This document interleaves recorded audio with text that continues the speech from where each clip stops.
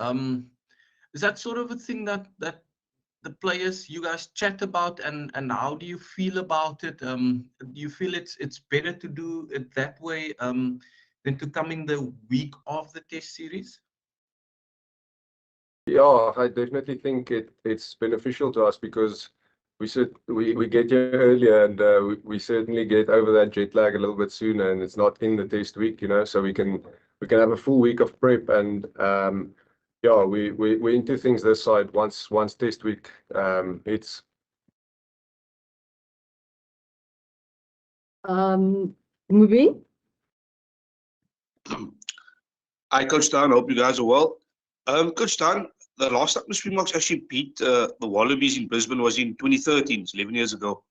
Have you guys spoken about sort of the Brisbane hoodoo and trying to get the victory, because it's quite a tough venue for the Boks to win it? Yeah, obviously we're aware of that record that they have against us, which is great for them. But I don't think none of us has been part of that team, the coaching staff,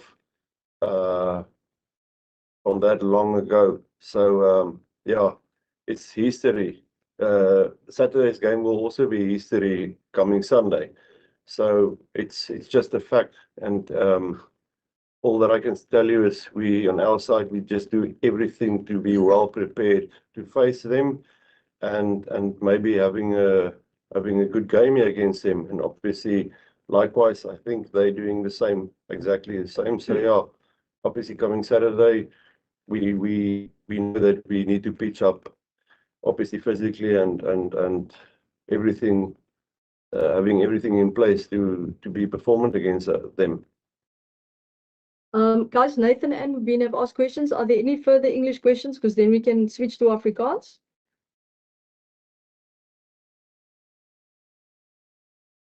Okay, let's go. Ken, Nathan, Mubin, and then we'll switch to Afrikaans. Thanks, Tina. Grant, for you. There seems to have been a lot of different scrum halves playing for Australia lately. Just what do you make of the scrum halves they have, and yeah, I guess what are you expecting on Saturday?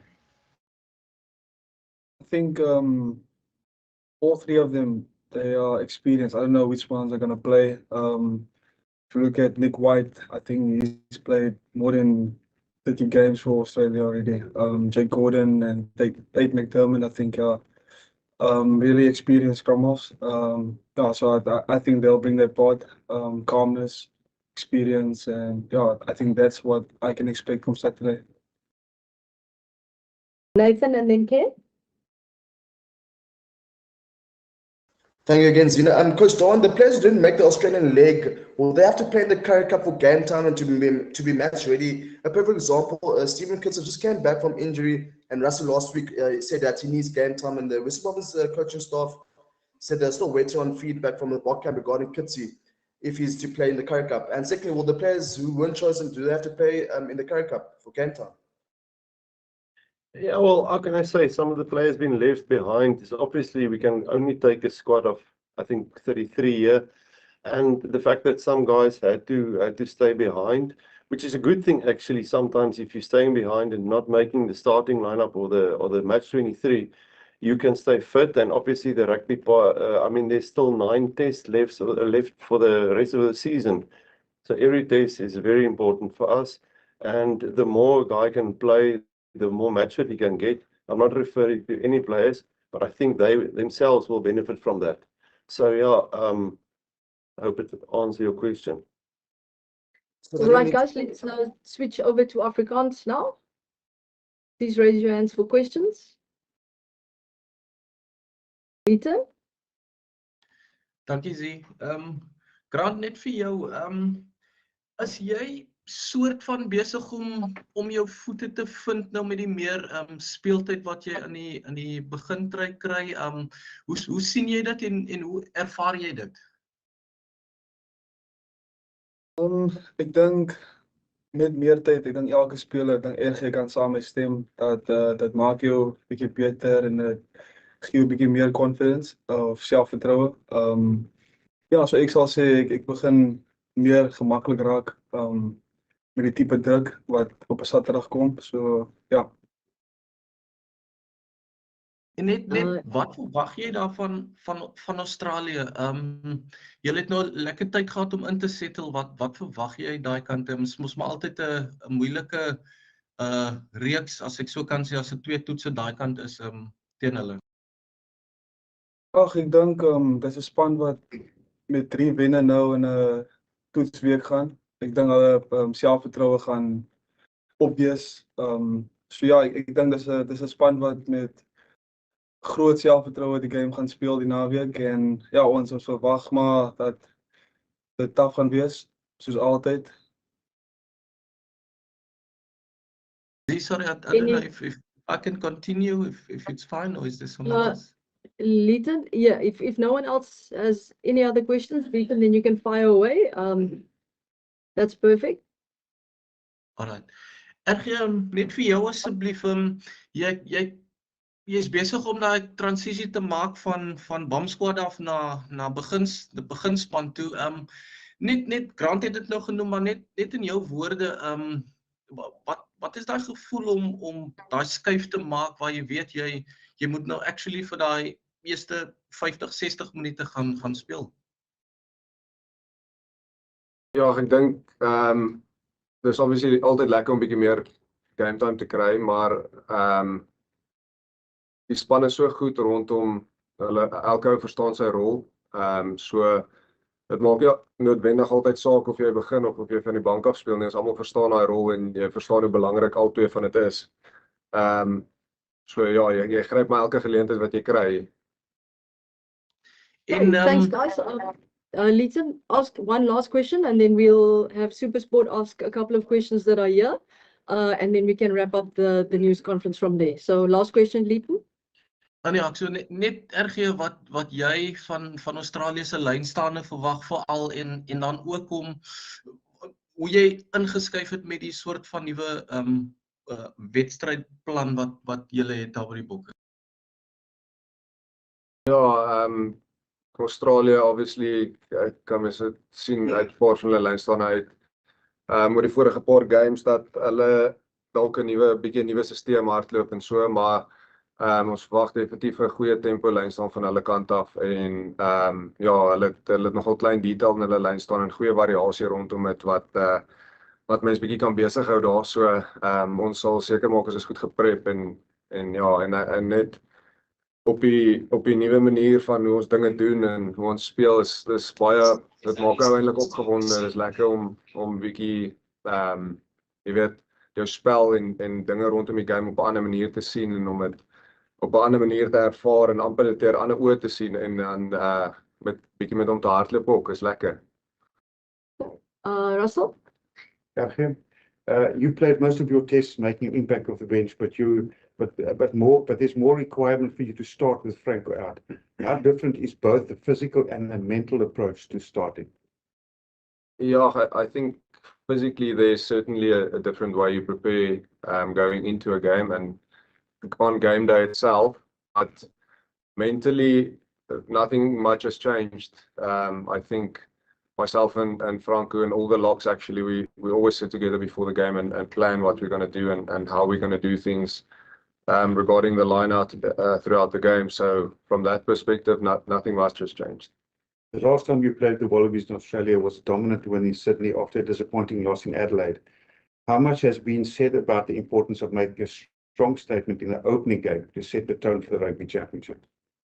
Yeah, it is definitely important for us, especially playing Australia in Brisbane. I think, you know, it's the guys will definitely pitch up and it's going to be a tough game. But from our side, you know, we made sure we are early enough. We put in all the prep and all the work we can do, and we'll make sure we go out on Saturday, yeah, with everything we have.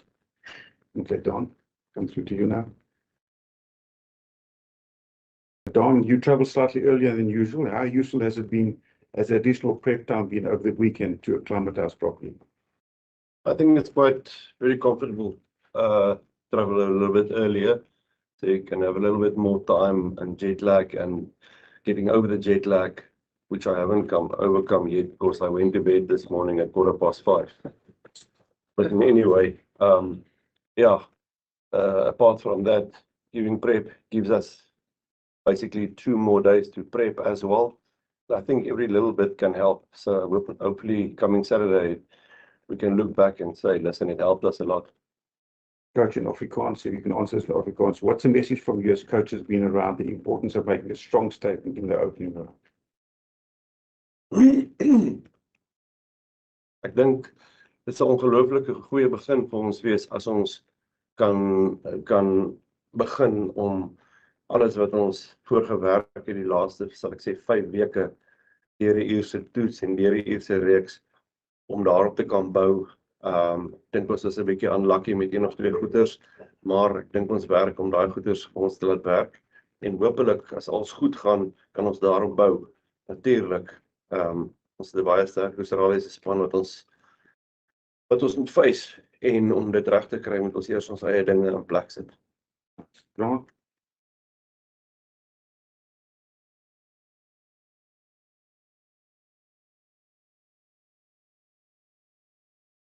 Rod, you got your second cap and first test win against Australia at Loftus. How different a team do you think they are now, and how much of a challenge do you think they will be at home?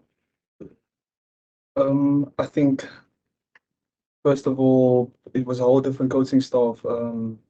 Last year, I think, when we played them at Loftus. And to play them here, I haven't played them in Australia yet, so I think that will be a different challenge. And like I said before, it's a team that just won 3 test matches, and they'll be confident, so it will be a different beast. Hoeveel inligting het julle oor die Australiese span soos wat julle dink hy sal nou wees as julle kyk na die squad wat hulle bymekaar gesit het? Ek dink ons het 'n goeie idee van wie daar kan speel, wie moontlik beskikbaar sal wees vir hulle. Ek dink ons sal seker die finale antwoord hê wanneer die span uitkom, maar ons het min of meer 'n idee van wie in die kamp is en wie kan speel moontlik vir hulle. Awesome, that's me done. Excellent. Guys, thank you very much. I'll be sending out the recording shortly.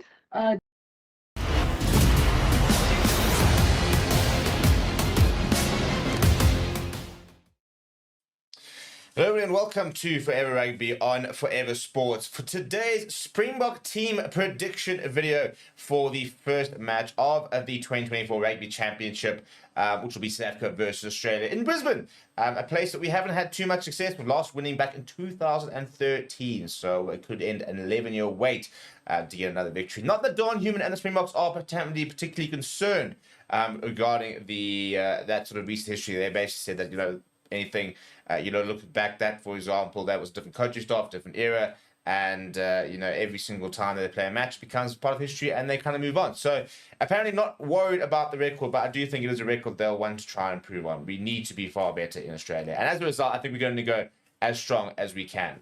Try and get a 2 early wins in the Rugby Championship, put pressure on New Zealand, and then welcome them to Ellis Park and to the Cape Town Stadium, and to then try and get our hands on the Rugby Championship, which has eluded us of late. So before we get into my team and sort of explain my selections, please do smash a like on the video. Please do subscribe to the channel as well.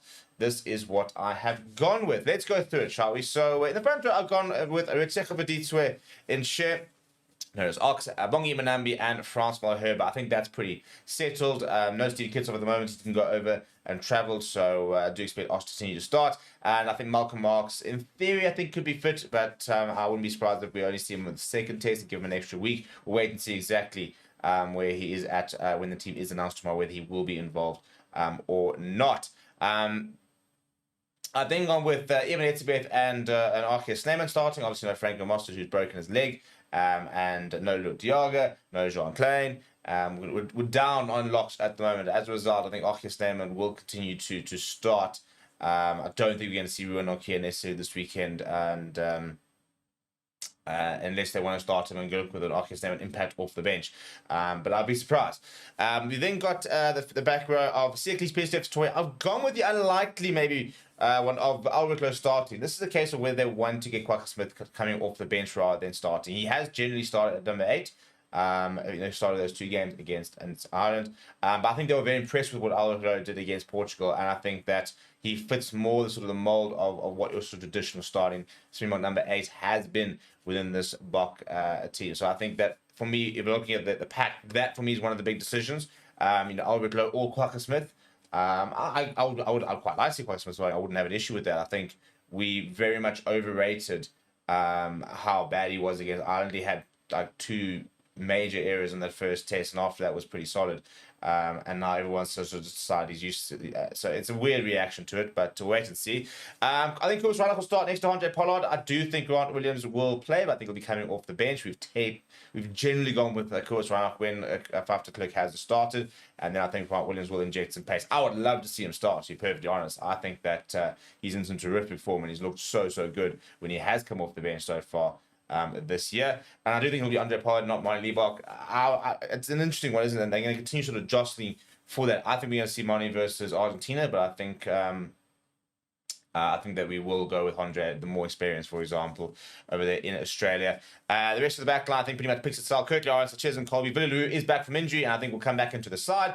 And then the centres will be Damien Dealendi and Jesse Creel. Off the bench, if there's no Malcolm Marx, Jan Krabbelar should get another opportunity. Geo Steenekamp has been backed as the sort of reserve loose head, and I think he will continue to do that, as will Vincent Koch. In the number 3, I do think that we'll go with the 6-2 split. Salman Murat for me will definitely be involved in the 23, as well as Kwagga Smith. We can go with 2 loose forwards, for example. You could put a Marco van Staden over there. Ben Jason Dixon obviously is loose forward, but can cover lock, so I think that he adds some nice versatility. But because you've got PSF the toy who can cover, should only a number 5 lock, you don't necessarily need to go with 2 lock options on the bench. And then the backline players will be Grant Williams, and I think Sacha Van will continue to play in the number 23 jersey until we see the return of Damian Willemse. What do you think of that team? Where are the changes? I think the changes I expect people to see, I'll be interested to see what the reactions to Villaloo back at 15. I think he needs to be there, and then you bring so much experience, especially playing away. I think we've seen Sacha Van only going to get better, and I think they'd like to see him playing a bit more at 10. So Villaloo is the sort of the out option. I don't think we're going to see Apre Lefasi starting ahead of him. Other options, I think, the scrum option, maybe Grant Williams gets a surprise start, but I'll be surprised. Albert Lovis, Kwagga Smith, probably sort of the big selection. But what do you think? Let me know down in the comments below. Smash a like on the video. Subscribe to the channel as well. Thank you very much for watching. My name is Steve. I'll chat to you soon.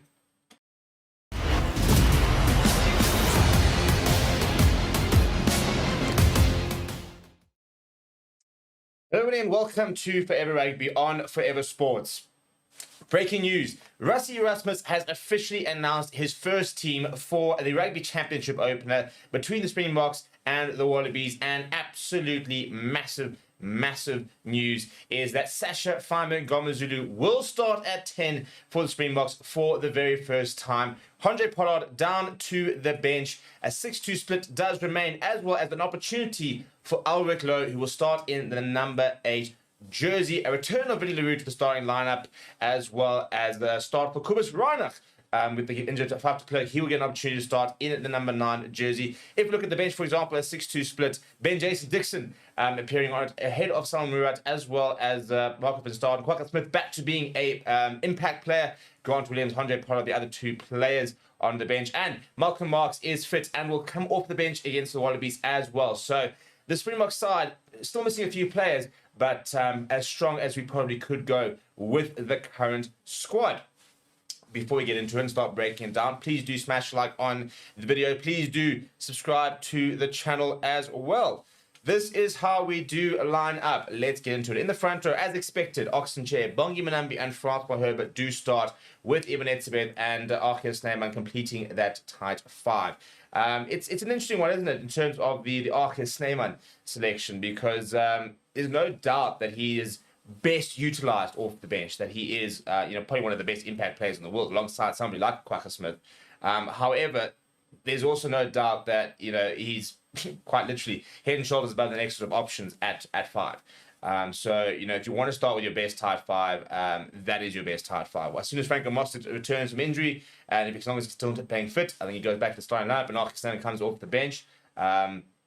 Or if Lua Diago, for example, makes a comeback. But until then, I do think that Archie Snyman will continue to start and should continue to start, because at the end of the day, he is our best player. And it's great having him coming off for half an hour, being one of our best locks, but when you don't want to compromise that first sort of 50 minutes by having somebody who's not at the same level as him over there.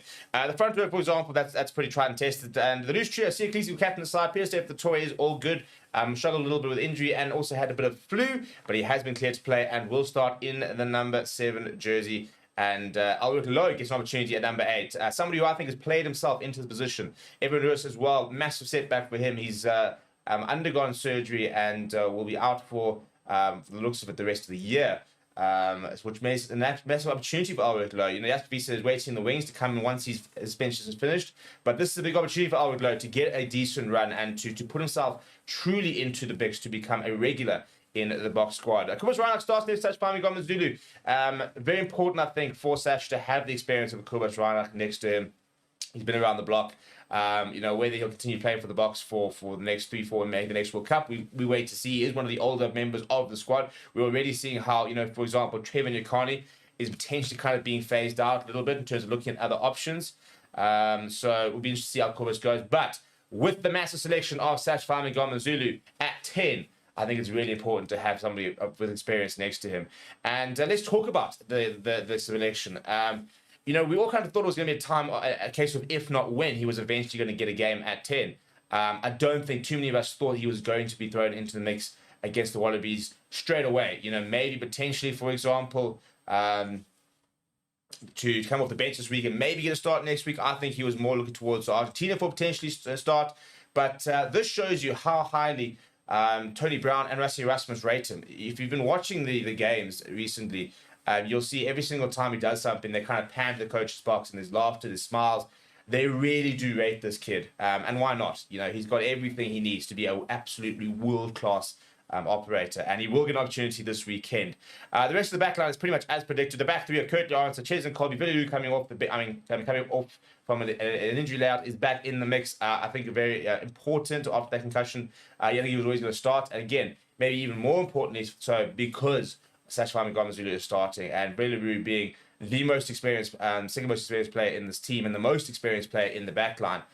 Very important that he is there to sort of guide them. And then David Delende, Jason Creel, the most capped centre pairing in Springbok history. So a player like Sash Zulu could not ask for a better environment, a better team to make his maiden start in the number 10 jersey. He's got World Cup winners across the backline. Every single one of those backline players, bar him, are a World Cup winner. The most capped centre pairing. Villilu, I think, is one of the most capped Springboks ever. You've got Damon Delende, Jason Creel, all plus 60 tests veterans. Kobus Reinach's been around the block, so it's the perfect environment for him. And I tell you what, Andre Pollard, a very serious response. Coming off the bench is an interesting one. We obviously can go to the 6-2 split with Andre Pollard off the bench because of Sash Zulu, because we've got players who can play in different positions. But this is going to be the first time that Andre Pollard's really going to have to fight for his place in the team. Over the past sort of 6-7 years, the number 10 jersey's been his, and other players got an opportunity, but only when he's been injured. This is one of the few times where we're playing a strong side, he's available but not been selected, and for the first time, I think he's got pressure on him. And look, I don't think necessarily that Sash Zulu is going to start against the All Blacks unless he has two man of the match performances against Australia. But Pollard will be very, very aware of the fact that now he's got genuine competition at number 10, and I think that's going to bring out the best in him. If we look at the bench, Malcolm Marx will look to make an impact, continue to sort of make that transition back from a long-term injury. Gerard Steenekamp, Vincent Koch, as kind of expected. Ben Jason Dixon's an interesting one. This is the nice thing about having a PSDF toy you can slot in that lock. Ben Jason Dixon can also cover lock. I've said, so somebody came up to me saying, how can you say he covers lock? Well, because he does. And then you've got Ben Jason Dixon, Kwaka Smith, Markov, and Starden, which is essentially a complete new back row. But Ben Jason Dixon can go into the second row. PSDF toy can go into the second row. So you've got everybody ticked off there. And then Grant Williams will continue to make an impact off the bench, where he's been really, really solid this year. And very much looking forward to what he brings. Let me know what you think about the team down in the comments below. Please do smash like on the video. Please do subscribe to the channel as well. Thank you very much for watching. My name is Steve. I'll chat to you soon. Morgan? Thanks, E. Hi, Rossi. Hi, Damien. Rossi, to start off with, the most notable change is Sasha starting at flower for you guys. He's already proven to be one of the finds of the season in the national colours.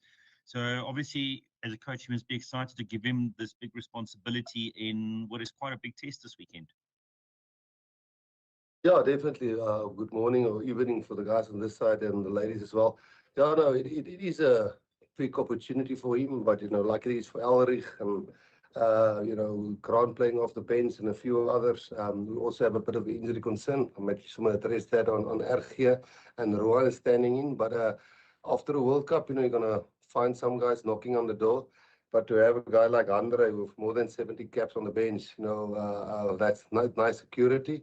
And obviously, with Damian Williams is still out, although Jordan Hendricks we've given a chance, and Mani here, we've got some nice depth there at 10. But yeah, exciting opportunity for him, and hopefully the forwards can give him the platform. And he's got a smooth game, which will be tough. Craig? Hi, thanks, Ina. Hi, Rusty. Sorry, my camera's not working. I seem to be on an older version of Teams. Just on the Sasha selection, would we be reading too much into it to say that this is a change in sort of the guard and this is the look to 2027 by selecting such a young raw player in a big Rugby Championship away test? Is this a sign of the future? Well, definitely.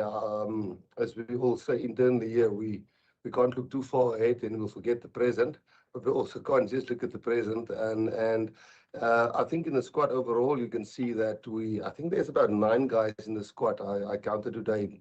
That's probably wasn't regulars prior to the World Cup last year, which we're rotating in and out. And I wouldn't say it's a change of the guard. It's giving guys opportunity whilst guys like Andre and Mani and those guys and Jordan who got an opportunity, whilst those guys are help nurturing these guys from test match level to test match level to, it's his 5th cap. We used to, when we went to 2019 World Cup, we used to say we don't want to go with a guy under 8 caps, 9 caps to the World Cup. Yeah. And I think it's been well documented. I don't think there's been a World Cup won with a fly of less than 24 years old. I think Johnny Wilkinson was the youngest. So rather a lot of guy now, get him some proper backup, some nice experience with guys like Damien on his outside. And but then it's the same for Elrich, who plays at 8, who's playing his 5th cap. So it's not a change of the guard. It's a squad of 45 guys trying to win each test match and certainly with a hat on for the future. But they have to earn their stripe to just change the guard. Thanks. Nathan? Thank you very much, Zina. Good day, gentlemen. Dukes, what are you most looking forward to against Australia? What are you guys expecting from Australia this coming weekend? Yeah. Dukes. Yeah, I've obviously done a lot of analysis these past couple of weeks, and I've watched quite a bit of the Super Rugby. I know we're not participating in that anymore, but the way the Australian sides have started to play, it's been a bit more dynamic and a bit more free flowing. So yeah, I think they played very well against Wales. They managed the game quite nicely, and we've come up with great plans to try and counter what they getting right with a new coach. So yeah, I'm looking forward to the challenge this weekend. I know all the boys are up for it, and yeah, we haven't had great success here in Brisbane. And a lot of us here are looking forward to trying to rectify that this weekend. Ashfaq? Thanks, Hi, Rassi. Hi, Dukes. Russ, just in terms of Sasha at 10, we've seen him now come on at fullback and we've seen him run the show for the junior Springboks as a fly-off, but he hasn't played much for the Stormers at fly-off. What do you want to see from him in terms of not only game management, but om sy vaardighede te gebruik? He's got a wonderful skill set, passing, chipping, all those things. Yeah, hello, Ashfaq. The big thing is, obviously, because he's 10 and he's starting at 10, and 10 is pivotal in every test match and in every game. But it's somebody that we know well. He's not somebody that should just fallen into our system. It's somebody that came through our system, and like Damien Williams, when he came through the system, and as I say, there's so many guys that can compete for that number 10. Like in 2019, we only had 1-9 really, and Herschel burst onto the scene. We just didn't have a 2020 to nurture some guys in, of course, of COVID. But now we do have a 2024, we're currently, and we do have the opportunity to get guys from one level of a test match, a tier 2 nation, playing off the bench. What do we expect from him?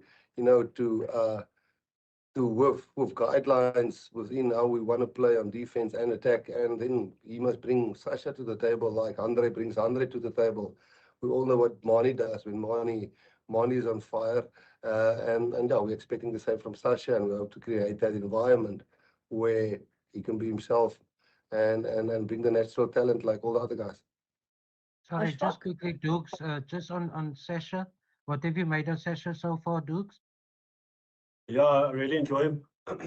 He's very well spoken, and he's got a lot of confidence, which I really enjoy. I obviously know on Saturday it's his first start, and I obviously know he will be quite nervous, but I hope that he will be nice and composed, because when he is composed and he's expressing himself, he's exceptional. So yeah, I'm looking forward to this match, but I know that I'll try and keep him composed, and let him express himself on the field, and lead our forwards going forward. And yeah, like I said, if he can just express himself and play his natural game, yeah, I think he'll be an amazing joy to watch. Kaniso? Thank you very much, Zina. Rassi, just talk us through, as a coach, how do you feel when you've got so many options at fly-off? I mean, you would have played in an era where fly-off options were thin, where you would have started coaching around 2005, fly-off options were thin then. But you've been in a place where you've been able to build fly-off depth to a point where you can pick any sort of fly-off and it has no impact on how the team plays. Yeah, Kadisha, we're trying to do that in every position. As I said to you, Ergie has got a bit of a niggle, and Ruan next guy must step up if Ergie is not 100% ready for Saturday. I think if you look in every position, we're trying to do that. I mean, is it Ox? Is it Kitsi? Is it Gerard? Is it Tux? Is it Bongi? Is it Malcolm? Is it Grobbies? Is it Andre Hugo? Is it any of the hookers? Is it Joseph? We've given at every level. We're trying to have a succession planning in place. I can talk the same on tight heads. I can talk the same on forelocks. I mean, we don't even talk about Luert who's out, John Klein who's out, Franco Mostert who's out, Jasper Wiese who's not here. So Elrich starting, Ivan is out, and we've got Elrich who's playing his 5th cap. So whilst not trying to lose momentum, and whilst keeping obviously supporters' interest and trying to win, that's definitely something. So yes, at fly-off we do now have a lot of options, but it's because we, the selecting committee and the coaches have made some brave choices and sometimes lose matches to try and see how guys can go from one level to another level. That's why we had the SAA games. That's also games where Sasha and other guys played, and you get to learn the characters, to understand the characters, and I think that's most important. It's the succession planning whilst trying to win. Francois? Thanks, Z. Rassi, just maybe the last one on Sasha. Just what have you seen from him, or what do you like from him in training in terms of the pictures he's painting, along with Tony's evolving of your tech at the box? I think he was with us with the SAA side 2 years ago, was it, when we played against Munster and Bristol, and he was with our Springbok team, and he impressed then, and he impressed at the Junior World Cup, just like a lot of other guys, Jaden Hendricks, and a lot of other guys that I can mention here. So obviously the nice thing is when you track those guys from a certain age, you know what their capabilities are. I mean, a guy like Salman Murat is another, and you can see that I don't just want to pin something on one specific guy. I'm trying to tell you that, Salman Murat is a guy that was captain against Portugal, and he will definitely play again, and start again and captain South Africa somewhere again. And Sasha is the same. So the one thing that we do see with these guys, the younger guys come through with skill sets which gets coached at school with the EPD system, which we don't have to tinker a lot with or change a lot with. They're really well rounded. But as Dukes rightly said, it's somewhere you're going to get a snot club in a test match. And okay, yeah, we're at the big level now. It just depends when and then who's around him and who will support him and how he handles that. And sometimes he's going to fly. And that's always the exciting thing to look forward to because he's definitely got all the natural talent. Percy? Zina, I'm willing to wait until the end for Afrikaans, please, man. Okay, well, good. Ronaldo? Hey, Coach Rassi, Damien. Hope you guys are well. Coach Rassi, I just want to check with you. It's great to see there's a lot of young talent coming through and getting some game time this weekend, especially on tour with guys having some valuable exposure and experience, and also inspires the younger generation that's coming through, especially in the Currie Cup levels. As you can see, the talent that's brewing there. What kind of impact do you expect from the younger guys coming through on this weekend's game?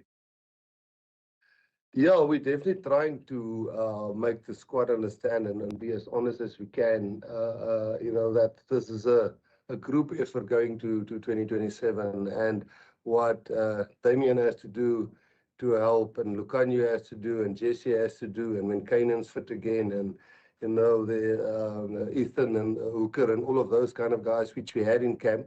It's if we work as a group together, we'll probably prolong some guys' careers and see how deep they can go until the next World Cup and where, they will fall off the pace and maybe spare their bodies a lot. And that's what we're expecting from the young guys, to bring that energy and maybe swap in and out. And then against a major country like Australia, select 4 or 5, and then maybe next week go a little bit bolder. But again, it's all about momentum. It's also about how our supporters are feeling and how you guys, the media, are feeling. And if, it's sometimes a bad loss stops momentum and growth and so on. So hopefully we can keep momentum and these guys can produce and show what they have. Lita? Thank you, Z. Hi, Rassi. Hi, Damien. Damien, Hello. maybe just for you, do you miss your 2019 World Cup center mate, or and then just how is things going with your combination with your 2023 one? Yeah, personally for me, I don't mind who I play with. I think Lucanio and Jesse, I don't know who's 1 and 2 in the world at 13, but yeah, I think they could both be number 1 in the world. I think they're the best 13s in the world, and I'm very privileged to play rugby with them. I'm glad they are on my outside, whether it's Jesse or whether it's Lucanio. But yeah, like for Lucanio, it's been a rough couple of seasons. I know he's had a lot of niggles, a lot of weird injuries, obviously before the World Cup last year, and then obviously in the URC this year. So I think for Lucanio, it's just been a bit unfortunate, but it was lovely to watch him play against Portugal. I know we lost Andre quite early, but the way Lucanio commanded that backline in the way, I think he covered 12 and 30 in that game, was very impressive. And for him to do that his first test back in a very long time, it speaks volumes of him. So, but for me personally, I don't have a preference. I'm very lucky to have either one of them on my outside. Liam?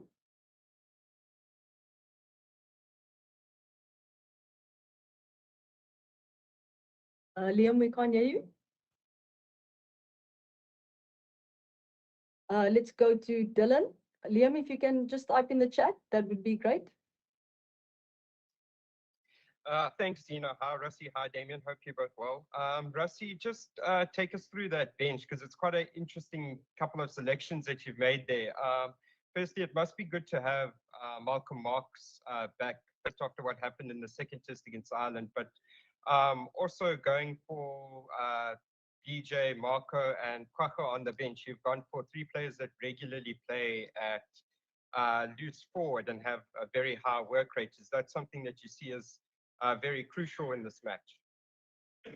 Yeah, I definitely think the way we go here is either the 2 locks must go 80 or Peter Steff must move to lock, or Ben Jason. We've been trying him a lot at not to play him out of position, but can do almost like a Peter Steff did in the past. I remember a lot of people said Peter Steff should just play lock, and then which we all thought was his position in the beginning, and then he became one of the best sevens in the world.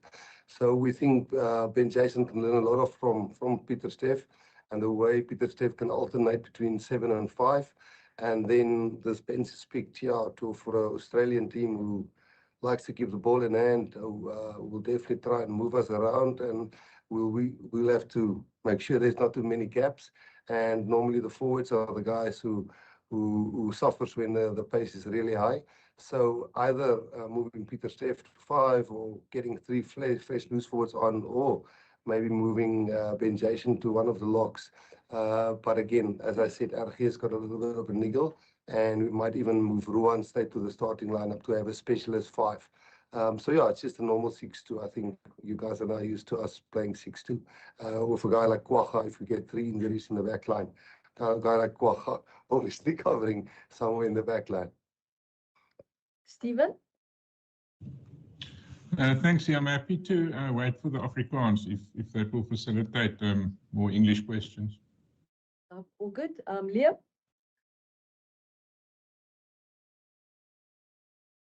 Liam, no, we can't. We actually can't hear you. Please type in the chat, Liam. We'll go back to Kaniso. Thank you very much. Rassie, again, just talk us through playing at 2:45. In Brisbane. I mean, the Boks have generally played a lot of rugby in the evening in Australia.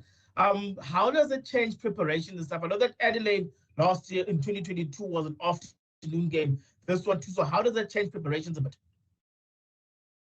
Yeah, I just think it's on the day that the players must sink themselves to fire at that time of the day. And I think when we used to play Currie Cup rugby and Super Rugby was always late afternoon 5. But I mean, we've been now here, and I think we passed the jet lag phase. Some guys are still a little bit droopy and so on in the mornings. But I don't think the time of the game should affect us. We'll have our captains run.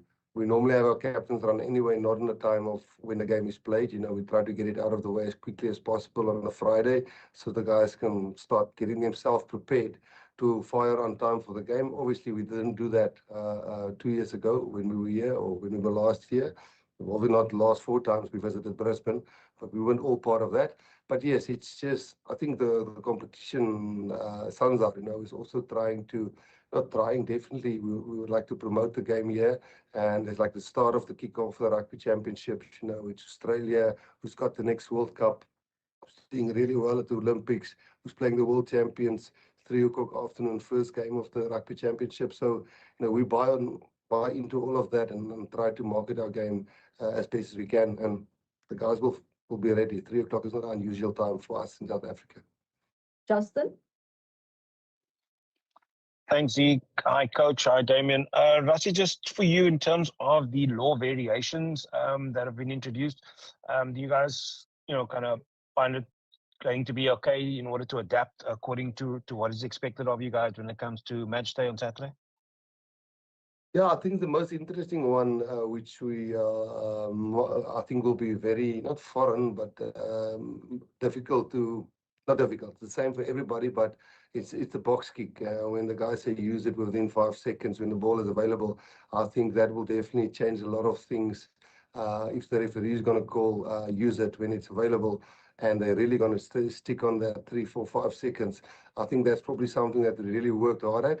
The other stuff is, kicking within 60 seconds, forming a line, forming a scrum quick enough, the crocodile roll that's out, all of those things.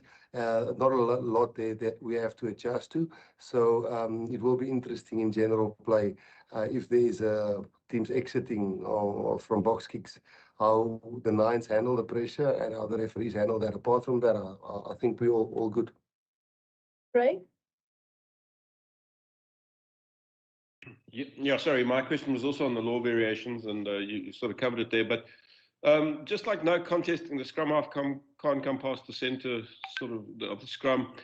Do you think some of these changes will have unintended consequences for the game if you play it through in weeks to come? I mean, they sound good on paper, But I do wonder if it's changing some of the fabric of the game. That little contest at scrum is always a good one between scrum halves and so on. Yeah, I think the first one is, it's interesting that a not straight throw in if the opposition doesn't go up. Is that going to put less pressure on the hooker?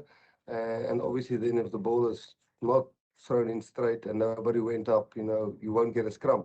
So you might have less scrums there for not straight if everybody doesn't go up. And then if you make the guys go up in the line out, then probably there'll be more space to attack. So I think what we just have to do is be the first team that adapt the best. I think, we've been working really hard with Jaco Paper, and we've know the law changes and we're on top of it.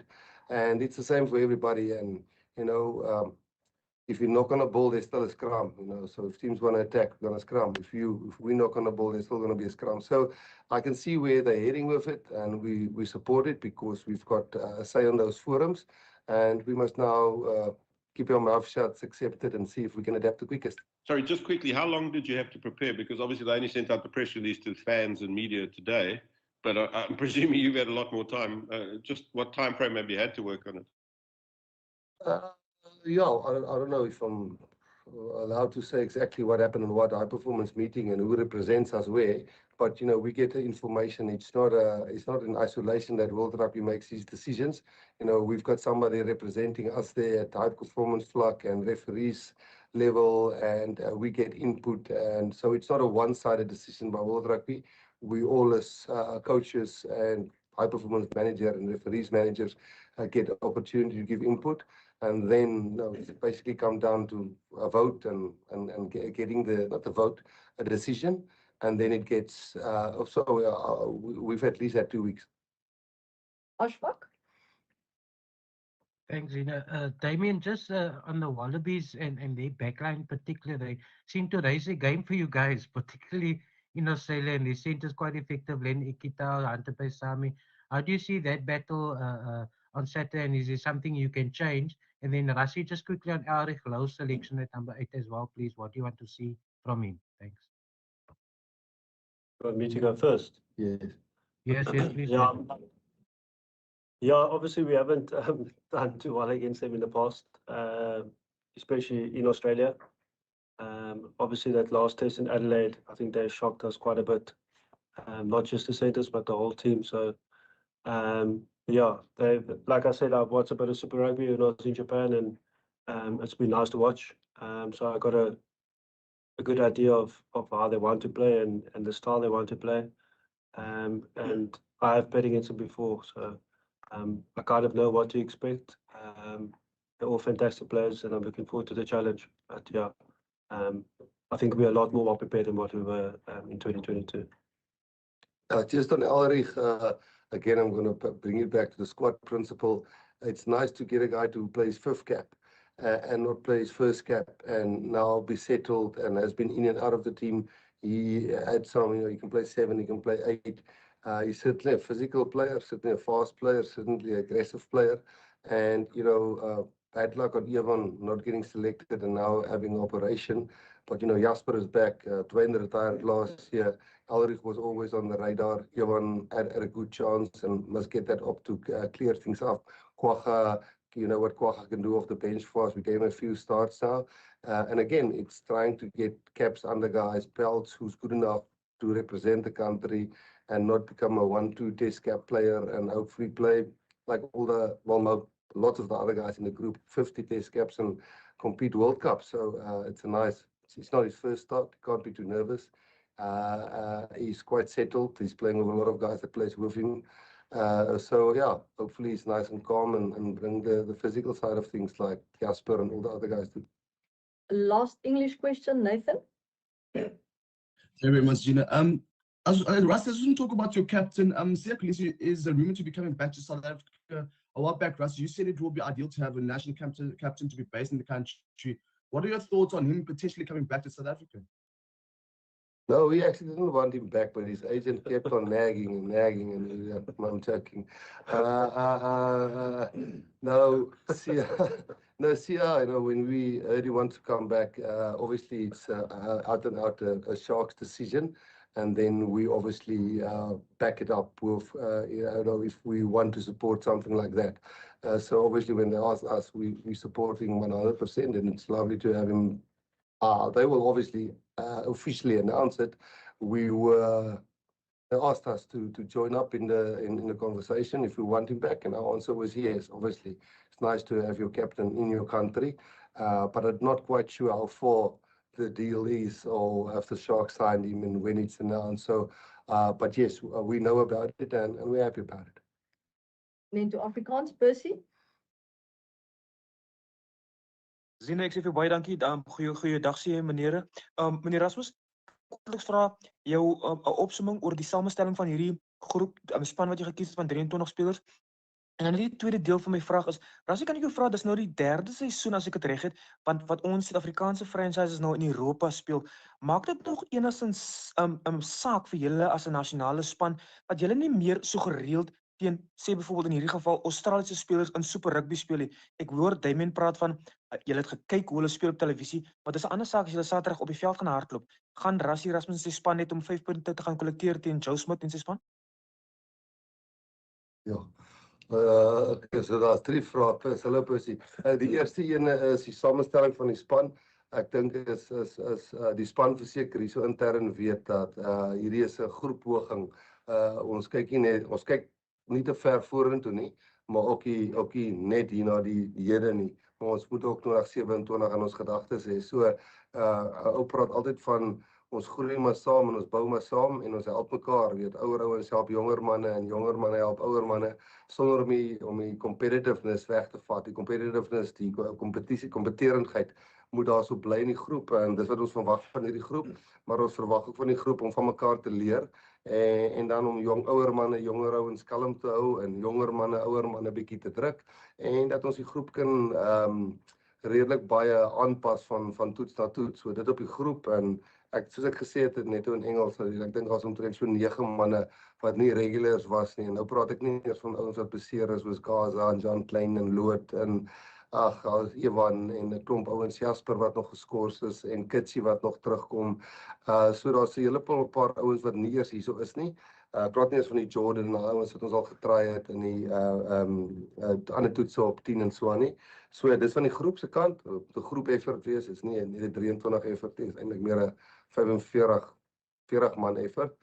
Die tweede vraag is, speel ons Super Rugby nie meer nie? Wel, ou kan nou maar net seker die ander kant van die minste kyk en sê, ons speel nie einde van die jaar toere, speel ons nou, is nie vir ons so vreemd nie, want ons speel teen Ierland en Wales en Skotland, en jy weet, Engeland is 'n bietjie foreign to us, want ons speel nie in hulle in 'n amptelike kompetisie nie, maar ons doen tog in die European Cup, soos hulle erns trek. So ek dink maar net einde van die jaar toer in Super Rugby het omgeswaai, waar die Super Rugby vir jou die Rugby Championships familiar gemaak het die spelers, maak dit nou nie, maar weer eens 'n klomp van hulle sal net teen ons ouens speel wat in Japan speel en wat in Frankryk speel en wat in ander lande speel, so dis dieselfde.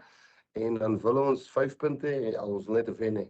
Ons wil momentum hou, hierdie jong ouens 'n goeie platform gee om hulle kariers van 5 toetse af op te vat, en dan hopelik kom ons weg met 'n wen. Bonuspunt sal great wees, maar ons kyk op hierdie stadium net na wen. Last 3 questions, guys. Steven? Baie dankie, Zee. Hi, Rassie. Rassie, ek weet jy mag nou nie kla oor die reëls nie, maar die ene wat vir my baie interessant is, en ek weet nie hoe dit gaan manifesteer nie, is hierdie lyn staan ene. Want jy weet, ek kan nou effektiewelik die bal so van skeef ingooi, en dan jy moet contest om jy weet, effektiewelik as die verdedigende span. So, en my eerste vraag is, wat behels contest? Want kan jy amper half 'n klugspel skep waar jy net in 'n area spring, waar die bal nie gegooi word nie?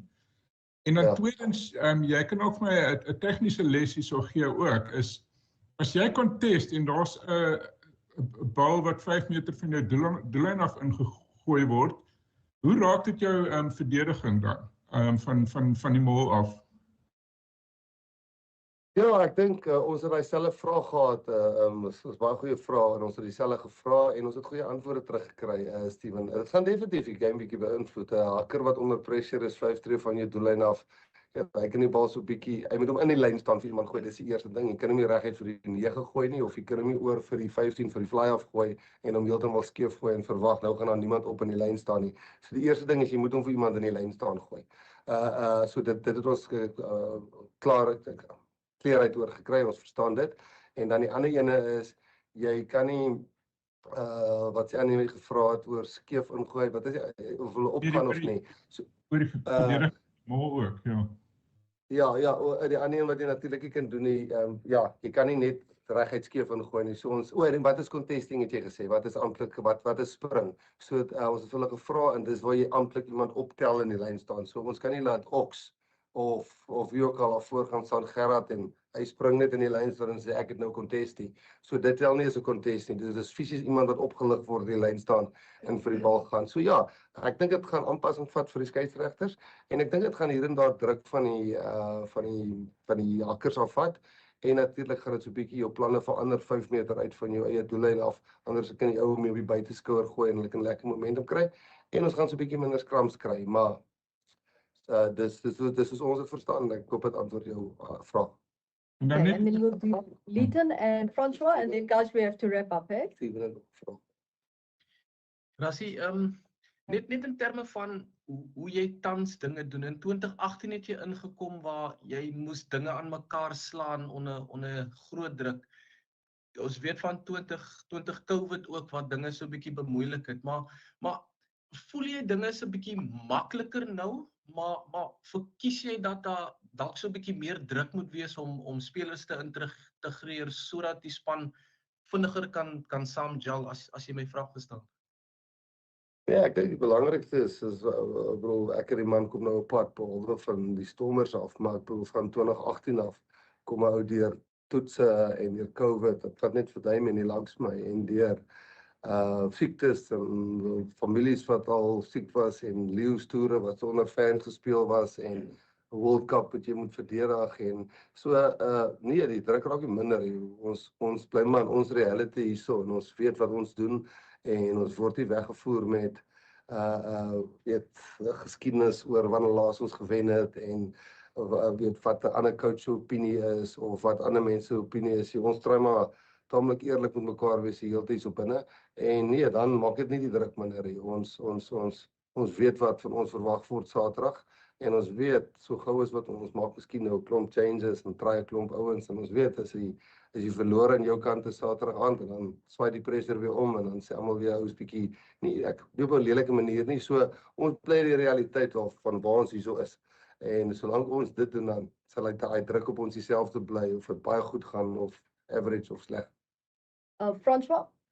Ja, dankie Zie. Rassie, net so oor Joe Smith se comments nou die dag, net jou opinie daarop is of hy so 'n bietjie of die mense dit so 'n bietjie verwar het toe hy nou noem van hoe geluk soms met verwysing na die Springbokke natuurlik soms 'n rol speel in van die wenne, net jou siening daarvan en net sy span en die veranderinge wat hy ingebring het as coach met 'n klomp nuwe spelers, 6 rookies wat hy gekies het ook en hoe moeilik dit soms maak om hulle dalk te analyse as Australiese span met so baie nuwe spelers in. Ja, ek dink ons is 13 uit ons laaste 17 games. Ek dink hulle is obviously nou 4 uit 4. En ek ken vir Joe baie goed. Hy is 'n regte old school coach, jy weet, hy dissipline, hy coach ouens reg goed, maar ek dink ons almal weet hoekom hy dit gesê het. Ek dink hy gedink gaan 'n bietjie pressure op Lopeers kom en dan vind ek dit the rub of the green en wat is 'n bietjie gelukkig dan dat Kos jou kant toe gaan. Ons almal weet dis nie waar nie. Dis die geval met Suid-Afrika nie. So ek dink hy sal regtig werk met Lopeers nie. Weet hy's 'n ervare referee en hy sal nie val vir so iets en ons almal weet dit is definitief waar dat ons die rub of the green kry nie. So ek kan nie dink om wat 'n ander rede het sou gesê het. So maar soos ek sê Joe is old school, jy weet hy sit pressure op spelers, ons spelers en referee. Hy's 'n regtig goeie harde coach wat weet wat hy wil hê En ja, ek het nie 'n tweede vraag onthou nie. Wat was dit? Net oor die veranderinge wat jou ingebring is in tyd en hoe die O. Wallabies so half 'n heel ander span, soos 'n ander span Ja. lyk en ja. Ja, nee, hulle is definitief 'n ander span. En Joe het die vermoë, soos ek vir jou sê, ek ken hom regtig goed. En ek dink hy het ook gesê hy ken Suid-Afrikaanse spelers baie goed. Ek dink hy ken nie, hy het al baie teen hulle gecoach, maar ek dink hy het al Suid-Afrikaanse spelers gecoach. Maar hy bring 'n work ethic wat ek weet second to none is. Hy en Eddie is seker up there wat ure en ure in besit. En dan hy kry uit ouens wat uit 160 uurse spelers het hy nommer 1 en 2 in die wêreld geword. So hy weet wat om met min talent te doen en hoe om met die beste uit hulle te kry. Ek het dit eerstehands gesien daar in Ierland. So baie respek vir hom. En as daar een man is wat hierdie Australiese rugby vinnig omdraai, is hy besig om dit te doen. Stephen, sorry I interrupted you with your other question. Dukes has to leave pretty soon for a massage and our time is up. So can you just do one question to Rassie just to finish it up, please? Ja, thanks. It's actually dit gaan eintlik oor Dukes. Want ek onthou Rassie in 2012 het jy van as direkteur van rugby het jy vir Dukes, jy weet daar by die WP stormers deurgebring en ek wil net vir jou vra in terme van die tipe speler mens wat hy nou was en ook nou dat hy al jy weet 'n leierskapsrol vir jy weet langs Sasha moet speel. Ek wil net oor sy ontwikkeling, jy weet, en dat jy nou na meer as 'n dekade kan jy hom nou eintlik in so 'n rol gebruik waar hy 'n leier is, jy weet. Ja, daar's 'n paar ouens, hele klomp ouens, daar's 'n paar managementlede ook hier. So ek kyk vandag toe Zwandile, daar so met die ouens besig is en hoe hy dinge doen en waar hy dinge doen en waar ons vandaan kom en waar ons dinge begin het. En ja, net ook verseker, ek dink min mense weet hy was 'n paar keer ons onderkaptein gewees. Ek het as jy op die foto's kyk sal jy dit agterkom. Maar ons announsie gewoonlik vice captains en sulke goeders nie, maar daar was hulle hele paar game. Hy's van Milnerton se beste. So ja, dit is trots op hom en ja, solank sy body hou en ek sê een van die min fisiese ouens wat ek al gesien het wat daar vir Sunny Bill en die ouens gematch het en dan kry hy weer die volgende dag pak slaap by 'n klein ouetjie. So ja, nee, ek baie trots op hom en ek hoop hy hou nog en die liggaam hou nog genoeg. Want die ander manne leer definitief baie by hom en dit is lekker dat hy ja, 'n leierskaprol vat. Right, thank you guys. Thank you very much.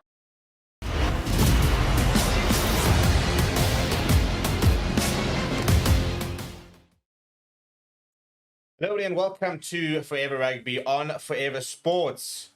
Breaking news, Rassie Erasmus has officially confirmed that talks to bring Siya Kolisi back to the Sharks from Racing are currently underway, with SA Rugby being involved in these talks, and that a deal is currently being discussed and talked about by the various parties to bring the South African captain back to South Africa and be based in South Africa, a move which is being supported by SA Rugby.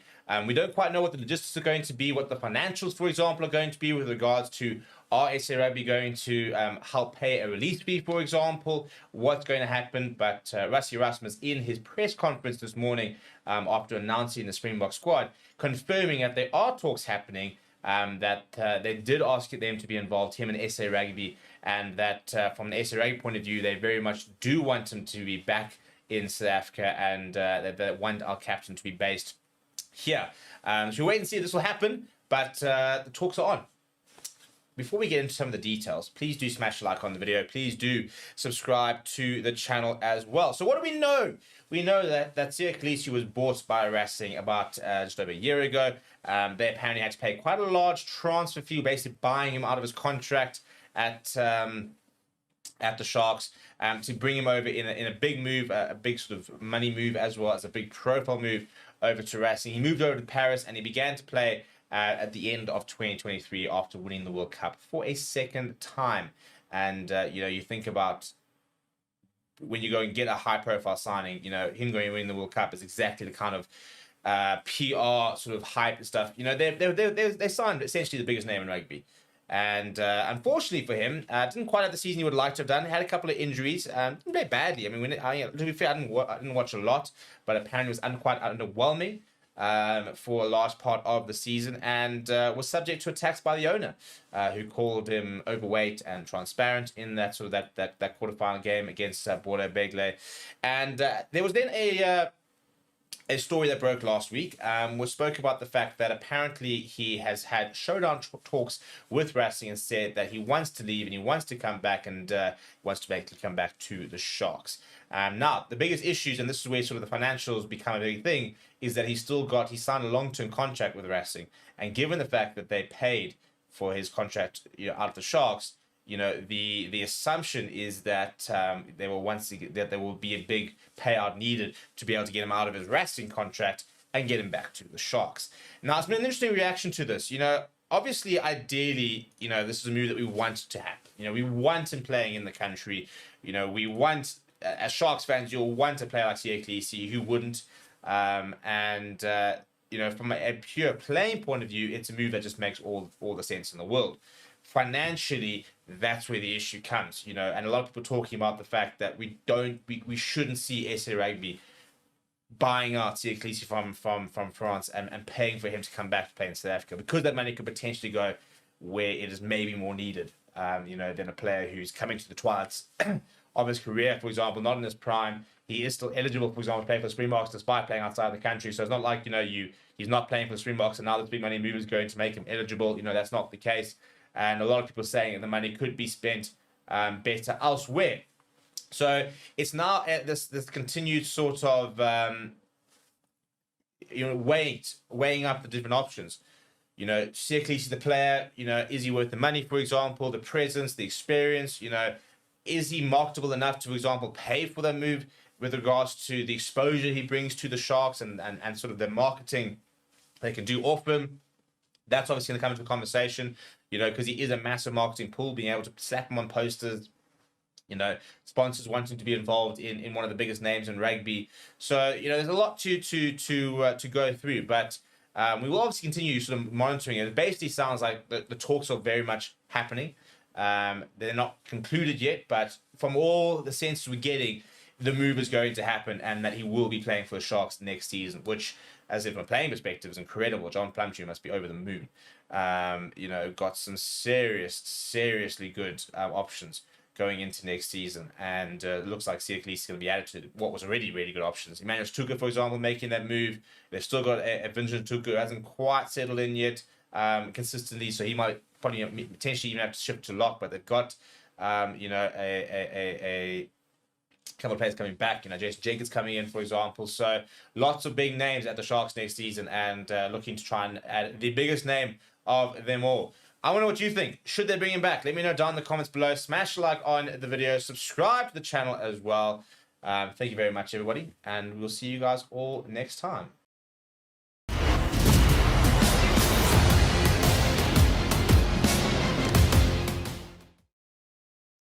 Everybody, and welcome to Forever Rugby on Forever Sports.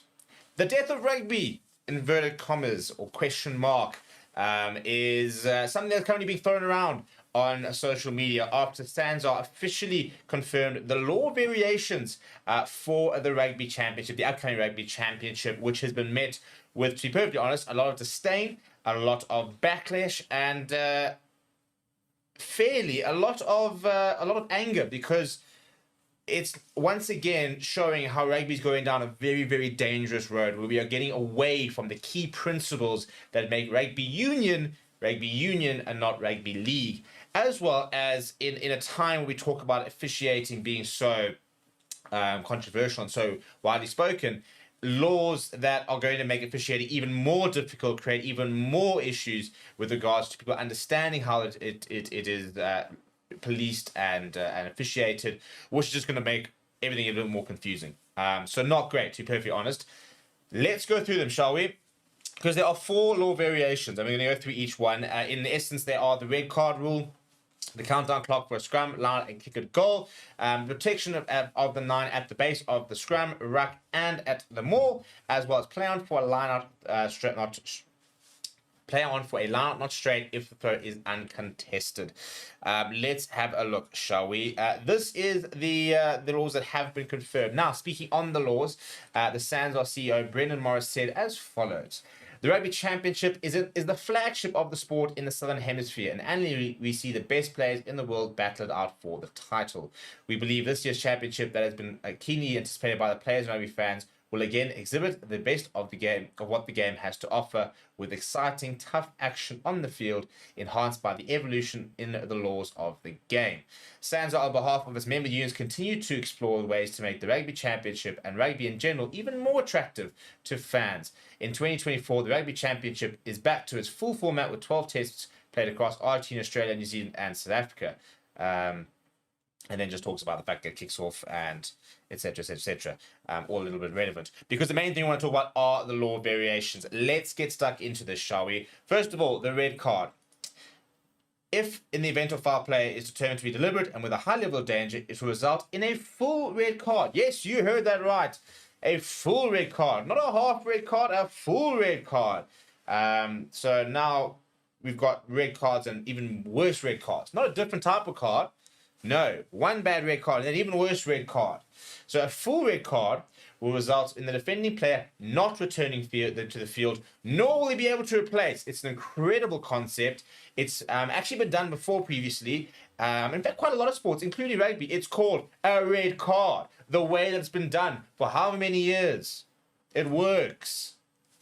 Leave it. But no, then we have to go with all other red cards. Again, not a different shade of red, that do not meet the above threshold will be a 20-minute red card in which the offending player will be removed from the match but will be entitled to be replaced by another player after 20 minutes. The offending team will then be able to replace the red card player with one of their available replacements. The rationale is that the individual, not the game, should be punished for red card offences. I hate that argument, by the way. It is a team sport.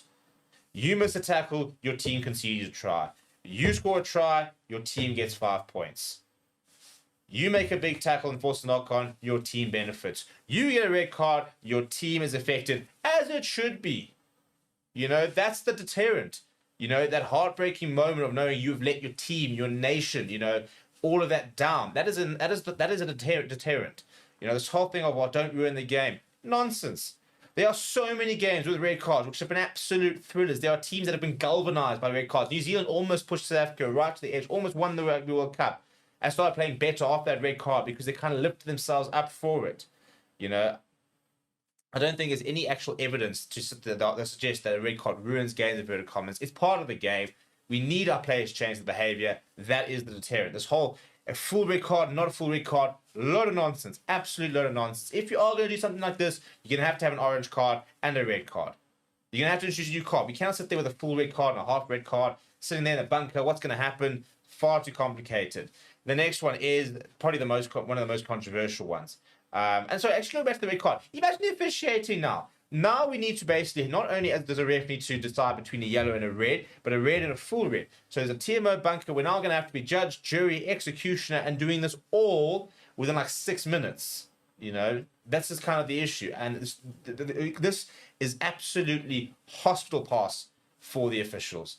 How they think this is going to work, I do not know. I don't think it's going to work. I think it's going to be a disaster.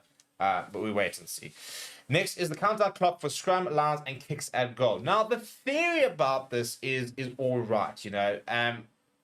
Basically, whenever in doubt, World Rugby and all these rugby tournaments throw up speed of play as the be-all and end-all of rugby and ball and play time. And there's absolutely no evidence, by the way, to suggest that more ball and time, for example, is more entertaining. There's also a lot to suggest that, running rugby, for example, just for the sake of running rugby, be more entertainment than a tight game. It's when fans complain about rugby and rugby spectacle, I don't think speed and play and ball and play is the top of the list. For example, you watched that New Zealand, the South Africa versus Ireland game last year in the World Cup. Billed was one of the best test matches ever. And that the ball and time play, for example, was criticised by Ian Foster. And New Zealand then hammered Italy, by 40 points. And the ball and time play, by the way, it wasn't actually much more, but it was more. And you sit there going, well, which one would you rather watch? And we all know which one people would rather watch. Anyway, this is how it works. So a player will have 60 seconds to kick at goal when a try is scored, or 60 seconds to kick at goal from a penalty from the time the referee is informed of kick and call option. This used to be so it used to be 90 seconds, 60 seconds, now both down to 60 seconds. If a player exceeds this limit, the conversion kick shall not be counted or kicked. Play restarts at the centre mark for a penalty scrum is awarded to the non-kicking team at the place of a penalty. So that's one of the few things where scrum is actually making its return. B, a scrum must be set 30 seconds from when the mark for the scrum is made by the referee. A free kick shall be awarded at place of scrum against the team causing the delay. Similarly, a line-out must be formed 30 seconds from the AR signaling the place of the line-out. A free kick shall be awarded on the 50-meter line against team causing the delay. The rationale is to speed up ball returning to play after a score, kick, or touch, or scrum. Now, on the face of it, you sit there going, oh, well, maybe we shouldn't take so long, and I must admit, I'm a big fan. I don't enjoy reset scrums, for example, because sometimes they get a bit hectic. But they are a necessary evil within rugby union because scrums are such a big part of it. And now this is the big law that people are taking exception with. The idea that we are depowering the scrum, that we are taking away the set piece. And South Africans are taking it very, very personally because we've obviously had such a good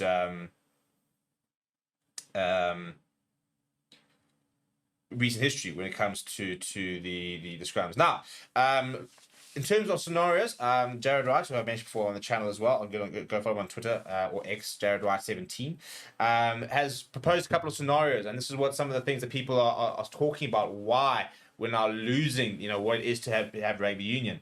And he says that the potential way to avoid a scrum in the Rugby Championship is once the referee provides the mark, they could delay the set piece for longer than 30 seconds and concede a free kick. Now, with the new laws, you cannot take a scrum from a free kick, which means the opposition have got two options. They can take a quick tap or they have to kick it, but they have to kick it to the opposition or kick it to touch where they lose possession.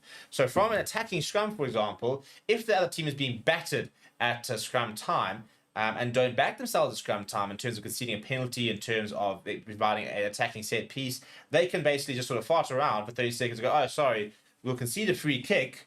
And now, for example, the attacking team have only got two options, which is tap and go or kick to touch where they don't get the line. Whereas if they were to have the scrum and win a penalty, they could kick for goal, they could call for a scrum, and they could go to touch. Attacking line or attacking scrum, kick for goal, points, or quick tap. So it's a very easy way of teams battling with scrums to just say, well, we can just concede the scrum bait, we'll just concede a free kick. Now, in theory, the referees are able to punish teams if they feel they're doing it deliberately, for example, or if it's a recurring offense, then they can upgrade to a full penalty, but that's going to take some time. So there's already a little bit of a loophole of how teams can manipulate this law variation. The same thing can technically be done with the lineouts. So, for example, a team gets a penalty and kicks to touch inside the team B's 22. Maybe the rolling more is working really well, and they're sitting there going, "Ooh, if we have a line out here and we have a rolling more, we're in trouble here." If they then delay it and take more than 30 seconds to form the line out, then there's a free kick on the 50-meter line, which once again means that they can set up defensively, get their defensive system sorted. Or else the other team has to kick it, or else they can kick it to touch, but they lose possession of the ball. So once again, potentially removing the advantage of having that line out, for example. They also can't opt for a scrum on the 50-meter line, which if they kept the scrum as a free kick law would have been an option, and then that would have added a bit more jeopardy, because then you delay it by 30 seconds, cool, it's a free kick, they can take a scrum. You delay the line by 30 seconds, all right, cool, free kick. Now, for example, you conceded a line out, but now you've conceded a potential scrum on your 5-meter line or your 22, which if a team's got scrum dominance. So it's removing set pieces, and that's frustrating because set pieces are so important when it comes to rugby union. The role of a prop is going to be changing a lot over the next few years because we are going to have fewer scrums. Scrums are being taken out less and less as an option to turn to, which is really frustrating because, for example, you watch that scrum try against Ireland in the first test against Loftus. Now, I don't care if you are a rugby thoroughbred fan, watch every single game. If you are a casual fan, look at the reaction of the crowd when you see that scrum. It is phenomenal to watch. People understand the significance of a scrum, the pure power, for example, and we're taking it away. We really are. We're moving away from fewer scrums. That's number 2. Number 3 is protection of the 9 at the base of the scrum, ruck, and at the maul. It's 3 different variations. So a player who is part of the ruck may not play an opponent who is near it and who is attempting to play the ball away. Near is defined law as being within 1 meter and as a penalty. So if you play the scrum off, if you're within a meter and attempt to play the scrum off at the ruck, then you are going to be sanctioned with a penalty. Maul is a player who's part of the maul may not play an opponent near it and who is attempting to play the ball away. Once again, penalty. And scrum, similarly, once play in the scrum begins, the scrum off of the team not in possession must take up a position with both feet no further than the center line of the tunnel. You now have to be, so for example, you used to actually, I think it's have to be at the last feet of where the ball is behind the ball. You now have to be basically in line with your team. So or permanently retired to the point on the offside line, either at the team's hindmost foot or permanently retired at least 5 meters behind the hindmost foot, otherwise a penalty. So you can sit there on sort of halfway in the scrum, sort of basically where the tunnel is. You can go back to the 8th man, or you go back to being in line with the rest of your back line, for example. It's an interesting one, you know. In theory, so the rationale is that all 3 men allow the scrum off or play in that role to play the ball away cleanly from the player or without disruption. Once again, they're trying to just promote, you know, free, clean, quick ball. You know, I think that this is giving far too much protection for the scrum off. You know, I think that you should be able to put a scrum off under pressure, because messy ball is how you, for example, can change momentum. So now you're going to have guaranteed clean ball the entire time. The idea is to just be able to, you know, create attacking opportunities and attacking structures. But again, I think it's needless. I don't think we need to change it. You know, it's you know, again, it's deep power in the scrum, for example, because now if you're under pressure at scrum time, you know, the 9's going to try to take the ball out. Now they don't have to worry. Now they can go and find the ball underneath the lock's foot and they can get that out. So again, the scrum is becoming far less competitive than it was. This is the only one I don't mind, which is play on for a line, not straight, if the throw is uncontested. It says the law dictates the ball must be thrown into the line out straight. However, if the defending team are not lifted to compete for the ball, then play shall continue in the instance a throw may appear not straight. If the defending team lifts a teammate to compete for the ball and a throw is not deemed straight by the referee, then they shall be offered the option of a line or a scrum. If the line is chosen and the ball is again not thrown straight, a scrum is awarded to the team that originally threw in the ball. So the rationale there is doesn't force stop and play when no material offence has taken place. Again, this whole obsession with stopping ball and play, I essentially don't like it. But I don't mind this, to be perfectly honest. You know, I think that you should have to compete for the line out to make it competitive. If you decide not to compete and the ball is slightly straight, you know, I think that's on you. I think this encourages more teams to compete at the line out, to make sure that the other team has to be accurate. I think this is a pretty. I mean, some people are raging about this. I don't really mind this rule. I think it's a bit inconsequential. I think it is a bit of a needless thing. So if you do want to stop, you know, stoppages that can be prevented, I think this is a pretty easy one not to do. It forces teams to compete. Otherwise, unlucky. So I don't mind that rule. But everything else I think is pretty problematic. But yeah, what do you guys think? That's what I want to know. Let me know what you think of those laws down in the comments below. I'm not a fan of the 3 out of the 4, to be perfectly honest, and the red card is ridiculous. And I think, you know, the continual move to deep power scrums and the shot clock, whilst the nice concept of speeding up game and play, I think it prevents far too many loopholes for teams to manipulate it so teams that can't compete physically and are struggling when it comes to scrum and stuff like that. You know, it's an easy way of them to just nullify that whole entire advantage, which is frustrating because that's what makes rugby union. You know, 15 players of different shapes and sizes all coming together to play the sport. We're moving away from that. Very frustrating. What do you think? Let me know down in the comments below. Smash a like on the video. Subscribe to the channel as well. Thank you very much for watching. My name is Steve. I'll chat to you soon.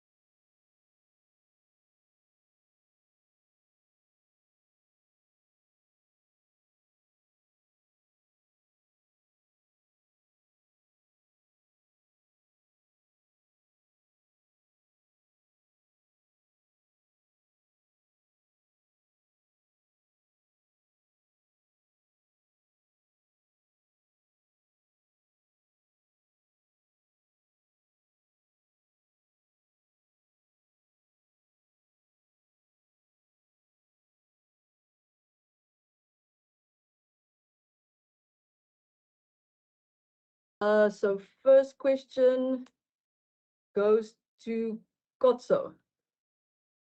Kotso. Afternoon, guys. Morning, everyone in South Africa. Just a quick one to Quibus. You made your test debut against the Aussies like a decade ago, and another opportunity for you to prove that you still have it 10 years later.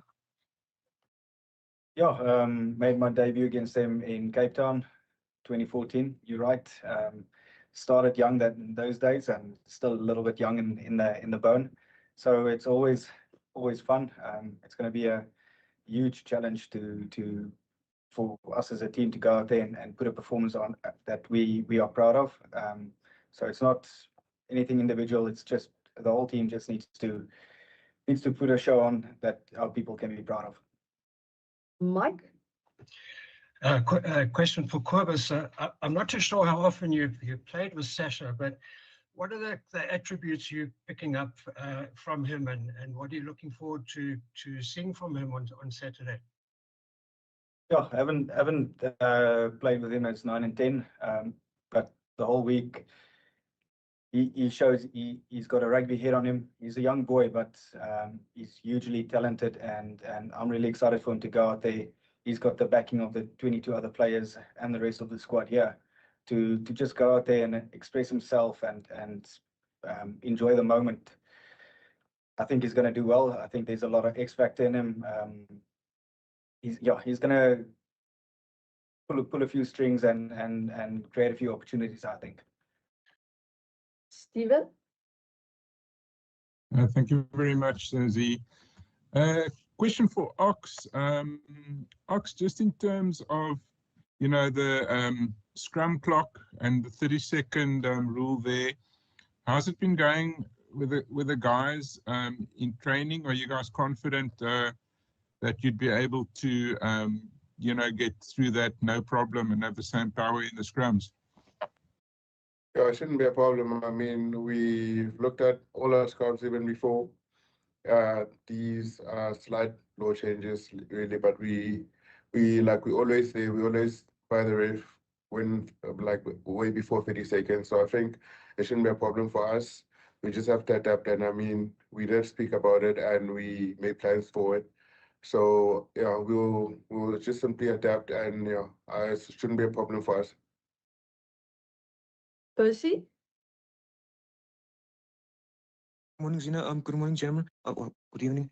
Zina, I missed your introduction. Can I ask Afrikaans, man? Percy, yes, since your hand is up next and no one else's is, yeah, that's fine. Thank you so much, Zina. Kobus, kan ek gewoon vir jou vra?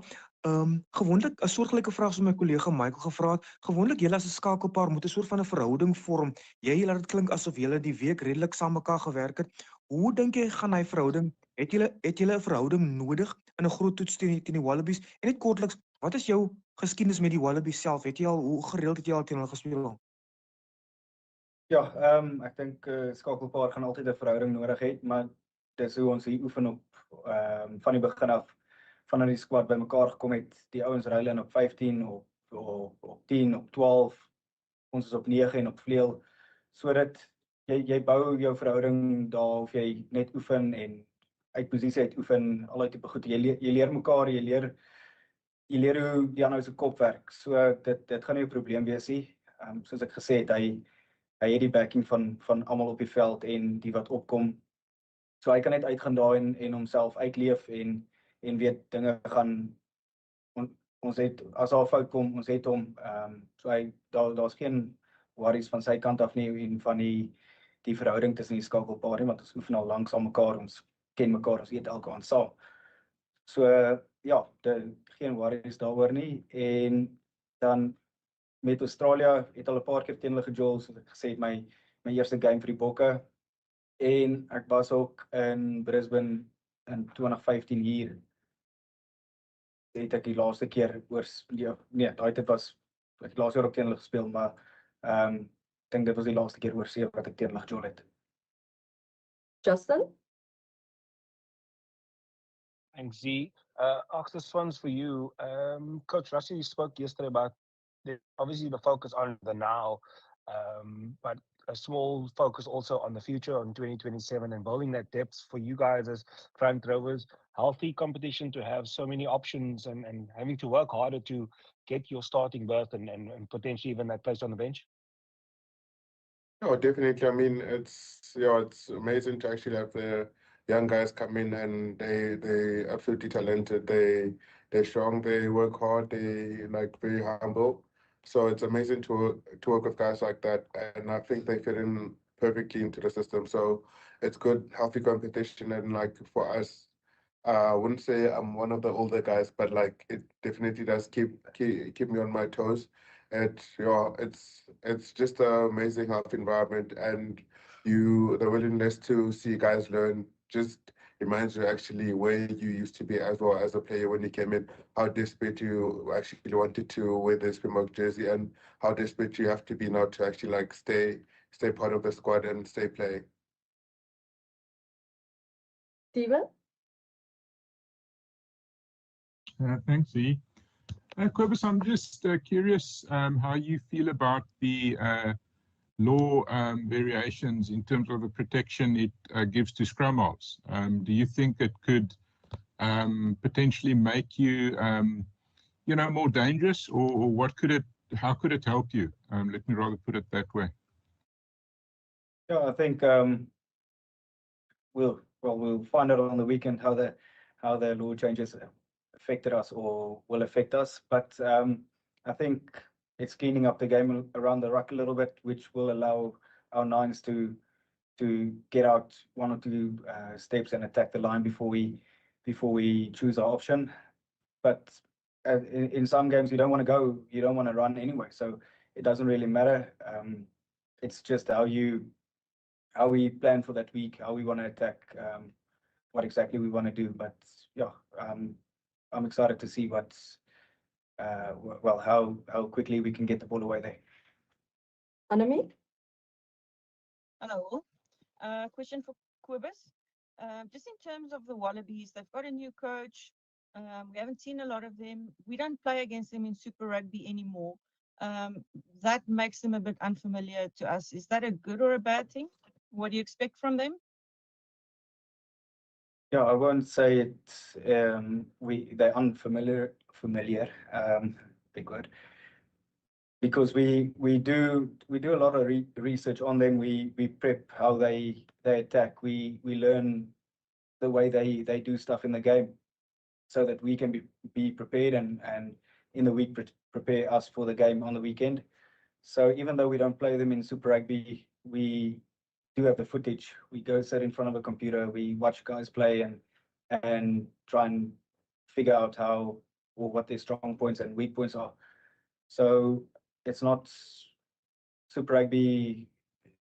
I mean, it doesn't matter if we play Super Rugby or not. I think with a new coach, a lot of new players coming through, they're going to be hugely desperate to get their fifth win on in a row. So for us, we just need to have our preparation set and done and clarity on what we want to achieve in the game. Can you solve? Thank you very much, Zina. Good evening, gentlemen. Cobus, this one's for you. Cobus, you've been to Australia a few times, as either going the Sharks or the Boks. What makes winning in Australia so difficult for the Springboks? I think, yeah, sometimes in the older days, or a few years ago, we would look past Australia because we have maybe New Zealand after, or we don't prepare as well because we know there's more games to come and tougher games to come, and we're not doing that anymore. We focus just on what's coming on the weekend. We don't care about next weekend or how we're going to prep or what we're going to do. We're just focusing on the now and here and what we need to do as a team to get the win. And again, to put a performance out there that is worthy of our people. Percy? Baie dankie Zina. Kobus net nog 'n vraag, 'n soortgelyke vraag soos my kollega Annelie gevra het. Jy het vir my herinner dat jy debuut in 2014 gemaak het. Die wêreld het sedert dramaties verander in die laaste 10 jaar, meneer. Kan ek jou vra vir die jaar tydens die Wêreldbeker was Australië 'n land, 'n span wat afgeskryf was. Jy het sopas ons genoem dat hulle nou 'n paar oorwinnings in 'n ry gehad. Kan die Springbokke die wêreldkampioene bekostig om hierdie Wallaby span onder nuwe afrigter te onderskat nie? Kijk, daar was 'n tyd waar ons ook nie te goed gedoen het in die rankings en al daai tipe dinge nie. Ons het 'n paar games verloor en dinge het nie positief gelyk vir ons nie. En dit het ons elke keer net meer en meer desperaat gemaak. En ek dink dis waar ons vir Australië nou kan sit. Hulle is en gaan desperaat wees om hierdie game te wen. So daar's nie jy kan nie altyd bepaal wat 'n ou wat desperate is wat hy gaan doen en hoe sterk hulle gaan uitkom nie, maar ons kan bepaal wat ons doen en hoe ons die game mentally en fisies gaan aanvat. So ek het vroeër gesê ons prepare baie vir hulle, maar ons moet onsself ook prepare vir wat ons kan doen en waar ons sterkpunte lê. Steven? Thanks, Zee. Ox, there's a lot of chat around the law variations these days, potentially depowering the scrum a bit and less scrums and so on. You know how proud we South Africans are of your scrumming.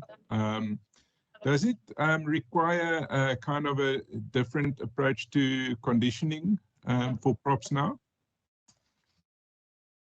I mean, I don't think it's like the low variation in terms of like making the scrum 30 seconds is actually depowering scrums, but it's just like the demands obviously a bit more from the front rows or like the entire forward pack actually.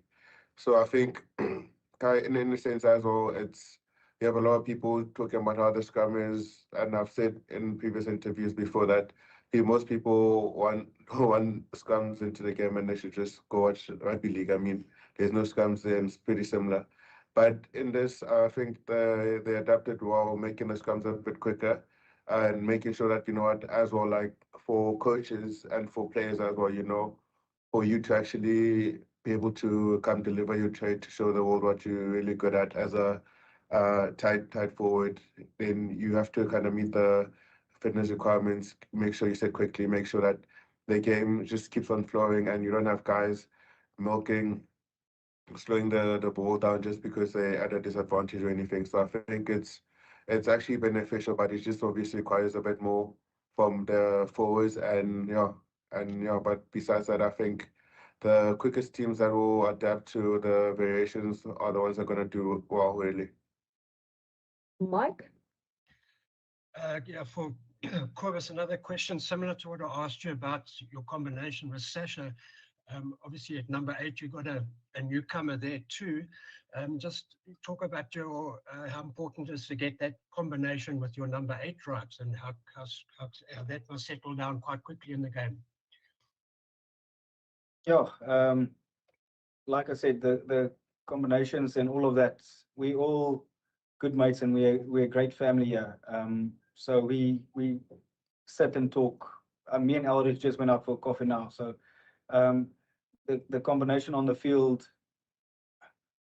it gels quickly. It can gel in a week, it can gel in a day. The way we train and the way we rotate the squad and. So yeah, I just tell him he needs to put his head down and scrum the opportunities we get to scrum so Oxy can have his cake. So that's his main job from the start. Okay, and then we'll take the last question for these two gents from Kanyiso. Thank you very much. I'll just have two short ones for both. Ox, just let me in on what you know about the Australian scrum, on what you've seen, especially with the work Kron, who's a renowned scrum doctor. And Cobus, just talk to me about the prospect of facing Nick White. Nick White is known to be quite the antagonist on the field. As you would have seen what happened back in Adelaide in 2022. Well, for me, I think the scrum is very unpredictable, but they can see that they actually won the scrum. They stay in a contest. I mean, they do really anything to make sure that they actually dominate and they go forward. So I think it's going to be a big challenge for us, and also given that we don't actually we're not in the Super Rugby anymore, so we actually this the first time I think in 2 years or since last year that we actually get to scum against them.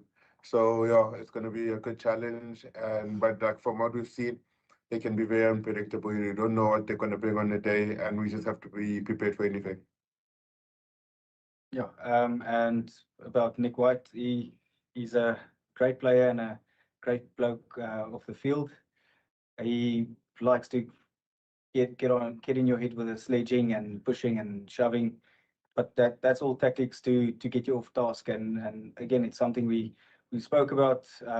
We need to stay on task. We need to stay calm in the head and do our job. So if he plays or not, and it's not just going to be him that will come with tactics to irritate us and all of that. That's the way they go about their game, and we know we'll do our best to control ourselves. Great, thank you. Let's talk about the Rugby Championship and New Zealand versus Argentina and Australia. How do we see this all going? We don't really know what to expect from Australia. We've seen very positive signs under Joe Schmidt, but very early days. Argentina, as you mentioned, a shaky home series against France. They are under new coaching as well in Felipe Contepone taking over. I mean, New Zealand beat England, but I think England messed up a massive opportunity for them to have actually gone and gotten the job done against New Zealand, especially in that first test. So how do you see the whole Rugby Championship going? I think we'll figure out where teams are now. As we mentioned in previous podcasts, we've seen the Northern Hemisphere play each other, so we kind of know how they are. And we saw glimpses of the Six Nations of a very good England side who beat a very good Ireland side at home. Yeah. Then we saw now the North-South, we saw us play Ireland, drawn series, France versus Argentina, France B team. It was a drawn series in the end, but kind of licking your wounds still a little bit if you're Argentina. And then New Zealand, a brand new New Zealand taking on England, getting through, but leaving holes and cracks in the door that could have been easily exposed and exploited by the English had they been a bit more clinical. So it could be a completely different conversation. That in of itself might be papering over gaps that the New Zealanders have made, although now at least they'll have the confidence of maybe knowing that they haven't played that well, but still getting over the line, which is what had become so synonymous with every New Zealand team we've seen over so many years. It's the classic, 60 minutes up, they're looking nowhere and they just get it done. I think Australia, if you talk about a team that's really, we're at the bottom of, where they could have ever been after that World Cup. That's exactly where they were. Joe Schmidt managing to get 3 out of 3 results, albeit against, bad Wales team and Georgia, who were positive, but not enough of a threat. I think they've been able to just stop the boat from rocking a little bit and give a couple of their players just start almost enjoying their rugby. So now it's going to be like, okay, you've had, 2 relatively undercooked teams that you played against. How about the world champions? Correct. No, I agree. I think it's, as I said, for us, it's ours to lose. And I think the point you make, we're going to find out where they are now. That I think is that exactly. We've got an incoming series, outgoing series, are very interesting ones because you're playing against teams that might rotate. For example, in the case of Argentina versus France, a Wales side going through a whole transition. So I think that Wales side will be competitive in a couple of years, but we all know they're not quite where they are. So, the best sort of only 2.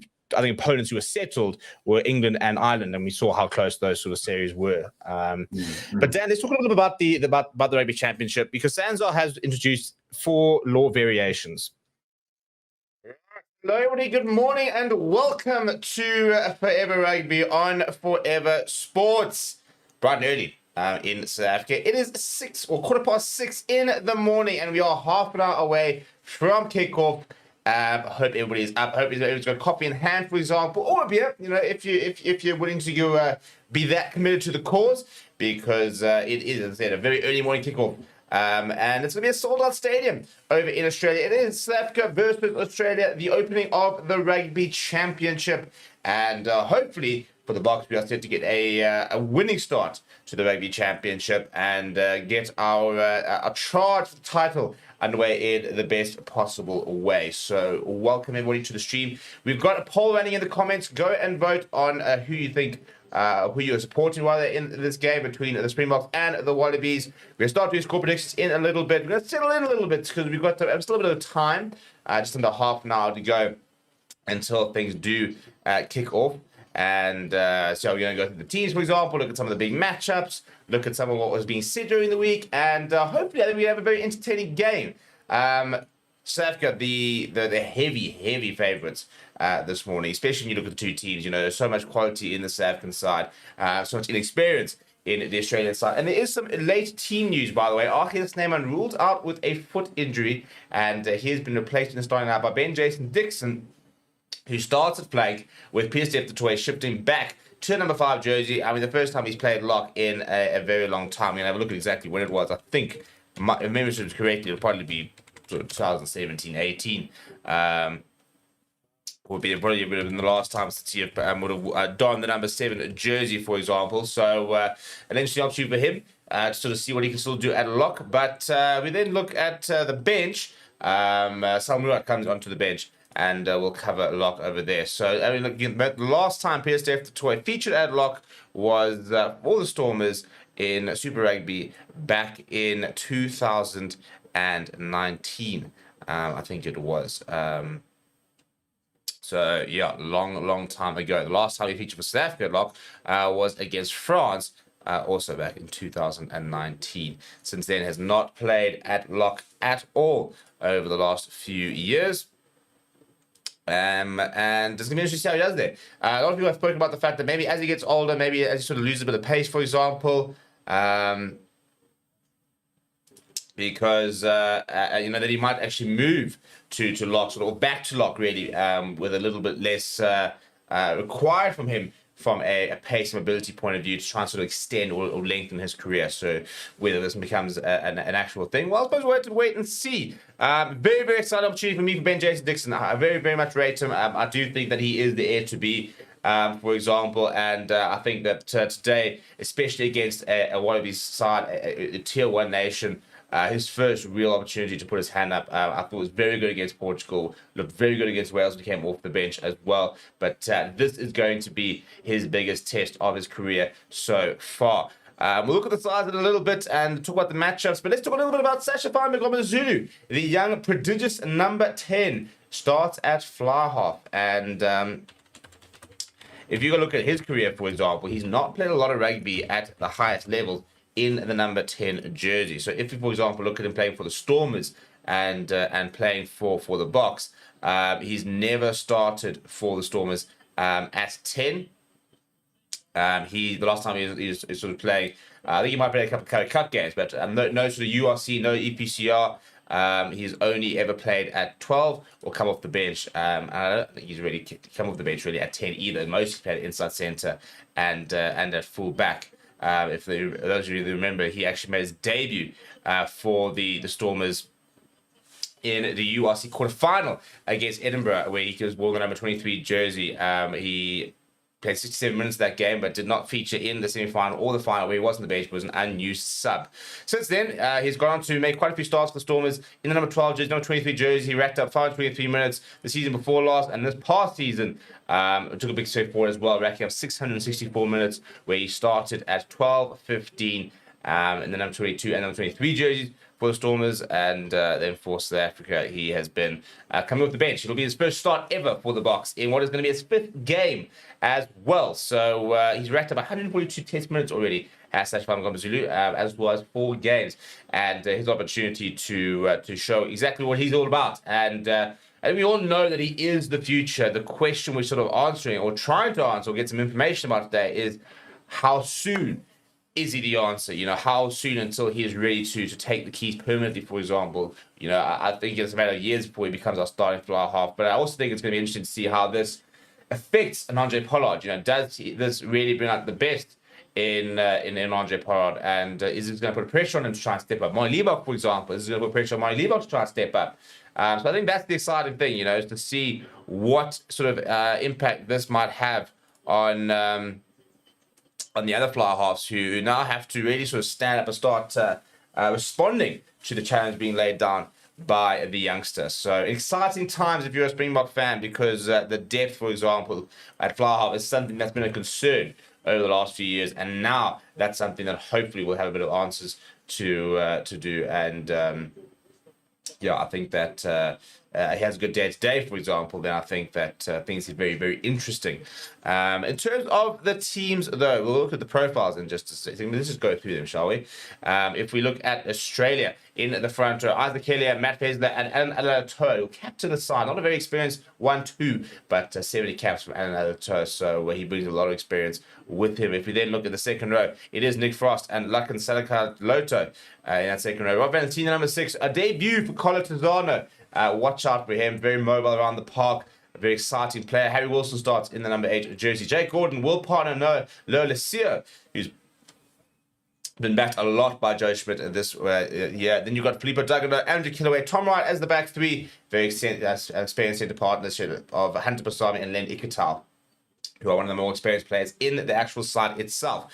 Off the bench, it is Josh Nasser, James Slipper, Zane Nongor. In the front row, Jamie Williams, Luke Reimer, Tate McDermott, Tom Lynick, and Dylan Peach. So also not massive experience. I think it's about 185, 190 sort of caps on the bench, of which I think 165 to 170 come from James Slipper, and Tate McDermott 127 or 136 next years, of those coming from James Slipper himself. If we look at South Africa, it is Oxen Shea, Bongi Manami, Frans Boyoba in the front row, being backed up by Eben Etzebeth and Peter Steph de Toy. So have lots of experience in the sort of entire pack, with Ben Jason Dixon coming in and starting number 7 jersey. I'll go the number 8 jersey, Sia Cleese number 6.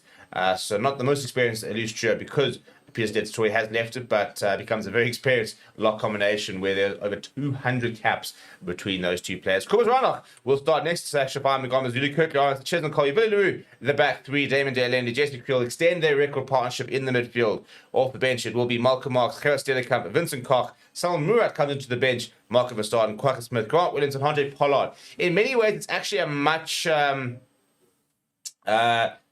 more balanced, I think, bomb squad bench than we had originally, because I think, we now do have a lock on the bench in Salman Murat, who will continue to knock up a few caps. He has played all games so far this year for the Boks. Not set to feature today, but will play off the bench, and continue opportunities to rack up some caps on appearances for him. Rusty Rasmus on screen. Clear, by the way, is in about 20 minutes, so we can start getting going. We're going to go through the team profiles, for example, and but just a little bit of time. Let's look into some score predictions into the chat, as well as some check-ins. So Eddie Martin earlier saying, morning, sir, I'm a Springbok supporter, tune all the way from Cape Town. Boks going to win 31 points to 20. So that's what I want. I want to check in. Let me know where you are watching from, and who you're supporting, for example, as well as what your score prediction is. Let me know what that is down in the comments below. And we're going to go through the lineups and have a look at exactly where all the various different experience is for these two sides, where the game might be won and lost, for example, and what the situations regardless of sort of the matchups we're going to see. I think Len Iketal versus Jesse Creel, Hunter Basavi versus Damien Dalendi, Noah Lilesio versus Sashfam Gomazu, two young flower halves going at it. So lots of very cool battles to watch out for today. But before we get to that, this is how Australia do line up.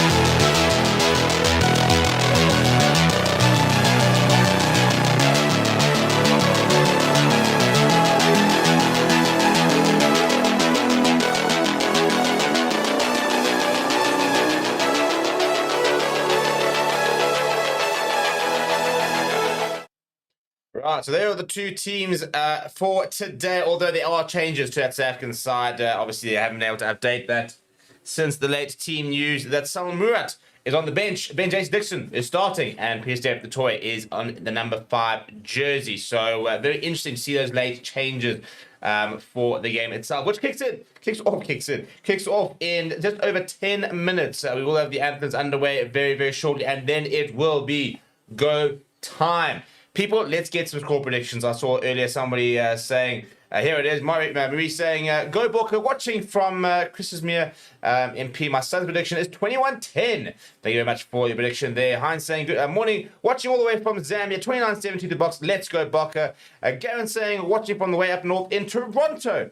And Kingdom saying, can't believe I love sports this much. Easiest early morning of the week. Must admit, as things get in terms of waking up early, this is very easy. I mean, much easier this, for example, than was getting up at 2 in the morning to watch the Proteas during that T20 World Cup. But I think, the entire country is awake on a Saturday, in a long weekend, by the way, to watch this game. And Sun saying, let's go, Bokke. Let's show these boys how to play rugby. Christine saying, Box, you can do it. We are behind you all the way. Mark to Matt saying, come on, Bokke, let's show them we're the best. And Hensman saying, come on, boys. Evan saying, some late change for Box. Hopefully this doesn't unsettle the game plan. Evan saying, Arkia Albert on the bench. Dick Rickens, more strength is needed. Mark to Matt saying, Chisholm Colby is the best winger. Paul Burter saying, Paul all the way from Iraq. Bokke by more than 14. And we've got Global Roam Explorer who's watching from the UAE. And we are, I'll tell you what, very, very cool though, obviously being in Brisbane, the big expat community, a massive, massive Springbok contingent in that stadium. I saw a couple of photos of of sort of the bar area outside. And let me tell you, there is plenty of away support for the Boks. So expect to see a lot of green and gold in the stadium. Because we do have a nice big away contingent. Right, looking at the change over there between the players about to come out. Ben Jason Dixon, what an opportunity it is for him, starting in that number 7 jersey, his first ever start against a tier 1 nation for the Boks. That's Pamagama Zulu, his first start ever for the Springboks, looking very, very relaxed in that change. I'm so excited to see what he can do. We are going to have the players out very shortly, and then we will have anthems underway. Good to see Malcolm Marks, and he is strapped up, but he is on the bench, and has hopefully got 2 games to get up to speed and back to close to his best before that All Blacks game towards the end of the month. Kickoff will be at 1:45. Got about 8 minutes left until it is kickoff. So. That it is. There's the countdown over there. So we've still a few minutes left and stuff like that. You've got an opportunity to get your score predictions in, for example. Let me know who you're supporting, who you're watching. And I'll tell you what a day it is to be South African. I mean, last night I watched a phenomenal moment in South African history when that 4x100 meter relay team got a silver medal, agonizingly close to gold, but I mean, a phenomenal silver medal at the Olympics last night, and our first ever medal in sprinting. So incredible moment, and so we all wake up with a smile on our faces, and it's so much reason to celebrate, and hopefully we're now going to be celebrating a Bok win in a couple of hours as they do get ready to come out onto the pitch, and Albert Lowe, Ben Jason Dixon there, the 2 newbies really. And massive opportunity for both of them to sort of stake their claims for that spot. Ben Jason Dixon, I think, for me, is made for that Springbok number 7 jersey, so I really expect him to have a really strong game. Whereas Albert Lowe, I think that number 8 is really, really up for grabs. Jasper Wiese comes back towards the end of the month from suspension, so he sort of kind of had the earlier run, and he's been featured there a lot more recently. Evan Lewis, 6 months out. Will be undergo an operation. I think it was yesterday, in fact, or yesterday or Thursday, where he posted that photo, having just gone under and had surgery on his shoulder. You've got Kwaka Smith who's over there, out there around. So there's lots of options at number 8, and an opportunity now for Albert Lowe to show what he's all about. And not too many other big opportunities for the TV players. Kors Reinach, for example, getting a start. No 5 to Clerks, so opportunities for him and Grant Williams to sort of try and get some more opportunities based on performances. Here come the teams as South Africa do run out, being led by Sekulisi and Alatoa, leading out the Wallabies onto the Suncorp Stadium. A sold out Suncorp Stadium, by the way. This is what happens when the world champions are in town. You sell out stadiums, and that is largely made due to a massive Springbok supporter contingent as well.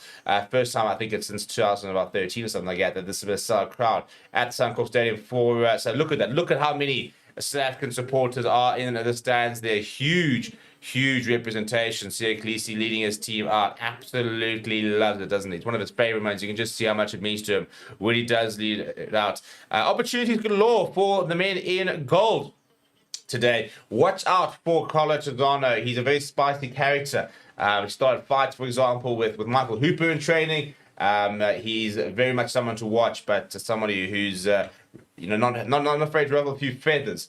And they're really hoping for that sort of abrasiveness, that competitiveness, that kind of edge today in that number 7 jersey. So he's an exciting player to watch out for as we do stand for the national anthems. After national anthems, we will have kickoff. So I will see you guys in just a bit. We're going to start with the South African national anthem before it will then move into the Australian national anthem. Before then, we do have the Australia welcome. Get used to this kind of thing. The next World Cup, there will be a sort of official welcome happening before every single game.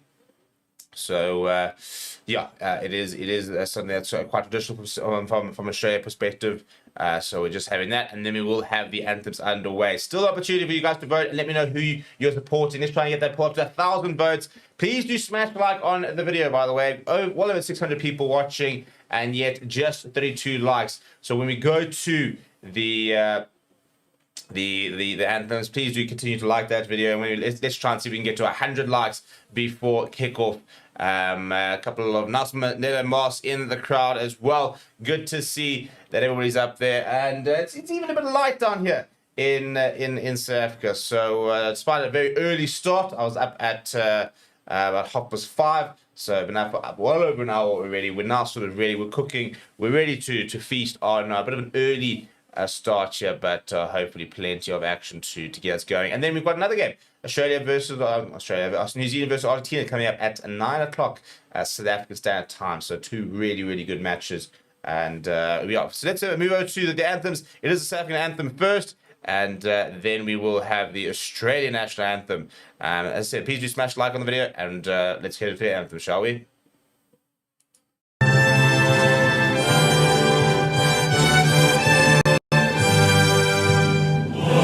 Sing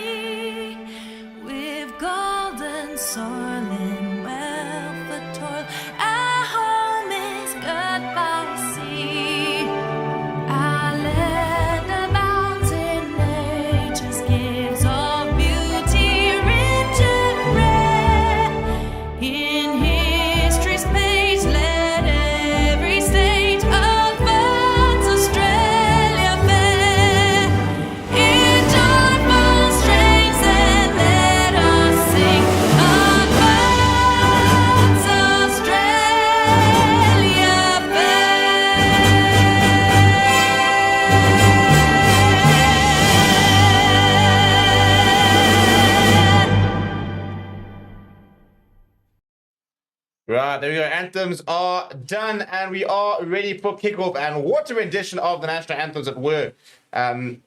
We've just witnessed a huge contingent of Springbok supporters belting out the South African anthem. So it's a good time to be South African. And we will kick off very, very shortly over here. And last opportunity now to get your score predictions in, because kickoff is happening momentarily. So what are we saying, people? Give me your score predictions in a box. Hopefully that's the plan. Hopefully we're all going box by a certain number, but box by how many? I've gone with box by about 17 in my official Subaru prediction. So that's kind of what I've want. What are you guys thinking? I think it should be probably more in theory, but I also think that obviously we've got a situation where the Suncorp Stadium has got such a good history when it comes to the Wallabies, and not a particularly good record for the Boks. So we need to try and get over that hoodoo and try and put that to the side and just have a really good start. So finally going to do with ball in hand. Boks will be playing left to right, and they've got kickoff. So the Wallabies will be receiving kickoff over at the Suncorp Stadium. Pierce the toy in the number 5 jersey. Ben Jason Dixon getting his first start against Tier 1 nation. Safami Gomez his first start in a Springbok jersey, and has got ball in hand. 6, 5, 4, 3, 2, 1. The whistle goes, and Safami Gomez will get us underway. Here we go. And he goes down that left-hand side. Bex Melissa high in the air as well. It will be contestable, but well taken out the air. I think it's by Salakai Loto. So Wallabies with possession from that. Jake Gordon going in an early carry. Sorry, that is Salakai Loto. So it was Nick Frost who went up to collect that ball. And Jake Gordon early on, he's going to go to the boot. They had a very, very good kick retention rate against Wales, and will compete and go up in the air. It's really well taken that by Billy LaRue, who's wrapped up in the tackle. Ball available for Kobus Reinach. And he decides to go on the left-hand side to Pierce the toy. And very good work by him to get ball back inside by Ben Jason Dixon. And the ball sort of spilled out. And a bit of a messy ball there as the Oxen chairs clean up. And he throws a half pass. But there was a knock-on in there. So we will go back. No, we're playing a bit of advantage here. Very messy. And eventually referee will bring it close to it. It is Luke Pierce, by the way, the man in the middle today. There was a knock-on there from the Wallabies. So we'll have an early scrum, which is going to be interesting. I think the scrum battle is going to be a fun part of the game today. And it's cool to see an early set piece. It was good work there from Mongi Manambi. It was a bit of a 50-50 pass coming from Oxenchair. Probably should have held on to it. And then very, very well did the Springbok hooker to rip it in the tackle. So we have a scrum on the far left-hand side. You're on the 10-meter line inside the Wallabies half.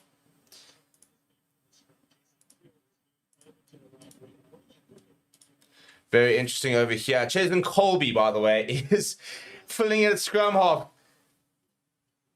Kobus Reinach sitting on the shoulder of Sashbam Gomezulu. This is absolutely bizarre. And Jesse Creel's gone over to the right wing. Massive, massive, massive scrum there. Always low to keep that side. There's penalty advantage. Goes to Cheslin Colby. Cheslin Colby. Chosen goes himself. Acting at scrum off there. Penalty advantage there for South Africa. Now Kobus Reinach goes to Sashbam Gomezulu. Goes to the cross kick towards Jesse Creel. Jesse Creel will go up. That was brilliantly taken by Wright, but it comes up to Billy LaRue. Billy LaRue traps on the right hand side. Turnover ball, go all the way back for the penalty. Well, there we go. A bit of innovation there from Rassie Erasmus at the scrum.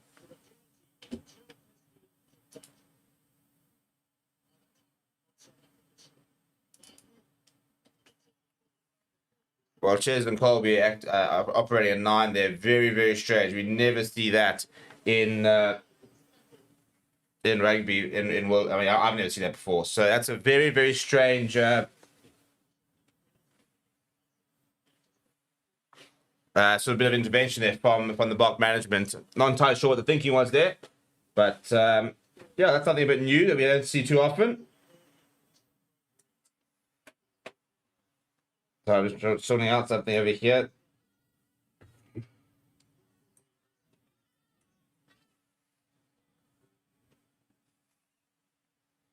Right, so line 22, good takeover there as well from Evidence at the front of the line. Ronnie Moore here for the Boks.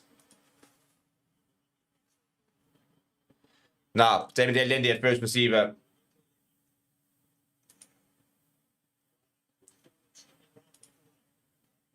Strong work there. Carry for Itzebeth, and they go to Albert Lowe. Albert Lowe with a nice big carry. His first carry of the day.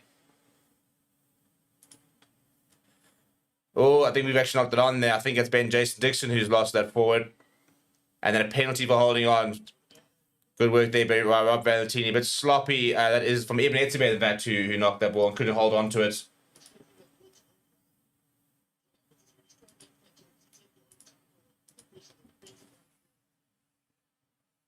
Slightly behind was Ibn Itzebeth, and then when trying to adjust to bring it down, losing it forward. So a bit frustrating. It was a nice early opportunity.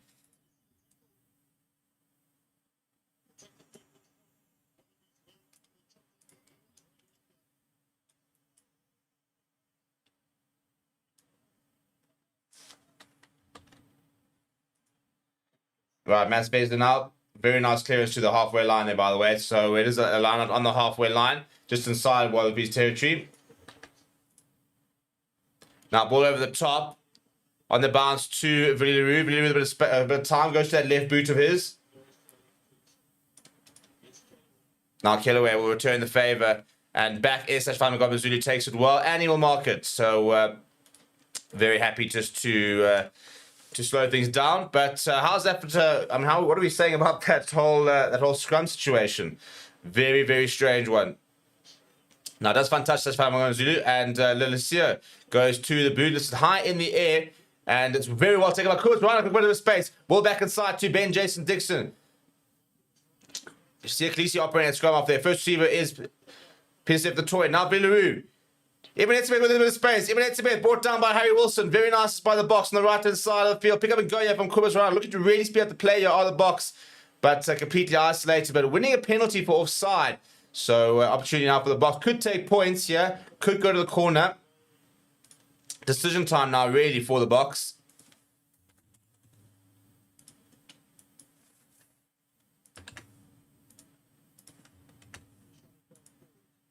And they are going to have a shot at goal. Yeah, Stefan Gomez-Zulu will hopefully try and get the scoreboard ticking.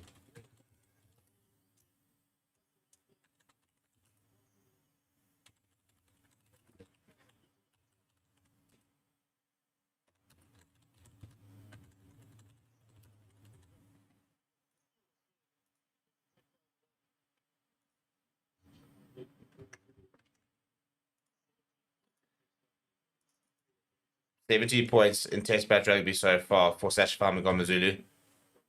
Oh dear, that's a horrible, horrible kick though. In fact, I think that's the worst kick I've ever seen him take. That's awful. No other way of really putting it. So not the start I would have liked to see from the boot of Sashafam Gomezulu. But it nerves there. And Australia get away with that.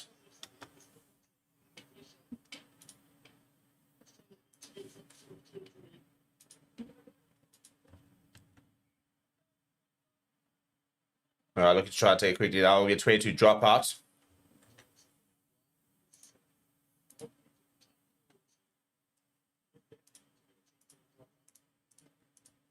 Now deep restart there. Villaroo goes inside to Albert Lowe, puts his head down. Big hit coming from him on by Kai Soto and Harry Wilson backing him up. But ball is available. No penalty advantage here for South Africa, and penalty does come. Oxenshire not happy with that clean up coming from Rob Valentini, the number 6 jersey today.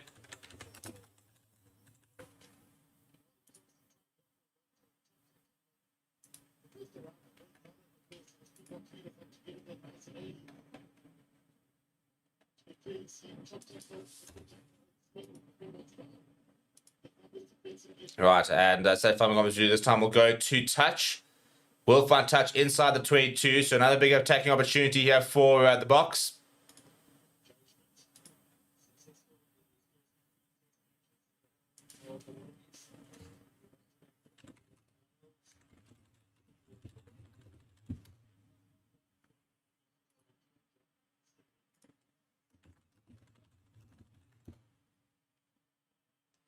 Ibn Itzebeth this time in the front of the line. Good work that from him.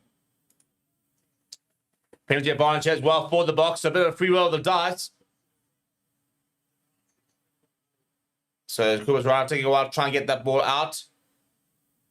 He does get it out. And he goes himself, pops it up then for a bit of a 50-50, and it is intercepted. frustration there. You can see from Sachaphamwe Ngomazulu. So another penalty that for the Boks. And lots of pressure on this Australian more. And I think we'll go for touch here, to be honest. Could very easily take the points here, but I wouldn't be surprised if we just pop this to the corner. Bongi Manambi saying, let's have a go. And that will be the case.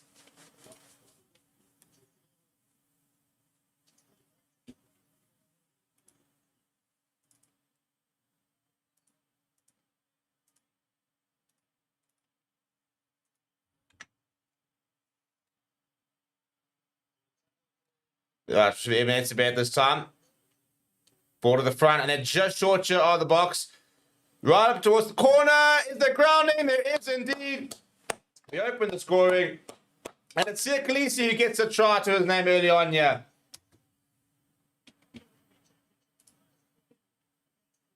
The first try of Siya Kolisi against the Wallabies as well. So really good work being done there by Siya Kolisi. And how's that for a bit of innovation? You know, Ben Jason Dixon at the back, then to the front.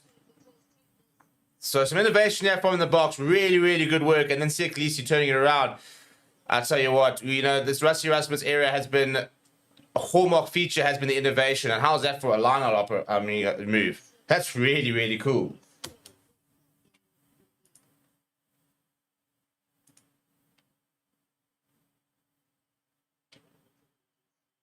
What a wild line-out routine.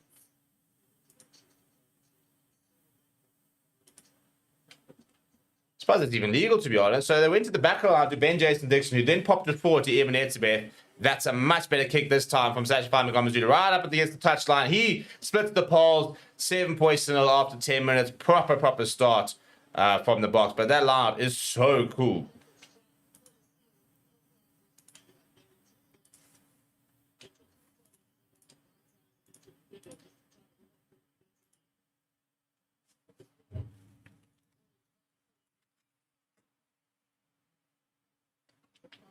Well, it's a good start. Nice early try there. No, Lucia comes down the left-hand side from the restart. And it looks like it's a good take. I think that's from Ben Jason Dixon. Ball available for Cobus Ryan. Not a bad kick-off there. And now a big counter shot coming from the bottom there, Australia. But they do manage to use to the Boks. So Oxen Chair under a bit of pressure. And Cobus Ryan is going to go to the boot. He does lift it high in the air for Chesn Colby to give chase. And it's knocked backwards. Albert Lowe comes away with it. Good to take that from him.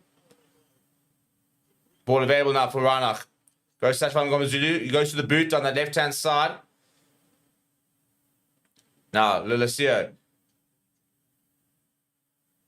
Now, Felipe Dragunov is going to kick and chase himself. It's pretty well weighted and really well taken by Albert Lowe. Ball available for Chesn Colby, who then puts to the boot. It's well read in the end. I think that's by Tom Wright. And he goes to the boot and he will find touch. Good work there from Tom Wright. But really nice skill set. That was a very good take by Albert Lowe. And Cobus Ryan stayed down here. He sort of collided with Albert Lowe after that kick. So he's down receiving a bit of treatment. Looks like he's in a bit of pain. I think he's just winded from the looks of it because he's got his hands above his shoulders there.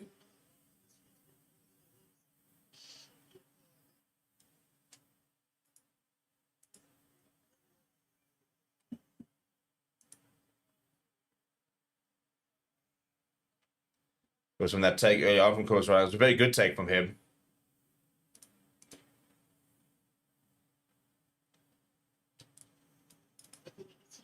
A bit of break and play here as Cobus Ryan does receive a bit of treatment. Yeah, it's because of the Sachaphamwe Ngomazulu collides with him as he takes that ball up the air.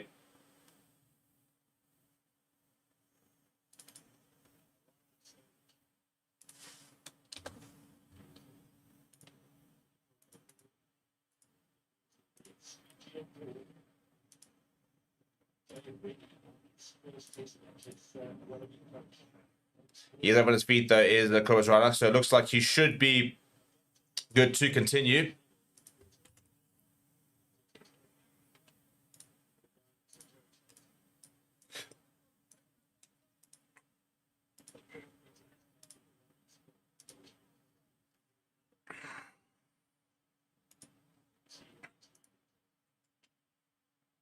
Right, it's a nice line there. Coach Ryan now goes to Chesney Colby first G, but now Sash goes to Jesse Creel. His first carry of the day, and it's a solid run as well. Now Ryan goes to the boot, lifts it high in the air. Ruben Smith is there to contest, as well as Benjamin Dixon. Ball comes back, and Villaru's going to go back and fetch it, but it eventually falls actually Sash Zulu. Oh, what a pass it is from the youngster. Chesney Colby now gets off and away to Creel. Oh, hands! Placed down the right hand side for Peter Steph the Toy. Big hit on him. It's a massive tackle, actually, to be fair. Filippo Dugano absorbing the tackle and helped up by Lalakai Soto and Rob Wilson. And they bundled Peter Steph the Toy into touch. But the hands over there from Sash Zulu, as well as Chesney Colby, really, really impressive.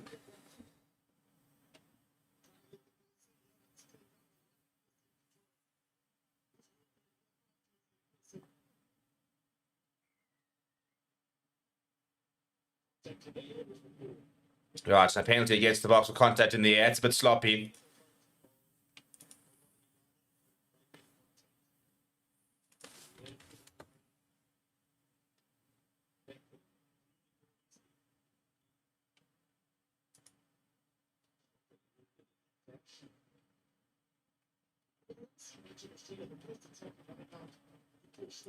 Right, and they're going to go for the line here, Australia. Pretty far out, so very much not kickable. So a line out now for Matt Fraser, halfway between the 10 meter and the 22. A rare opportunity for Wallabies to have ball in hand inside the back half, and as Rob Valentini in the midfield, starting carry from him, presents well for Jake Gordon. And Siakalisi doing very well to slow things down. Now Gordon goes to the boot, lifts it high in the air, but that's far too much on it, and Chesney Colby will be able to mark this pretty easily. Bit of a weird one that from Jake Gordon to go to the boot and put it so deep. I mean, they've barely touched the ball so far, have the Wallabies. So to go that deep, and I mean, it's uncontested for Chesney Colby. So he had all the time in the world just to take that and mark it. Very, very strange decision, that.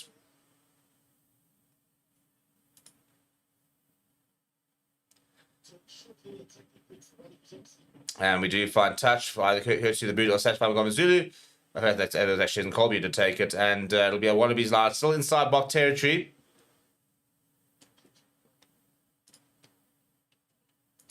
But it's contested the line and turnover ball here. Albert Lowe gets away from one, eventually brought down on the 10 meter line.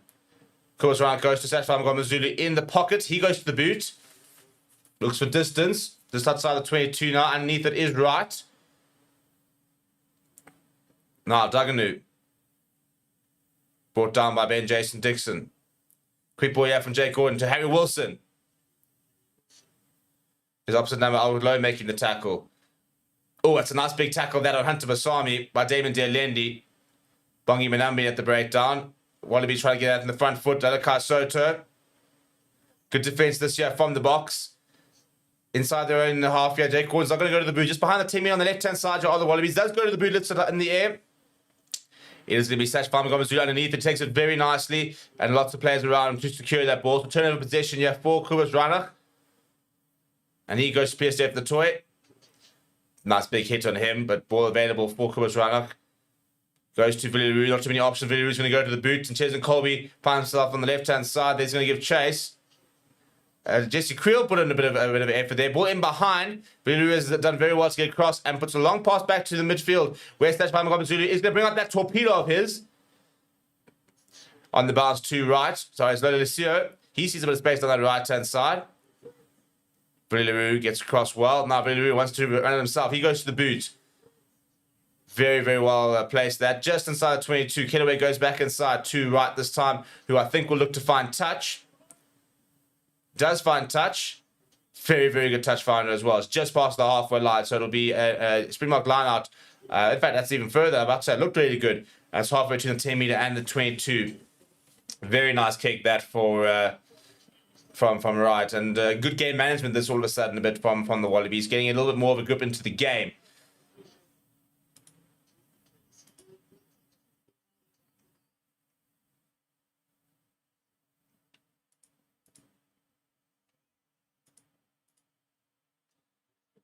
Right, in the midfield, they go Siakalisi. That's a nice big hit from him. Still going Siakalisi, running over Andrew Kedaway in the process. Ball available, yeah, for Kobus Ranach. They're going to slow things down. And Sasha Zulu goes to the boot. It'll be contestable.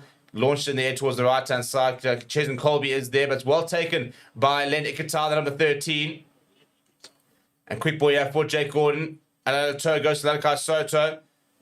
And well adjusted there by Oxenchair. Now down the left-hand side, you go to the Wallabies. They've got numbers. Big tackle that coming from Jesse Creel on Cristosano.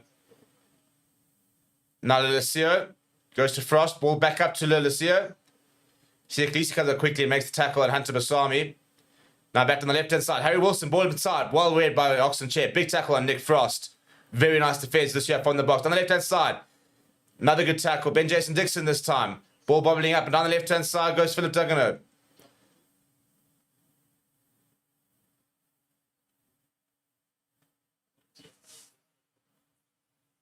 Now ball available for Jake Gordon. Not getting any sort of front foot ball here on the Wallabies. So I think he might look to go to the boot here. He is shaping up for the box kick, and he does go to the boot. And it does come off the boot, I think. And Jesse Creel dives on the ball. And a bit of pressure there from Harry Wilson, but well done by Frans Malherbe to remove the threat. Pressure out the breakdown for Kobus Reinach, who eventually finds Albert Lowe just outside the 22-year of the box. On that right-hand side, looking for the box kick now is Kobus Reinach. And he does go to the boot. Ches and Colby around there as well as Evan Etzebeth. And the ball bumps up to eventually Jake Gordon, who throws it towards the right side. A bit of numbers out wide here for the Wallabies. Need a shift here to the box. Kurt Lawrence makes the tackle on the 10-meter line here on the right-hand side. And that's really well timed there from Damon Delendi. And ball spills forward. Turnover ball now. Siaklisi looking for options. Long pass out towards Sashbama Gomez-Zulu. He wants to run it. He sees a bit of space. Goes himself. Goes straight through this pass to Sashbama Gomez-Zulu. Look at the pace here. Options on the right side to Billy LaRue. Billy LaRue goes back on the inside. Oh, Billy, what are you doing? Oh, he's completely had two men on the outside. Why? The assist king. If there's one person in the world who I'd back to be able to create that try, it would have been Billy LaRue. That's absolutely butchered. But still in the front foot here, Chesney Colby. Dixon, big carry from him. Pops it up to Colby. Have to score here. It was such a good opportunity. Now Reinach goes to Damien Delendi. Damien Delendi still going. 5 minutes out here. Kobus Reinach goes Siaklisi short. Pops it up and it's on the bounce to Reinach. To PSF the toy. Reinach's been tackled out the ball. Ball's come loose. Gone forward and it'll be a scrum. How have we not scored? What were you doing, Billy? That is so uncharacteristic of him as well.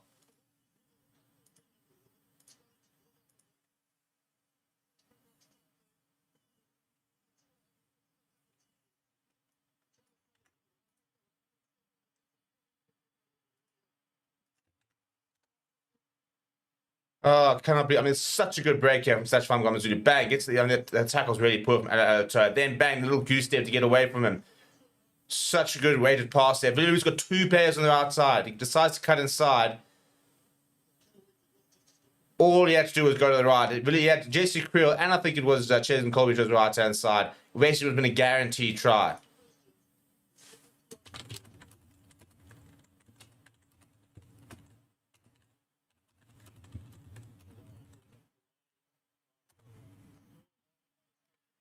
I mean, he's traditionally probably one of the best decision makers in the box side. This is what I say. Like, of all people who would make the right decision there, Billy LaRue would probably be my go-to person.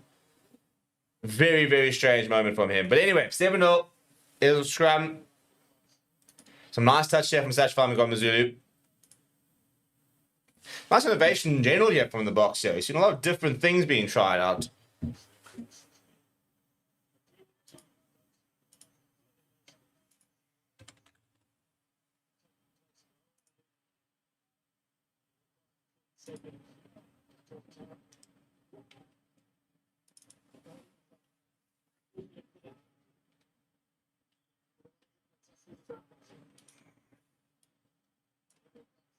Big scrum there from the box, but Australia do use it. Andrew Kellaway goes to the boot. He will find touch. So it's decent clearance, but not outside the 22. So in fact, it's actually a nice tackling opportunity this year for the box. 20 minutes played so far. Should probably be 2 tries up, but all the momentum here with the men in the green and gold, as opposed to men in the gold and green. So long may that continue.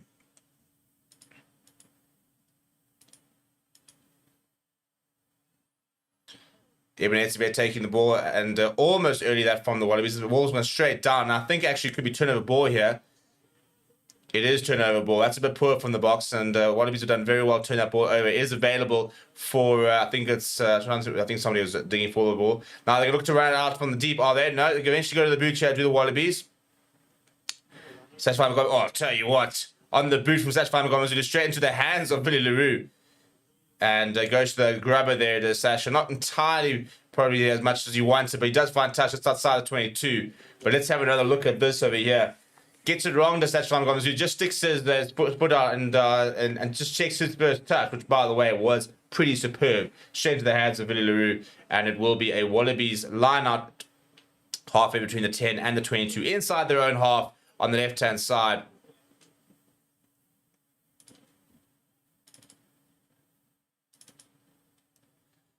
Messi line up though, and Bongi Manambi is lurking. But Wallabies eventually have it, and Sturkley's made a good tackle on Noah Lelesia. So it's actually Hunter Basami, Damien Delendi trying to get over it. Tom Wright stepping, ball back inside, but it was to nobody. Bit messy at the moment, not too many options here, but there's numbers, and there's a little line break. Desperate tackle that from Sashfai Mngomezulu. Now Lelesia, not too many options here for Valentini, who just runs it straight and runs over Benjay Stixon as the second attempt. Now goes back to Lelesia, not too many options. He goes to the boot. On the left-hand side, listed high in the air. Cheslin Colby's coming in. Cheslin Colby takes it beautifully out the air. Ball available here for Kobus Reinach. Goes to Bongi Manambi. Goal top dog, gets another first carry of the day. Kobus Reinach back on the left-hand side. Billy Leroux, first receiver. He goes to Damien Delendi. Delendi shifts it out to Jesse Creel. Bit of a fumble, wasn't the best pass. Straightens here as Jesse Creel up past the 10-meter line. Slow ball here for Kobus Reinach.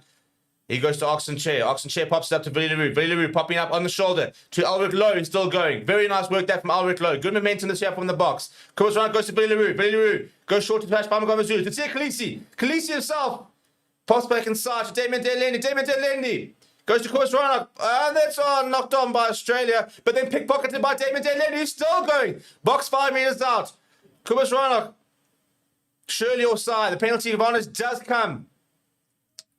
And available there for Kobus Reinach. Ball pops up to Billy Leroux. Billy Leroux goes touch by Mngomezulu. Options here for him. Goes short to BITDEFENDER. The toys over. Thank you very much. Champagne rugby here for the box. And we're over for a second. In the number 5 jersey, but still scoring tries at BITDEFENDER the toy. The pace of play, by the way, from the box there. Absolutely brilliant. The skill set, the awareness. Billy Leroux orchestrating things over here. Some nice deft touches, nice carries from Tia Khaleesi. Ball popping up on the ground there. And also, yeah, Billy Leroux, 2 slash by Mngomezulu, just lays the pass, gets nice and flat. Almost a bit of fumble that from BITDEFENDER the toy, and a pretty awful attempt to tackle, it must be said, from Andrew Kellaway as he just bundles over. And he goes over.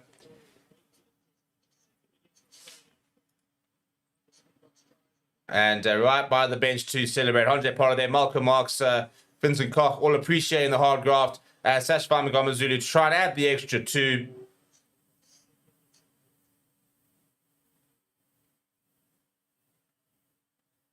And that's a nice kick that from Sashfai Mngomezulu. So he makes it 2 from 3. And South Africa open up a 14-point lead after 24 minutes. And yeah, I mean, it's just bizarre almost that he actually made that mistake. In the end, doing very well to hold on to it.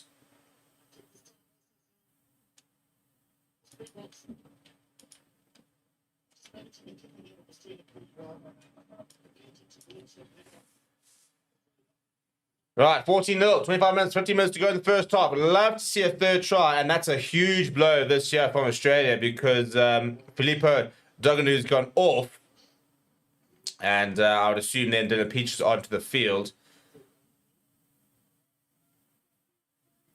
Interesting to see if there's a positional change here. Yeah, I think you might see Hunter Basami shift to the wing because of that.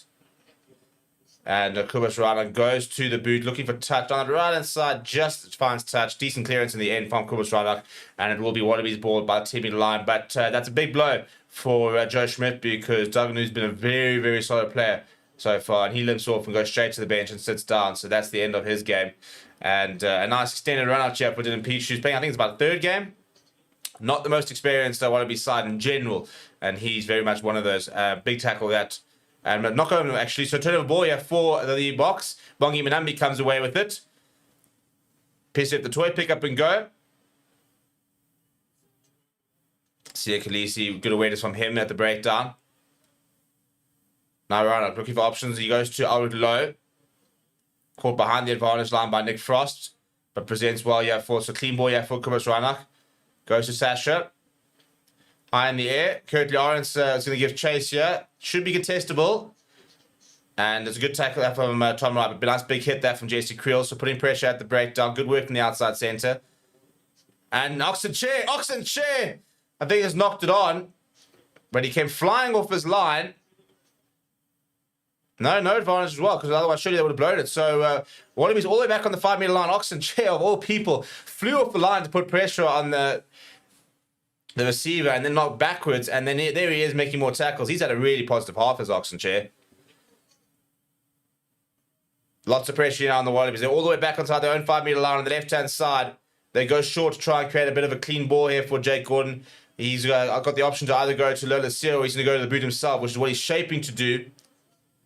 Not much room for him to work with, and Neven putting a lot of pressure on him. So he does find touch, does not find the exit outside the 22. So it will be a Springbok line inside the 22 on the left-hand side, about 4 or 5 metres past the 22. So less 20 metres to go to the touchline and the box. Real good opportunity now to continue putting pressure. Try and find that third try. Bonus point win. That's what we're chasing today. And it's been pretty flawless so far, really, it must be said here from the box. Difficult to really critique much of the game. You know, arguably, Billy LaRue probably should have, created that second try, but it was then instrumental in the second try that we eventually did score.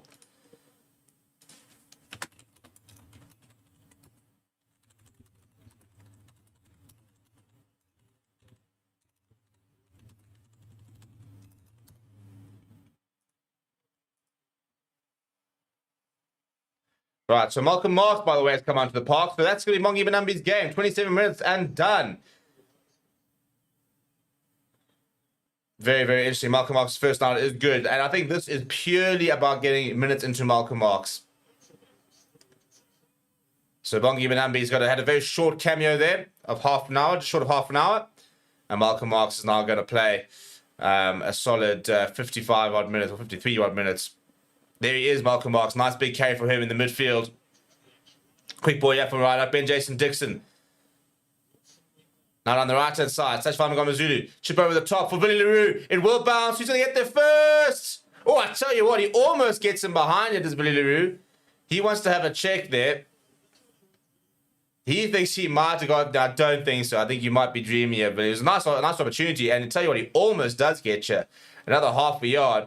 He tried to marshal us out to Tom Wright. I tell you what, actually, Billy LaRue might have a case here.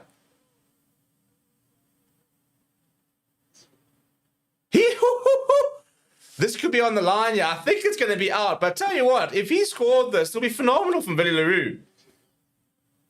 But I think it's on the line, so there's no try. Almost gets there, does Billy. Almost a horror moment that from Wright. And it will be a 22-metre dropout, not a goal line dropout. And they take it. Oh, thinking about taking it quickly because obviously the box had to drop back to behind the 22. Well, it would have been a heart and mouth moment that for Tom Wright. He just wanted to basically marshal it out. Billy LaRue came from behind him and got the ball. He actually got grounding, but it was on the line. So if that was 30 centimeters more, that would have been a try. Albert Lowe now in the midfield. Nice big carry. He's had a really positive game as Albert Lowe. Quick ball here for Reiner. Goes to Sasha. Damien Delendi now. And he straightens. Box on the right, far right hand side. Pick up a go here for Peter the toy. See a Khaleesi on the shoulder. Rana, long ball towards Oxen Chair. First receiver. He pops it up to Sash Famagomazulu. Ball over the top. On the run there to Kurtley Orenser. Look at the pace of Kurtley Orenser. Kurtley Orenser. Just short. Ball available. Kobus Rana is going to pick up and go. He's been picked up by Andrew Kellaway. Eventually put down. Harry Wilson almost from the side. Ball available, messy ball available, but the box about 10 metres out here. Ball available there for Kurt Lawrence. He goes to Oxen Chair, pops it up to Sasha. Bit of a fumble for him, and he goes back inside to Sasha. Then steps inside, almost gets through half a tackle. Reinach now to Ben Jason Dixon, to Francois Herber. Oxen Chair this time, within 5 minutes here of the box. Reinach goes to Jesse Creel. Good read on him, but he's a couple meters away. Right up now to Etzebeth. There's numbers. Sasha goes to himself, pops up to Villaroo, ball through. And it'll be a penalty for the Boks. Take a scrum. Scrum or line out. Got the momentum here. I want a bonus point. Relentless pressure this though from the Boks. I tell you what, you can tell this it's a performance of a team that that really wants to get rid of this hoodoo. We are going to take a look here. I'm not entirely sure what.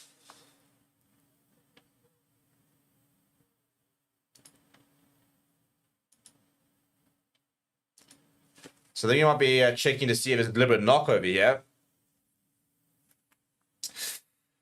Right, so Dave saying Lloyd put his hand up all right so far. Yeah, I'd agree actually. I think Ulrich's been very, very solid. I think he's carried nicely. He's had a couple of nice takes on the air. He's had a very nice all-round game as Ulrich Loeb. So having a look over here, so looking at the early tackle there from Villaroo. There's definitely early contact on him. Whether this is going to be enough, for example, I think they're looking at a potential penalty try. And you can just see then Lolesio making contact with Villaroo before that he gets the ball. So there is a decision to be made here.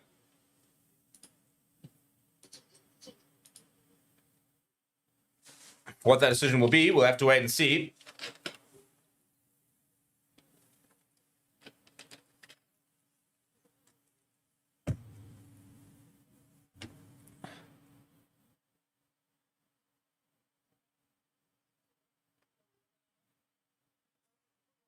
Try to see what this decision here is. I think we're still looking at it.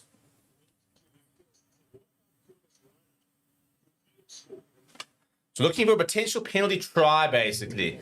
The question being asked not only about Villaroo, but what about Cobus Reinhardt to see if he potentially has scored.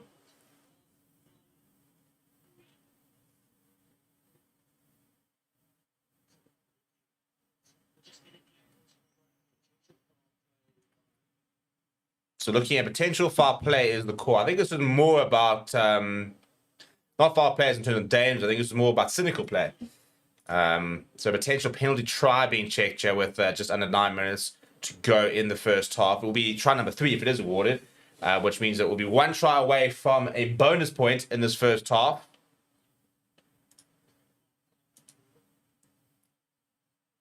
Now we're looking at this Cobus Reinhardt instance. So Andrew Kellaway, when he picks him up,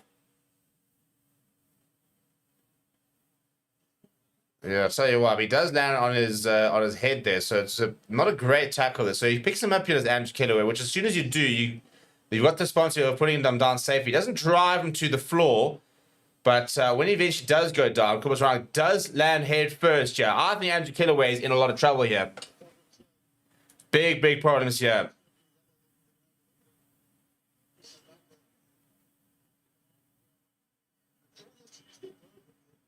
Yeah, he does land on his head. He doesn't drive him down, but does land on his head. And I think Andrew Kellaway is going to go to the bin. Yeah, it's not a great look there. Yeah, yellow card for Andrew Kellaway. And there is going to be a bunker check. Because remember, there are red cards and there are redder cards. So he's going to go to the they're going to go to the bunker. It will be a yellow card here for Australia, which is the last thing they need at the moment, given the relentless pressure coming here from... Well, it's like not a red, and it's not for South Africa. But relentless pressure coming here from the Boks, and Australia be down to 14 men. Now, there will be a check, and the TMO can upgrade, or the bunker can upgrade 2 things. First of all, it can upgrade to a 20-minute red card, which would mean that after 20 minutes, they can replace Andrew Kellaway, or a full red card, which means that it can't be replaced, because we can't possibly just have a normal red card. Now I have to have 2 red cards, but no sort of literal, difference with regards to the naming of it. But we're going to go back for a penalty on the 5-meter line. I'm sure the Boks going to go straight to the corner. So they'll play the remainder of the first half with a man down, will the Wallabies, which, given the relentless pressure on them at the moment from the Boks, does not bode well at all.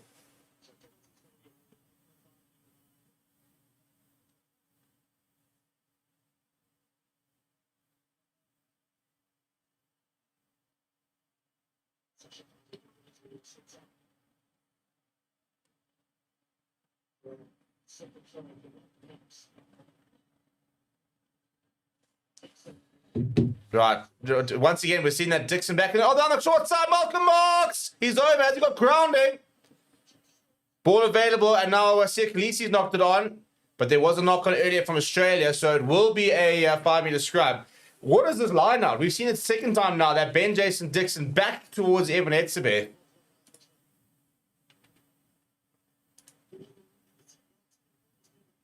Absolutely bizarre.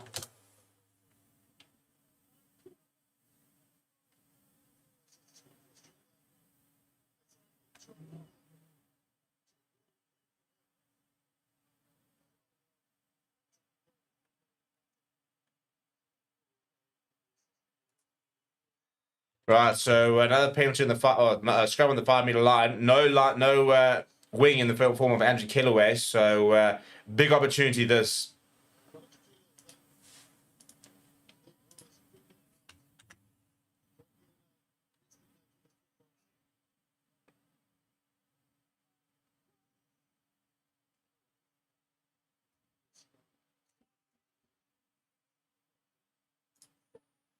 Right, big scrum, yeah. And there's the Wallabies ball. So they did have a check, and it was a knockoff from South Africa. Now, Lenny Qatar. Sorry, Ante Pasami, rather, carrying in the midfield. And a penalty at the breakdown for the box. Sealing off is the call. Van Rolling is the call eventually coming from Luke Pearce. So another penalty here. Go to the line, boys. Go to the line.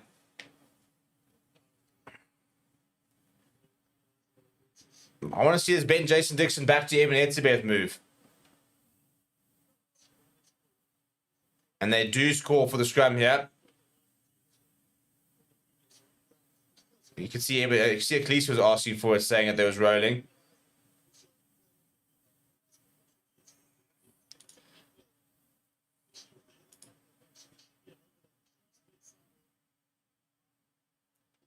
Ante Pasami, the man, penalised there. So another big opportunity from the box here. Score 3 tries for half time, and you have a very happy box supporter here in this office. Evan saying, scrum is what's needed, drain their energy. People, please do smash a like on the video, by the way. We've got less than 100 likes, well over 1,500 people watching. So let's even get those likes up to close to 100, 200. Big scrum coming, huge scrum not coming. And knocked backwards. Sorry, penalty advantage here for South Africa. Have another scrum. Have another scrum. Why not? Keep hammering away at them. If they keep conceding, they're going to lose another man to the bench. So have another scrum. I would have another scrum. Yeah, we are going to have another scrum. Love the work. Love the work.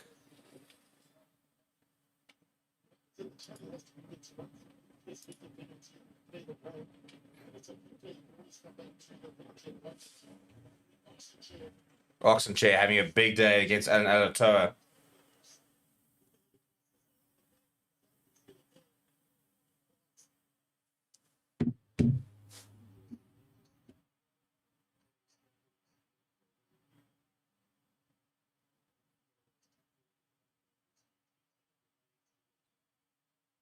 Remembering that Australia are a man down, so that blind side is very, very open with no Andrew Kellaway.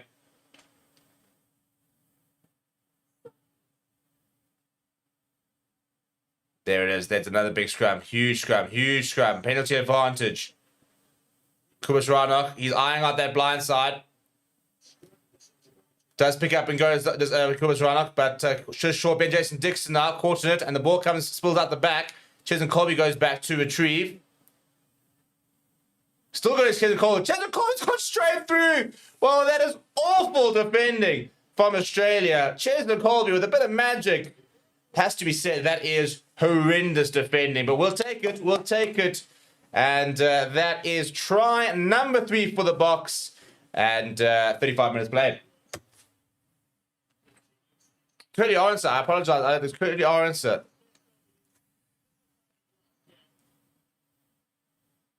Let's have a look at this at the back here. Kubus Ranok there. Just pick up and go. And then the ball goes back there. Kurt Lawrence has to go and clean up. And he looks up and goes, bang!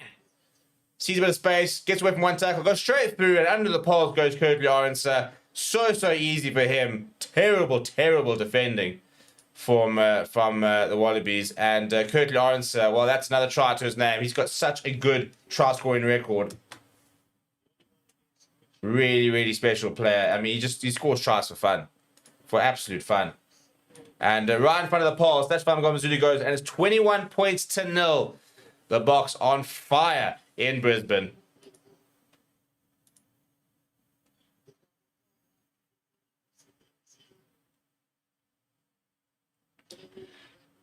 So that will remain a yellow for me, Andrew Kellaway. I think he's very, very lucky, to be perfectly honest.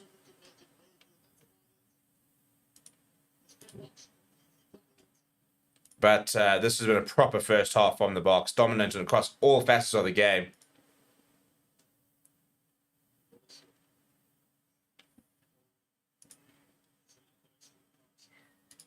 And a penalty from the kickoff there for rolling. So Wallabies with a penalty.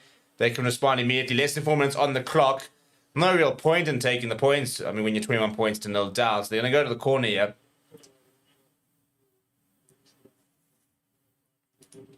So Andrew Kellaway will remain off for the rest of the half, but he will come back in the second half. So that yellow card not been upgraded to a red.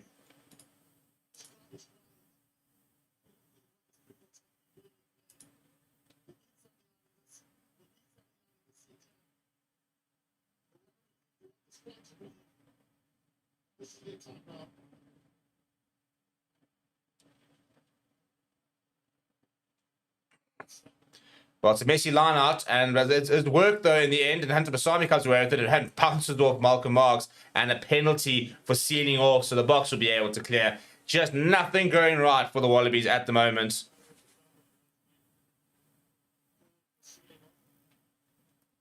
And Nola Lucia has been called off this ping for sealing off, so it'll be a free clearance here for Springboks Zulu.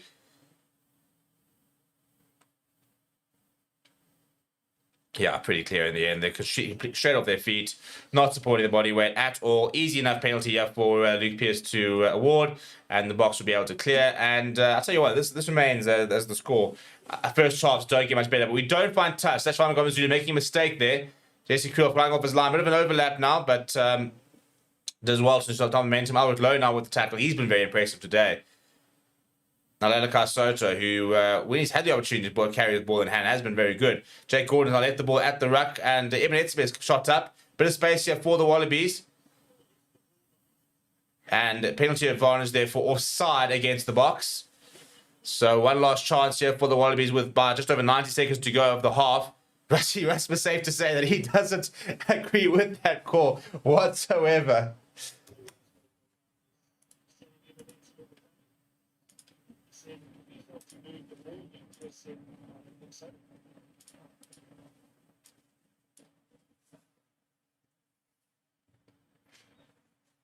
That's going to be such a good meme.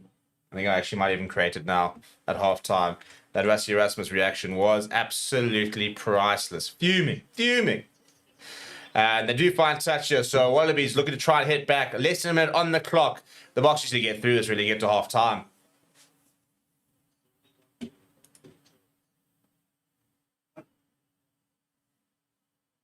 We go to the front of the line to Harry Wilson. And takes it as Matt Faisner now. Rob Valentini in the midfield. Good tackle there from Sia Khaleesi. Now Lelaka Soto. Lindy Qatar brought down by Malcolm Marks. Good tackle there from Damien Delindi, JC Creel. Now shifting to the left-hand side. Alatoa, but Chesn Colby's there to make a tackle. Right up against the touchline here as well. Less than 20 seconds left on the clock in this first half. Nice tackle that. Wallaby still in possession, but not too much momentum. Now Wilson almost through a half gap. Much better this year from the Wallabies. Jake Gordon showing go. Then goes to Harry Wilson. The clock does go red. This will be the final plays of the game. Unless there's a penalty. And the Boks just need to defend this. Get to half time. Pick up and go. Good tackle that from Ben Jason Dixon. He's trying to get over the top to try and compete at the breakdown, but well removed. Now the ball comes a bit loose and then knocked on, and that will be the half. Absolutely brilliant half of rugby there from the Boks. Pretty flawless, to be honest. Genuinely could not have asked for more. If you told me before the game that was going to be the half, I would say thank you very much. We'll take it any day. Really, really good, impressive half there from the Boks. Innovation all over the place. Accuracy as well. You know, they've been criticised about not being accurate enough, taking the chances previously. Well, they're taking them today. They're 3 tries up, 21 points to 0 at half time. We'll see you shortly after the break. Please do smash like on the video. Please do subscribe to the channel as well. And we'll see you guys in a bit.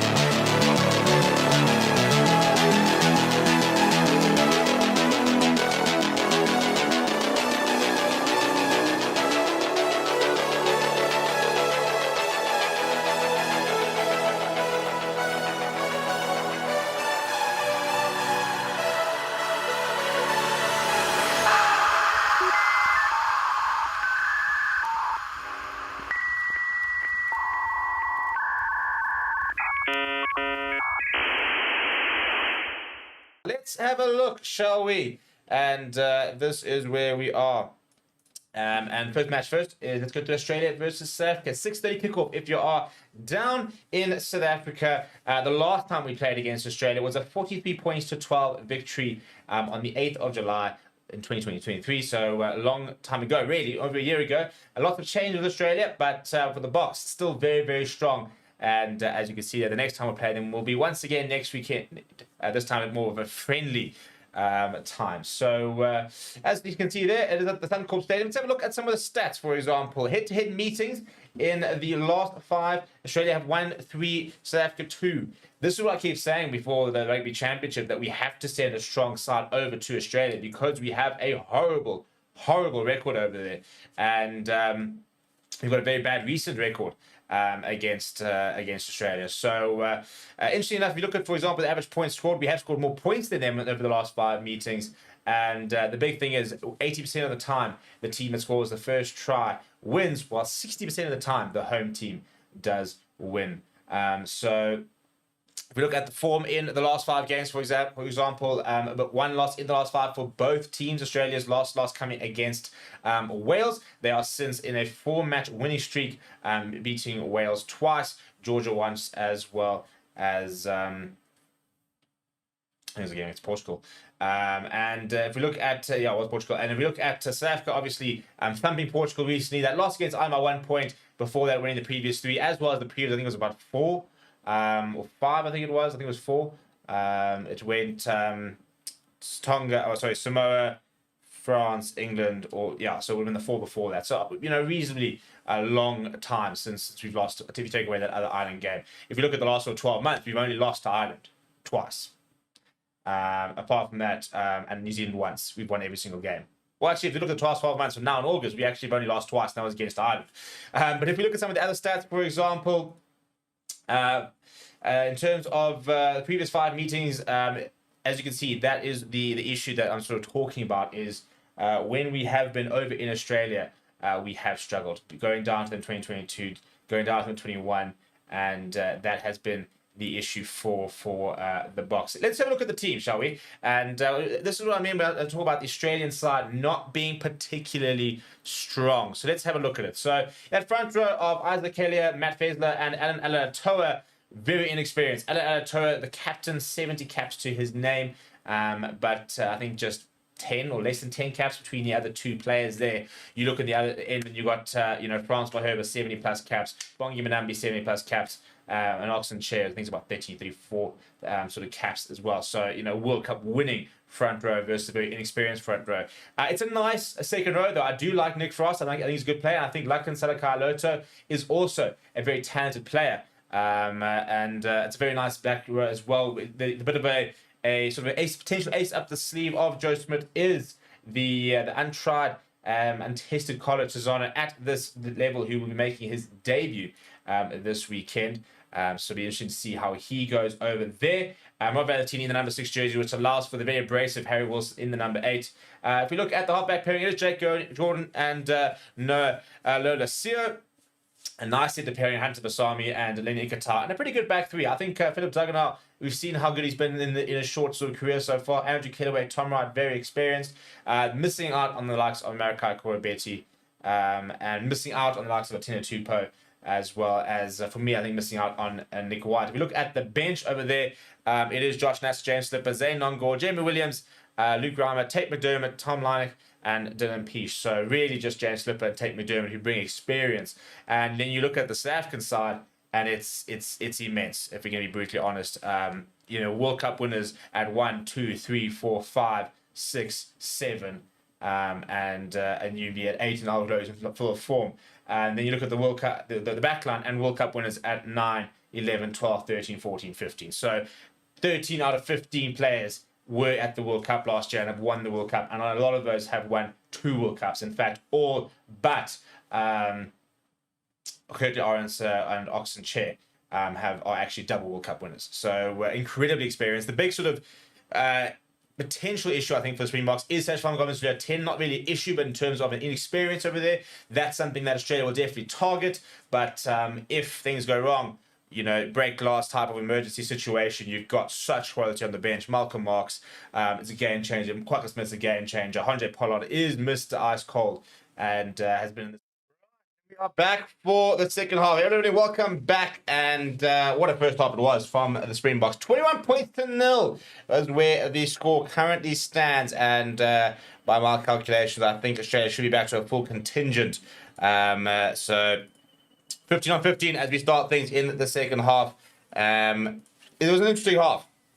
They could have been more actually from the box, but general, they were really, really good. A couple of small mistakes, but overall, very, very impressive half. As we do get things underway, and that's an early knock-on from Australia, competing for the kickoff there. So there'll be an early set piece here. Trying to see if we had any substitutions, but I am seeing France Moherba, and I'm pretty sure Oxenchair is still on as well. He is indeed. So no half-time substitutions there. We did see Bongi Manambi coming off rather right around the half an hour mark. So Malcolm Marx already got about 12 minutes on the clock. So good to see him out and getting some minutes as well. People, please do smash a like on the video, and we're going to end the poll, and we're going to start a new poll, which is going to be what should we ask here, people? Let's start a poll here. Based on the top, I'm going to ask Sid, Sasha, Feinberg, Ngoma, Zulu start versus All Blacks. Yes or no? Let me know what you think. Go and vote in that poll. And please do continue to smash like on the video. By the way, we're still we're almost 1,000 people watching. It's just 200 likes. Please do smash like. It costs you absolutely nothing. And yeah, it helps us over there. So get smashing that like. A big scrum there, a bit of a messy scrum. So we're going to have a bit of a reset here. And an early penalty from the box would mean they can get straight back on to putting more pressure on the Wallabies, who struggle to cope. They've had some very good moments for the box, but also some really abject moments from the Wallabies. It must be said that, that try from Kirtley Lawrence, good awareness from Kirtley Lawrence, but dreadful defence. Australia, by the way, have made a substitution. Filippo Doganu was off early, and Matt Fazer off as well, by the way. So Josh Nasser is packing down at hooker, Alator, as well as Kelly still on the park. So Jeff Slipper's on the park. So New Lucid and hooker and Alator. So a bit more experience, far more experience. I mean, between James Slipper and Alator, you've got 200 caps. So much more experience there, and hopefully try and sort of stabilize the scrum. That's why Joe Schmidt would look to bring on a James Slipper to try and just tighten things up a little bit and shore up the scrum, which is really struggling.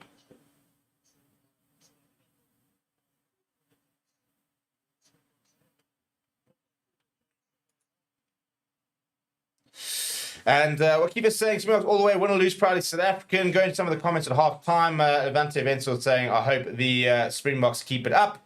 I'm sure they will. And Cornwall said, when was the last time Australia got shut out? That's a good point, actually. They were to keep them scoreless. I couldn't tell you. Sasha's been very good. Had a couple of mistakes, missed touch, for example, missed a penalty, and collided with Kubasrak in the air. Not entirely his fault, but generally, very nice touch. He had a very nice break. Had a nice one-handed offload. He's looked really good, has Sasha. Carl saying, thanks for sports.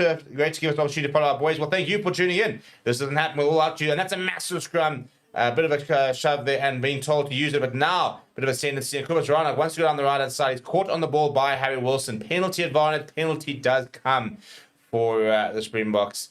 And they'll have an opportunity to clear their lines. The scrum has been a massive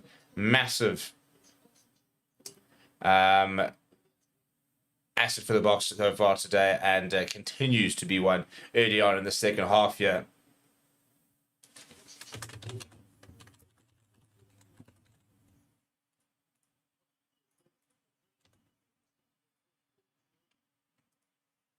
And it's a good kick for touch, actually, from Sachpan Gomez Zulu. So we're inside Wallabies territory on the 10-meter line there. Oh, that's a nice little shiner there for Nick Frost. So looking through what's left of the open eye. Ball over the top, straight to Chesney Colby. That's a great lineup on the box. Ball available here for Kubas Ranok now. Ben Jason Dixon going. He's had a terrific game so far as Ben Jason Dixon. Ball pops up now. And it's Malcolm Marx, who's looking really fit, by the way, and mobile around this park. Oxenchair now on the angle. Go to Chekhovaditswe. Counter coming from Harry Wilson. Big pressure now. And ball eventually available for Kobus Reinach. Billy Roos spots a bit of space. He wants to go on the left-hand side. He pops it up to Eben Etzebeth. He's going to go himself as Eben. He's still going to go as Eben. And another penalty this time for not releasing for the box. And Billy Roos thinking about taking it quickly, but I think just go to the corner. Nice early try. And wrap up the bonus point. You know, that's what we want here. Nice early try. I mean, even Etzebeth running into Hunter Basami, who, yeah, I don't think I personally would not be impressed with having to try and contest with him. But Sashfai Magobuzulu will kick to touch. And we will be about 10 meters out and an opportunity. I'll probably go to the rolling more. We might see that Ben Jason Dixon at the back of the line, back to the front of the line, sort of move that we've been seeing.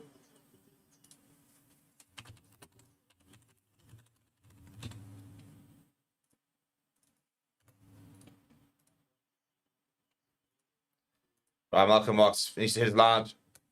And they go to, oh, it's actually contested the larger. So it's run by Australia.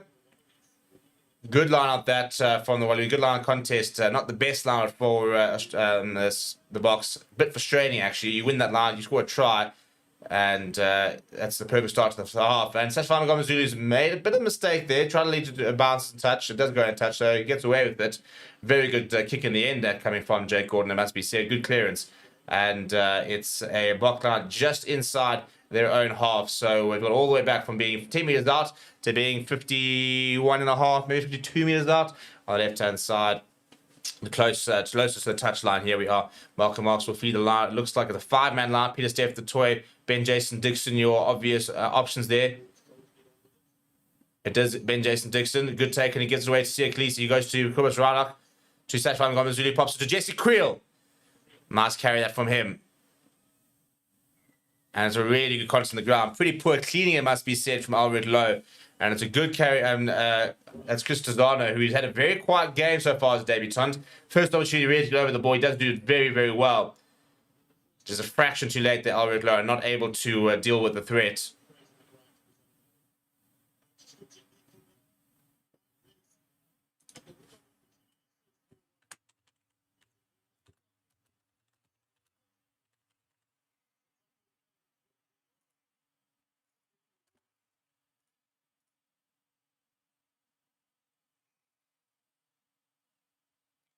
Well, 22 go the Wallabies. Looking to try and strike first in this half, and it's a good lineup for that from them. Pops it up around, it comes around the corner. It does Josh Nasser, but then it's ball, bit of a loose ball, and has to try and get things going against Lola Sear. Hasn't had the best time as Lola Sear, but you never do as a fly half when your pack has been absolutely dominated like the Australian pack has been. Lalakai Soto, he's been one of the better players in this Australian pack today. Now, Len Ikatar making a yard or two. Better this year from the Wallabies. Rob Valentini, good hands. Lola Sio, not sure it's the right option. Vance Bahova gets across, makes the tackle. Ball splits up the nice little hands with the ground there from Alatoa. Sashfai Magobuzulu there to make the tackle on Rob Valentini. And Malcolm Marks, I think it's Etzebeth actually, who's contesting over that ball. And it was a knock on there. No, it's penalty for Wallabies, and it's against Sashfai Magobuzulu for not running away. Eben Etzebeth was free to play it and had a license to play it, but it prevented Sashfai Magobuzulu from rolling away, and he got pinged for that. So a penalty for the Wallabies. They do go to the corner here as well.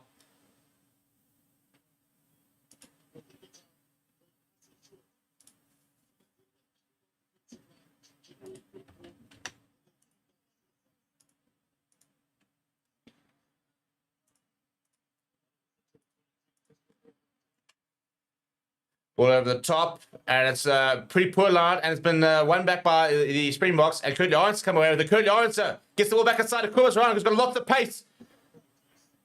Up to the 10-meter line, ball pops up to Alred Lowe there. Now on the left-hand side, PSF the toy, he puts the hammer down. No slug is PSF the toy. Got a very, very good turn of pace as the number 5 today, usually number 7. Good hands this though. Jesse Creel pops up to Oxenshire. The hands here, Malcolm Marks has got Eben Etzebeth for company. Let's get away to Eben Etzebeth. Etzebeth goes on the right-hand side. Big carry from him. And I'll tell you what, that's a heroic tackle from Jake Gordon to put Eben Etzebeth into touch. Maybe needed to get that ball back inside of Cheslin Colby. It's a good tackle, though, that.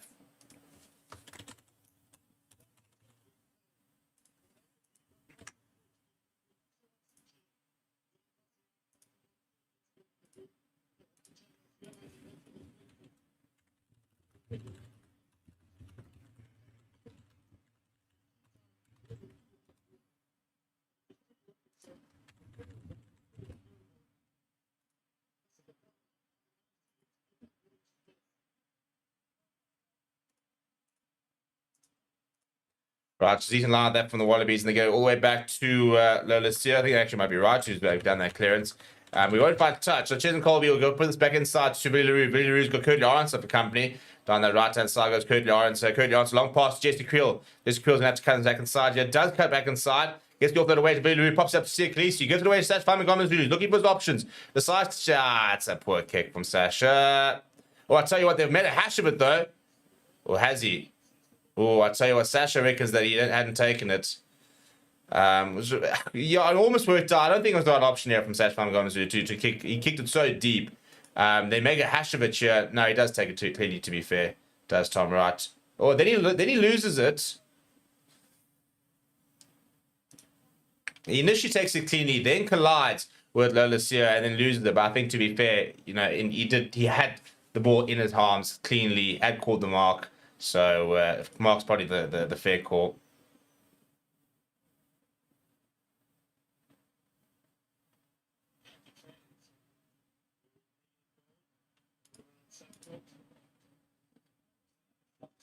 But I tell you, the skill set on display at the moment from this box side, there's so many reasons to be excited about this side because it's just looking so good at the moment.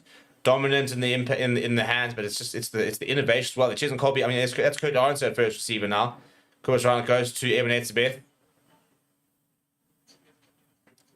Kubas Rana now to Oxen Chair. He's had a really good game as Oxen Chair. I think it's been one of his best games. Now Malcolm Marks. Sasha Famigomez Zulu delayed pass there. Sia Khaleesi running through almost obstruction. A couple of Australian players asking about it. I think he was further enough in front not to really infringe. And messy ball there for Kubas Rana, who's not the first. Oh no, he's throwing it straight to the hands of Rob Valentini. He puts it to the boot. Nick Frost is giving chase. Billy LaRue's under a lot of pressure here. Slides on the ground as Billy LaRue. Sasha Famigomez Zulu is there as well. Good retention here. Really poor that from Kubas Rana. Just no control. Curtly Lawrence goes to Benjay Sticks and he pops to Malcolm Marks. Malcolm Marks finds a bit of space by himself.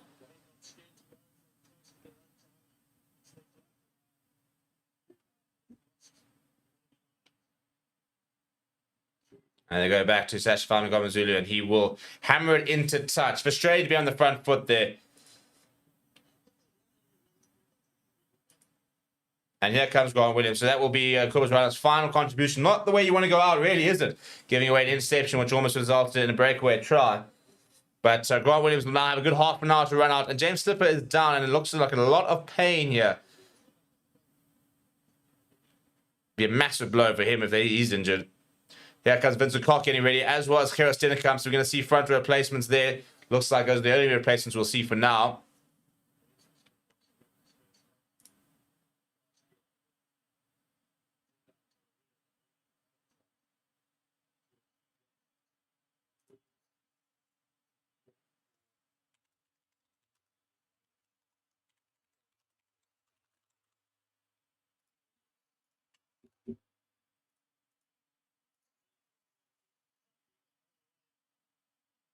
Yeah, not his best moment there from Kubas Rana. But we do survive. Good backtracking that from the likes of Sasha Famigomez. With a nice kick catch from Rob Valentini. It's the right option as well.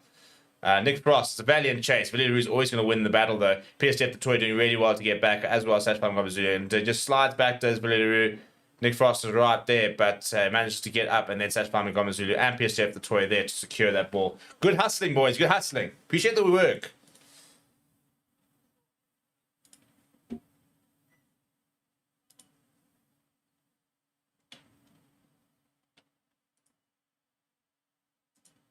Good line at the front of the line here for Australia. Still on the front foot here. Lola Sear goes flat to Rob Valentini. Still scoreless here in the second half after 10 minutes. Now coming around the corner there was Josh Nasser, the replacement hooker. Better this year from the Wallabies. Lola Sear, ball over the top. It's a great ball as well. Dylan Peach comes back inside, the replacement wing. Rob Valentini this time. Good tackle there from Damien Delendi. Penalty advantage here as well. Alan Alatoa. The Wallabies captain. Now Harry Wilson. Much better this year from the Wallabies. And they're playing with the penalty advantage. A bit of a free roll of the dice here. Lola Sear goes to Len Ikatau.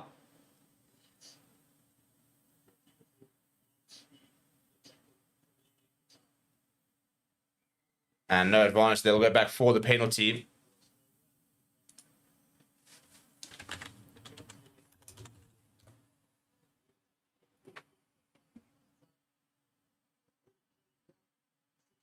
I would say that Mark Hall drop can be added to Nigel Lowen's list for next week. Yeah, it's an interesting one. I think, to be fair, I don't have an issue with it being called a mark. I think he did have control before he then collided. So similarly, like for example, if he had taken something tackled and they would have said no, he'd already had control of it. So it's an interesting one though, isn't it? Because he had taken it and then collided with his teammate, dropped the ball in the process. Calling the mark just before he did that. But anyway, the Wallabies on the front foot here. They're 5 meters out. They've just gone to the corner. So an opportunity for them to try and hit back. It'd be very, very frustrating if we could see it here. Wallabies have looked a lot better in the second half early on. So good defense needed now here from the box. Once the course, they're going to have to use it now. And it's messy ball. And been left behind, I think. Has been left behind. Yeah, there is the penalty. There's not the penalty, the scrum. Really good pressure. Remember that they only use it once. That's the call these days. No, you once, twice. Nope. As soon as it starts moving, use it, and off you go. So I had to use it, and then lots of pressure, causing the knock card at Oxen Chair, shaking Luke Pearce's hand, saying, "Thank you very much for the game, referee." I think he's about to go off. Vincent Koch and Gerard Steenekamp set to come on.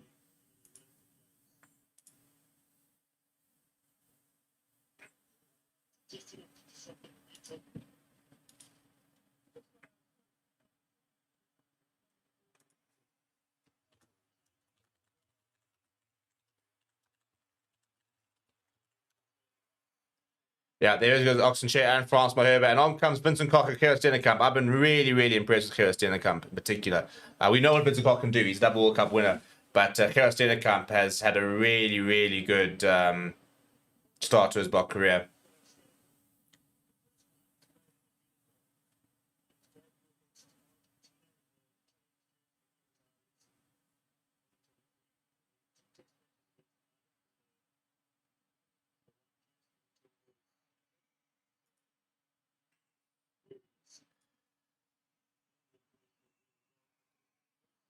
And here comes Simon Murad. He wasn't even supposed to be in the 23, and he replaces Eben Etzebeth. So interesting, because I've always thought that Eben Etzebeth tends to be the one that does get replaced. But Arkestam, again, that injury there, he's on the side there with Ron Okero, who I think will be so gutted, because I think he would have started had he been fit, but apparently also a bit of a niggle there.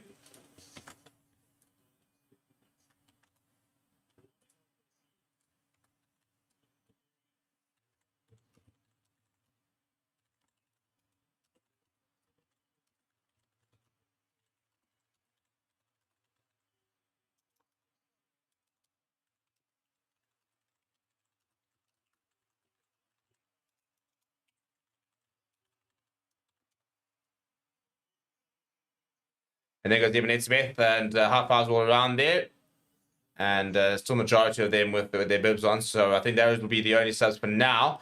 Still got two more players, and Quacker Smith and Malcolm are starting to come on the forwards. And then Andre Pollard, the experienced veteran number 10, to come on a bit later. Jamie saying, great substitution of Ryan. Should have taken him off sooner after he was dropped on his head. Strange that he didn't go for an HIA, which could have resulted in the red card. He didn't come back on. Well, I mean, in theory, I really don't like that. I'm not saying your comment, but the idea, and that is the thing, that an injury necessitates the punishment. Penalty there, by the way, at scrum time, as we kind of imagined, because that's what we do. We scrum, we win penalties. But I really don't think that the injury should influence the sanction. It's about the incident itself, because sometimes you'll have a terrific tackle where via luck, for example, there's no injury, and sometimes you'll just have a rugby incident which causes an injury, and all of a sudden people are saying, well, that needs to be punished. So yeah, I don't like the fact that the extent of the injury comes into it, but it is a thing.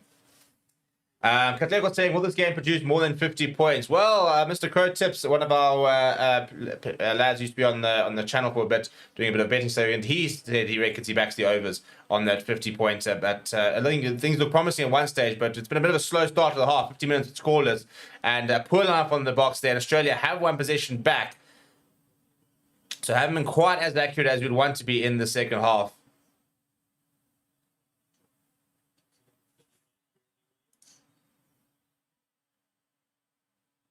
Oh dear, now the stream's gone down. And a bit of space on the left-hand side. Look, should we not have a black screen? The Wallabies could be over for all I know. It's a break in transmission. Out on the right-hand side go the Wallabies. Just outside the 22. Inside ball from Lilicio to Harry Wilson, who's carried strongly today. Hasn't probably found as much momentum as you'd like, but he's been very busy. He has the number 8. Vincent Cox trying to get over that ball. Jake Gordon down the left-hand side, right. Trying to get away from Grant Williams and Peter-Steph Toy. Now Valentini, and he runs into Salma, makes a good tackle. Peter-Steph Toy trying to get over that ball, slow things down. Now Wilson, good hands, but there's been a knock on, I think. Yeah, there's a knock on there coming from, I think that could be Chaos Dennekamp or Ben Dixon, who's come through, shot up in the defense and made a knock on in the process.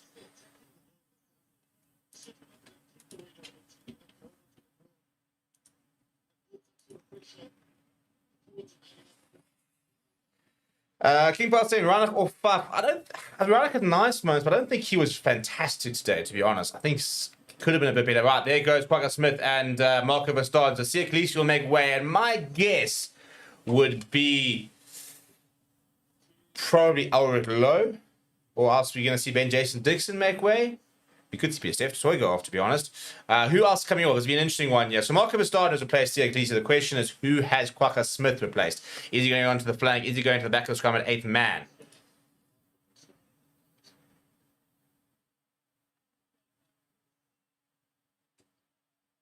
Yeah, it is Ulrich Lowe that is replaced. Quagga Smith will go to the back of the scrum, and Ben Jason Dixon, who was set to come off the bench, will play a full 80, and why not? He's been so impressed today as Ben Jason Dixon.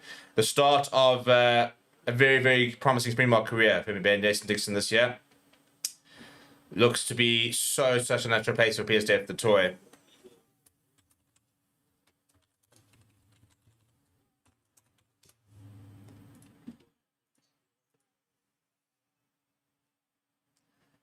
Yeah, we'll go talk about that poll in just a bit about Sasha against the All Black. And a little bit of a space there. Andrew Kellaway comes back inside. In my opinion, I think he's a bit lucky to be on the park as Andrew Kellaway, but he is. And the Wallabies inside the 22 here. They've had so much more possession in the second half. Remember that South Africa still currently do have a bonus point, by the way. It is three more tries than your opponent, not 4 tries for the bonus point. So we're currently sitting with a bonus point. If the Wallabies would score, however, that bonus point would then disappear. I think I much prefer the 4-try bonus point than 3 more tries than your opponent, to be perfectly honest. Marco was starting over that ball. That's what he's back in the side for. And he does win a penalty. That is what Mr. Escott van Staden is on for. Good at the breakdown, and that's just... He's always going to grab that. Right, that's an interesting one. So as we mentioned, we did a poll earlier. 757 votes, by the way. Keep voting. Let's see if we can get that poll up to 1,000 votes. But 80% of those 758 points saying that they would be happy to see Sasha Famigama-Zulu start against the All Blacks.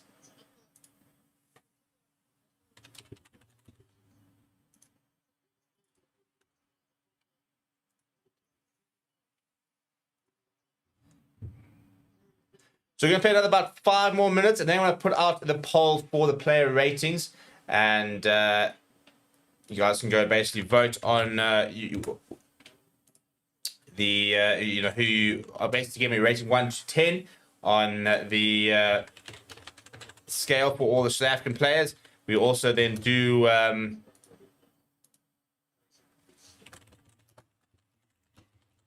penalty there coming for the box, taking him out in the air.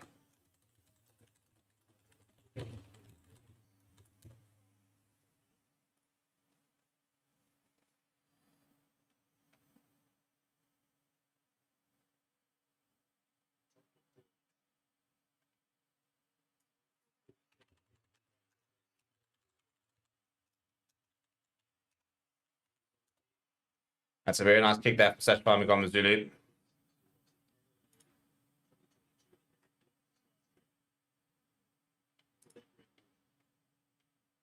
Boxer on just 3 tests versus Wallabies in Brisbane, the last coming in 2013, well over a decade ago. So shows you how significant this win would potentially be if you can get over the line. That's a nice line up though. Flat ball there for Marco van Staden in the midfield.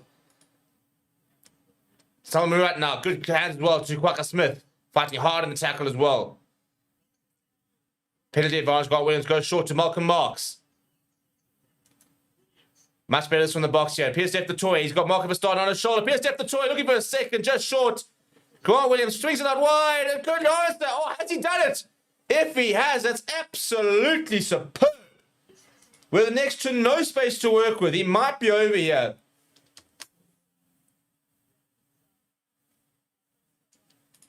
We're going to have a check here, is Luke Pierce. Tell you what, if he scored this, it's a hell of an effort. No try is the call. No try is the call. Boo! Yeah, I mean, he had no space to work with, so not overly surprising.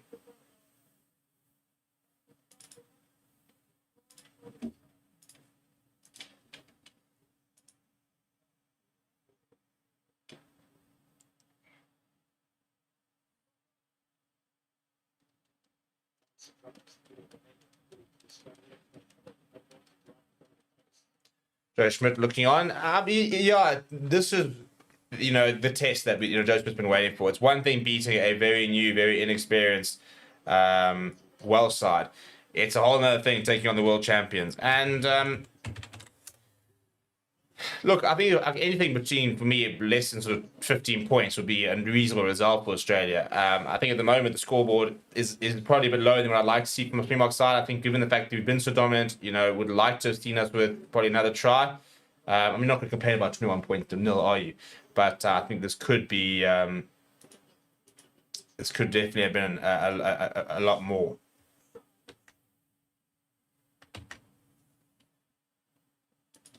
But scrum here for Quagga Smith off the back of the scrum, goes himself.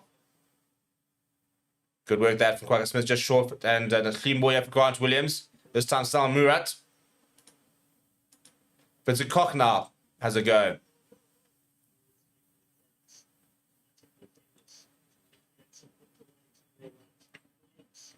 And Quagga Smith is over.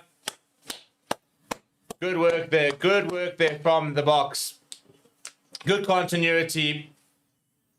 And he's just come off the bench. Full advantage with Quagga Smith. We talked about the fact that he maybe is a much better impact player than maybe starting. Well, he's come off the bench and that's a good impact as well. You can see the big carry there from Peter Steph, the toy. Then Grant Williams pops it up and Quagga Smith on the angle. A nice sort of skill set. Good awareness as well. Hits the gap perfectly as Quagga Smith. Try assist here from Grant Williams. Over he goes. And there's try number 4 for the box.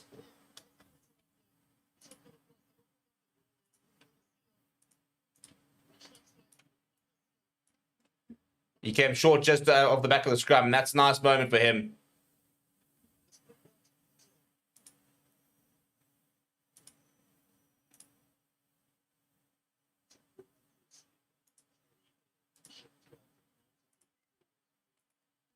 Yeah, I know actually for Sashwan Gomez Zulu, he's 4 from 4 conversion, just the missed penalty, the only sort of blips in his performance so far. And Quagga Smith, well, that's his first try of the season, but he knows the way around the trial line, is Quagga Smith. A regular in the Springbok 23, and so glad that the world is starting to take notice of how special of a player he is. Right, 28 points to 0. That's a bit more of a reflective scoreline if you ask me. And hopefully that kind of opens the floodgates a little bit here. Billy LaRue under the kickoff, going to get away to Quagga Smith. That's another nice carry.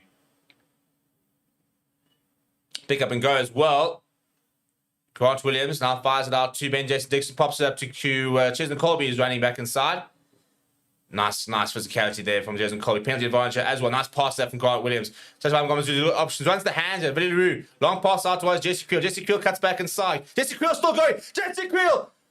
Options over there. Pass to Curtly Arnsell. That is gorgeous rugby from the Springboks. Jesse Creel, you biscuit. And Curtly Arnsell has his second. Phenomenal stuff here from the box now in Brisbane.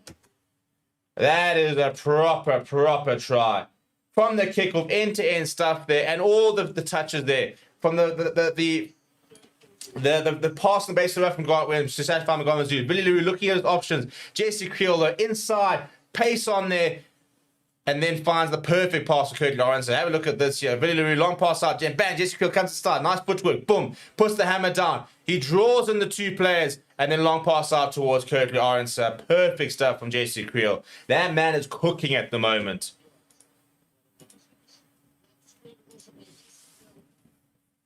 That Jesse Creel try assist.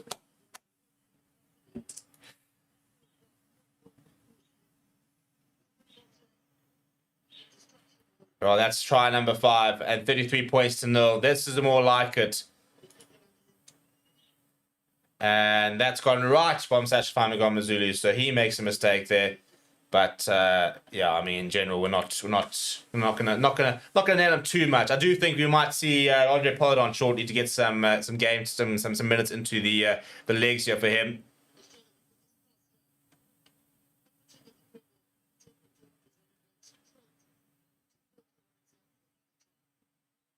Kurt Lawrence, try number 2. So he's searching for a hat trick now, as Kurt Lawrence. And I'll tell you what, Jason Creel, I think if he were to do a man of the match poll, I don't think he'd be a bad addition to it. I mean, you've got something like Lacanya, one of the best players in the world on his day, being kept out because of just sheer form. And that's a good contest on the ground there from Chesney Colby. The bounce of the ball just sort of falling to the Springboks at the moment. Now, bit of space here for Sacha Famagomazulu to attack. Good pass that from... now, Kurt Lawrence down the left-hand side there. I must say, that was Andre Pollard. I thought that was Pollard. I was trying to work out who... There's a bit of a bullet pass. So Andre Pollard is on. And yet Sacha Famagomazulu remains on. So I think Damien Delendi has gone off. Oh, I tell you what, the cross kick just short there for Cheslin Colby. We heard about this as a rumor, the fact that we might see Andre Pollard at 12. So an interesting one here. So Sacha Famagomazulu's continued at 10. Andre Pollard is on, but he's on it inside center. Could this be the new sort of look over here? Could we see Andre Pollard now deputizing it inside center and Sacha Famagomazulu starting at fly half, for example? He's been given the keys.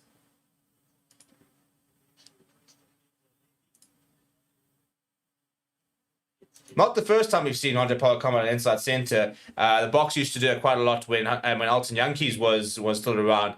If we were ever chasing a game, for example, and you wanted to have those 2 playmakers, you'd put Alton on at 10, have Pollard at 12, and then you kind of got that sort of double access, which worked really nicely, actually. Similar kind of situation over here, you know, where you've got the more attacking natured sort of player in Sacha Famagomazulu, and then the solidity of Andre Pollard. Very different type of situation than when you got Damien Delendi. But it works, and Wallabies now inside their own 22. Defensive line out here. A lot of pressure being put on them.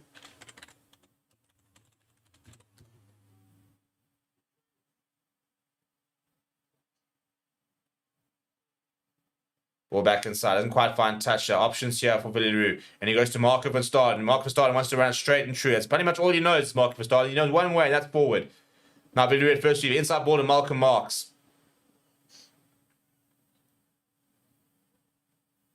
Grant Williams now goes to Sal Murat. Good hands there to Villaroo. Villaroo. Pollard shows and goes himself. Slightly isolated, but ball is available. Williams now a bit of a snipe for him.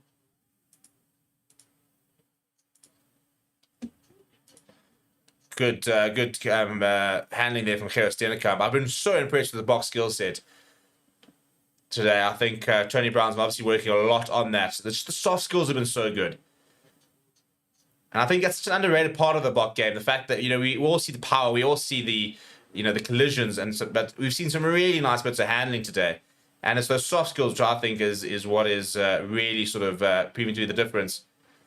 Now we're going for drop goals. Not quite sure why. A bit of a weird one, that. But anyway, having a bit of fun.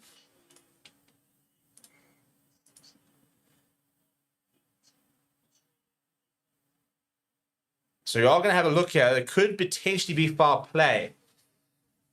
That would be a bit of a blip on the game, wouldn't it? And would also be so needless. So I'm not sure who it is. I think it could be Malcolm Marks. It could be in a bit of trouble, yeah.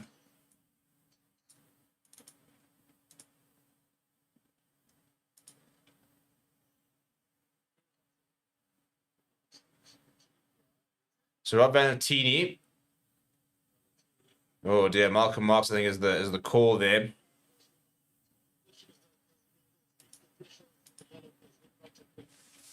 All right, so we're gonna have a TMO check here.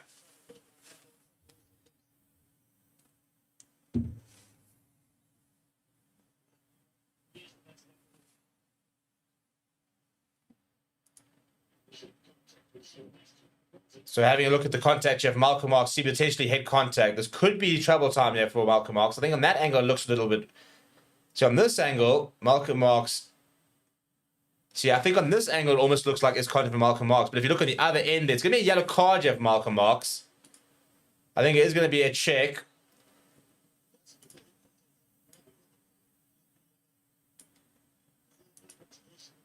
I think Malcolm Marx wasn't even sure it was him. He's a bit surprised about that. Yeah, he has got confirmation it is him. I think they are checking, to be fair. I don't know if it's... I'm pretty sure he said check. The commentator said it's just the yellow card, but I'm pretty sure he did this. So I'm pretty sure there's a check here. So I have to wait and see. I tell you what, South African fans would be absolutely fuming if that were to be upgraded to a red after Andrew Kellaway's incident. But that's a pity for Malcolm Marx. He's had a really, really good game until then.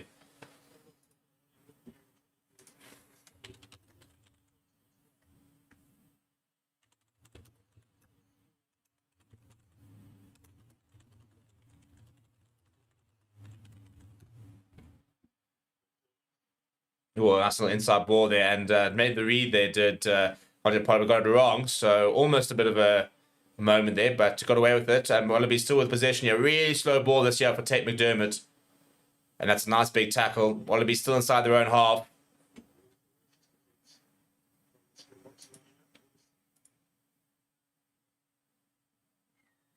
And a penalty coming for not rolling away. So the yellow card for Marx for shoulder to head contact. They'll have to look at if there's mitigation. Another penalty advantage here for the Wallabies. So a couple of consecutive penalties here. Almost a bit of a break there for Josh Fazlin. Then a bit of a left behind there by Valentini, and then knock on. So they'll go back for the penalty. As Frank says over there, will be interesting. Head to head yellow, but the tip tackle stayed yellow. Let's see. Well, that's the thing. You know, if that gets upgraded to a red card, South African's going to be absolutely fuming. I think there is mitigation because he's not the sole tackler there. So Vincent Cox, for example, is also involved. Malcolm Marx is upright, but there is change in the dynamics of the tackle because of the hit from Vincent Cox. So that could save Malcolm Marx, but I think, yeah, if that would be upgraded, I think a lot of people will be very, very upset given the fact that Andrew Kellaway is on the field after a tip tackle where he did nothing to bring down Kobus Rana safely. And he did land on his head. So, yeah, I mean, I said I was surprised that didn't get upgraded. So we'll wait and see, won't we?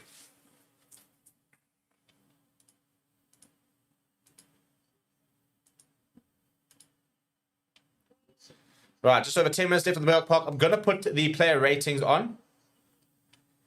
So you guys start getting involved in that over there. We'll be live for that show immediately after this game, so you don't have to do anything. It'll redirect you there. There is a foot and touch, by the way, so it'll be turnover ball. Good work there from the Springboks.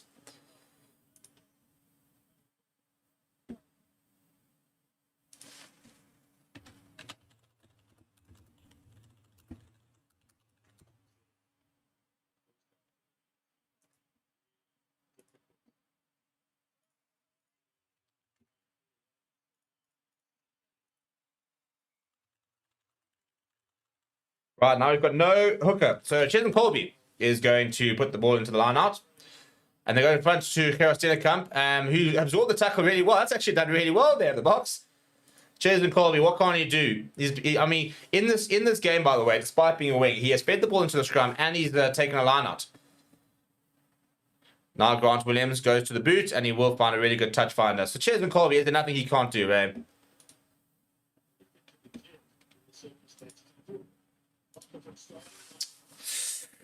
Carl says, I'm feeling sorry for the Wallabies. Not also Sasha against the All Blacks is too soon. All Blacks are a different kettle of fish. Well, to be fair, I mean, we don't know what the kettle of fish really is at the moment. Very new look team at the moment under Scott Robertson.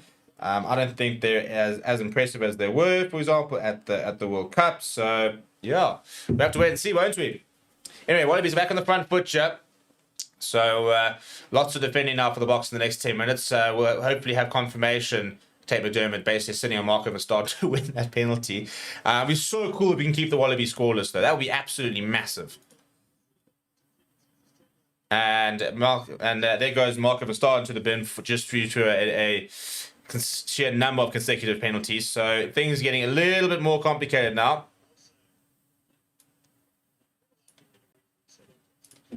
So 2 yellow cards now for South Africa. Not ideal.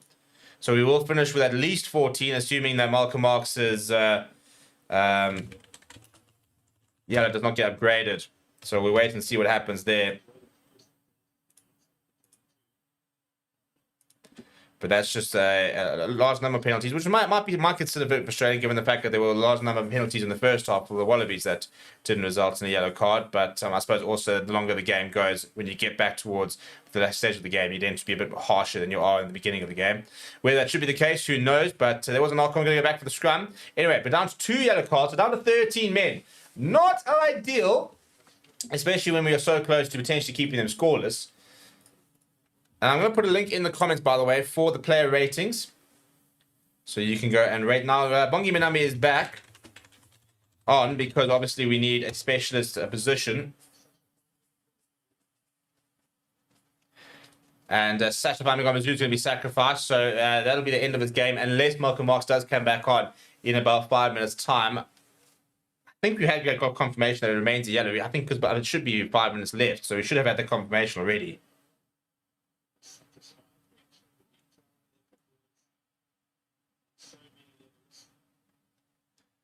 Right, can a 13-man Springboks side keep them out?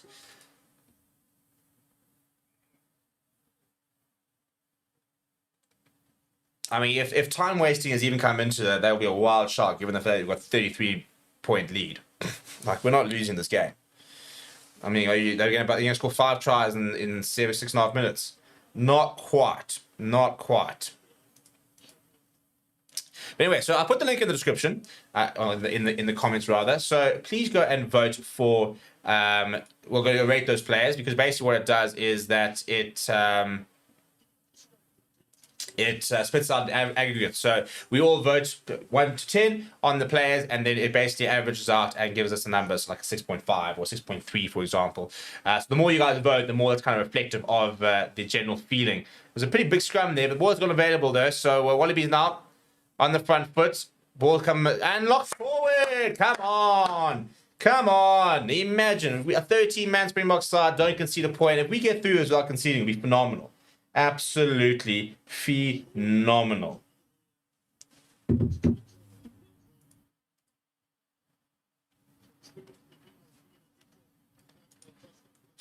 In terms of our content to come today, we will be live immediately after this for New Zealand versus Australia. Mr. Rude, the Rude Meister, will be taking you through that game in the Rugby Championship. We're going to have a player rating show after this, so that might just run into that. And we'll then have Rusty Rasmus's press conference up. That'll be up hopefully within the next about an hour or so. That'll be up as soon as that's finished. We'll also have Joe Schmidt's press conference up. Usually also some players' interviews as well. Then we'll also have trackers for the Curry Cup later. So plenty of content coming your way on the channel. So if you are new to the channel, please do subscribe. There are always lots of new people here on the weekend. So join the community. Go and hit that subscribe button on the journey to 75,000 subscribers. We are just over 2,500 away from that. And it's a free kick here for... Interesting, yeah. So there's a free kick here for Australia. Now, they can't take a scrum. So they have to say they tap and go. And Harry Wilson does tap and go. Ben Jason Dixon meets him and meets him well. 5 minutes left. And Valentini just short. Pick up and go here for the Wallabies. Right on the try line here. Please don't concede. Come on. Desperate defense needed. Short as the initial call here. Slow ball here. And he's just short. How is he short? How's Quacker Smith stopped him there? I thought it was for certain going to go over. And now to right. And there is Hunter Basami over in the corner. That's just the numbers issue, unfortunately. That's what happens when you've got 13 men. Well, the Springbok defense is eventually breached. It took 2 yellow cards in 75 minutes, but Australia eventually over. That in itself is pretty impressive, by the way. To not concede a single point until the 76th minute. That's how you win games. That's how you win trophies.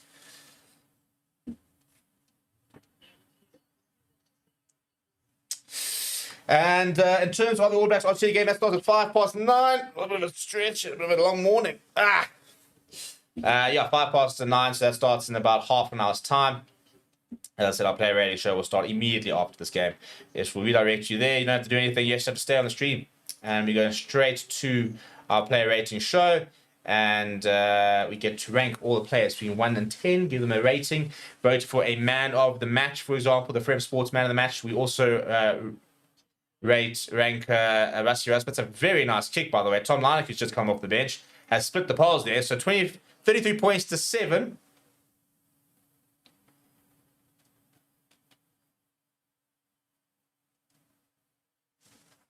So a new addition is that we're going to rate the coach today. So we're going to rate Rassie Rasmus as well. 1 to 10, team selection, tactics, game management, for example. And I'll tell you what, I think he's going to get quite a high rating as Rassie after this display. Been very, very impressive. Right, 33 points to 7. Bonus point is still intact. Andre Pollard gets things back underway, and we should have Malcolm Marx back on the park pretty soon. And that's a pretty poor kickoff in the end from Andre Pollard. He's launched that. It's going to go into touch. And this is going to be a scrum all the way back on the halfway line. Really, really poor that from Pollard, especially when you're trying to manage the game with 2 players down. Uncharacteristic error from him.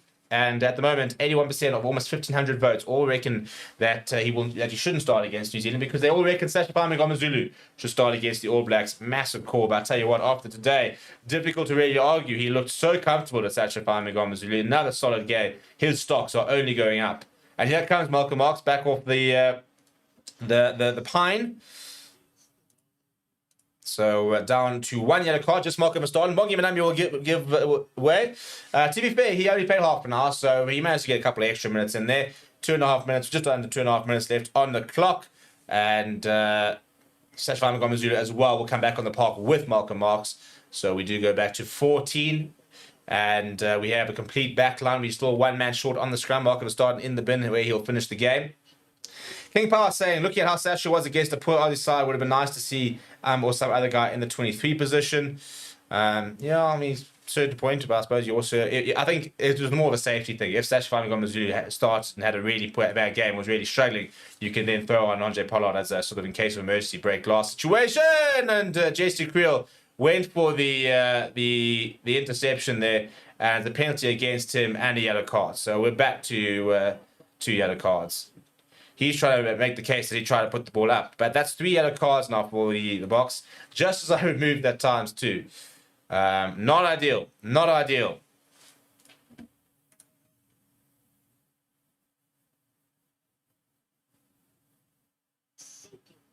Saying you're so close.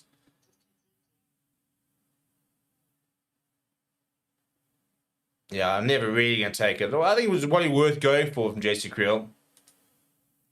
Right, Australia inside the 22. So it's a bit of a fizzle out of a finish here at the moment from the box. Who's just going to have to defend. But overall, a really impressive performance. And looking to hold him up there. Ball available for Tate McDermott.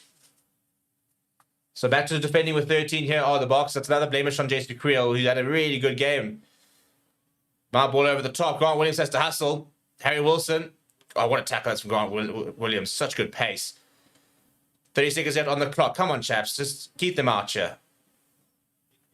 30 seconds. 33.7 is a really dominant game. 33 points to 14 would be so unfair considering how dominant we've been. And they've lost it forward. Turnover ball here. It's Billy LaRue. Well, he puts it over the top. Not his best kick, it must be said, from Billy LaRue. Would have been nice to have actually had the scrum and slow things down. Now Australia looking to counter-attack. Good tackle there. Really good tackle there. I think it's Quacker Smith who's gone up there. It is Quacker Smith. And they won the penalty. Quacker Smith, you absolute biscuit. That's such good work from him. Getting up there and making that tackle. Kirkley Lawrence all over that ball, winning the penalty. The time goes red. Tap it into the corner. Take it. No, they're saying go for the line. I like it. They're saying go for the line. We want more. They reckon that points difference, for example, is going to be important.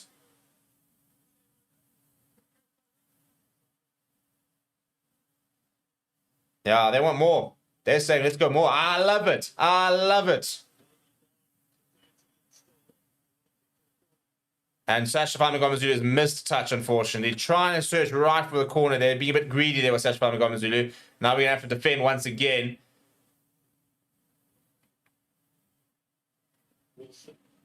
Now ball over the top. Grant Williams has to hustle here. Does hustle really, really well. Ball spills out the back, and Peter Steph the toy is there to complete the tackle. Game should have been over. And now we're defending.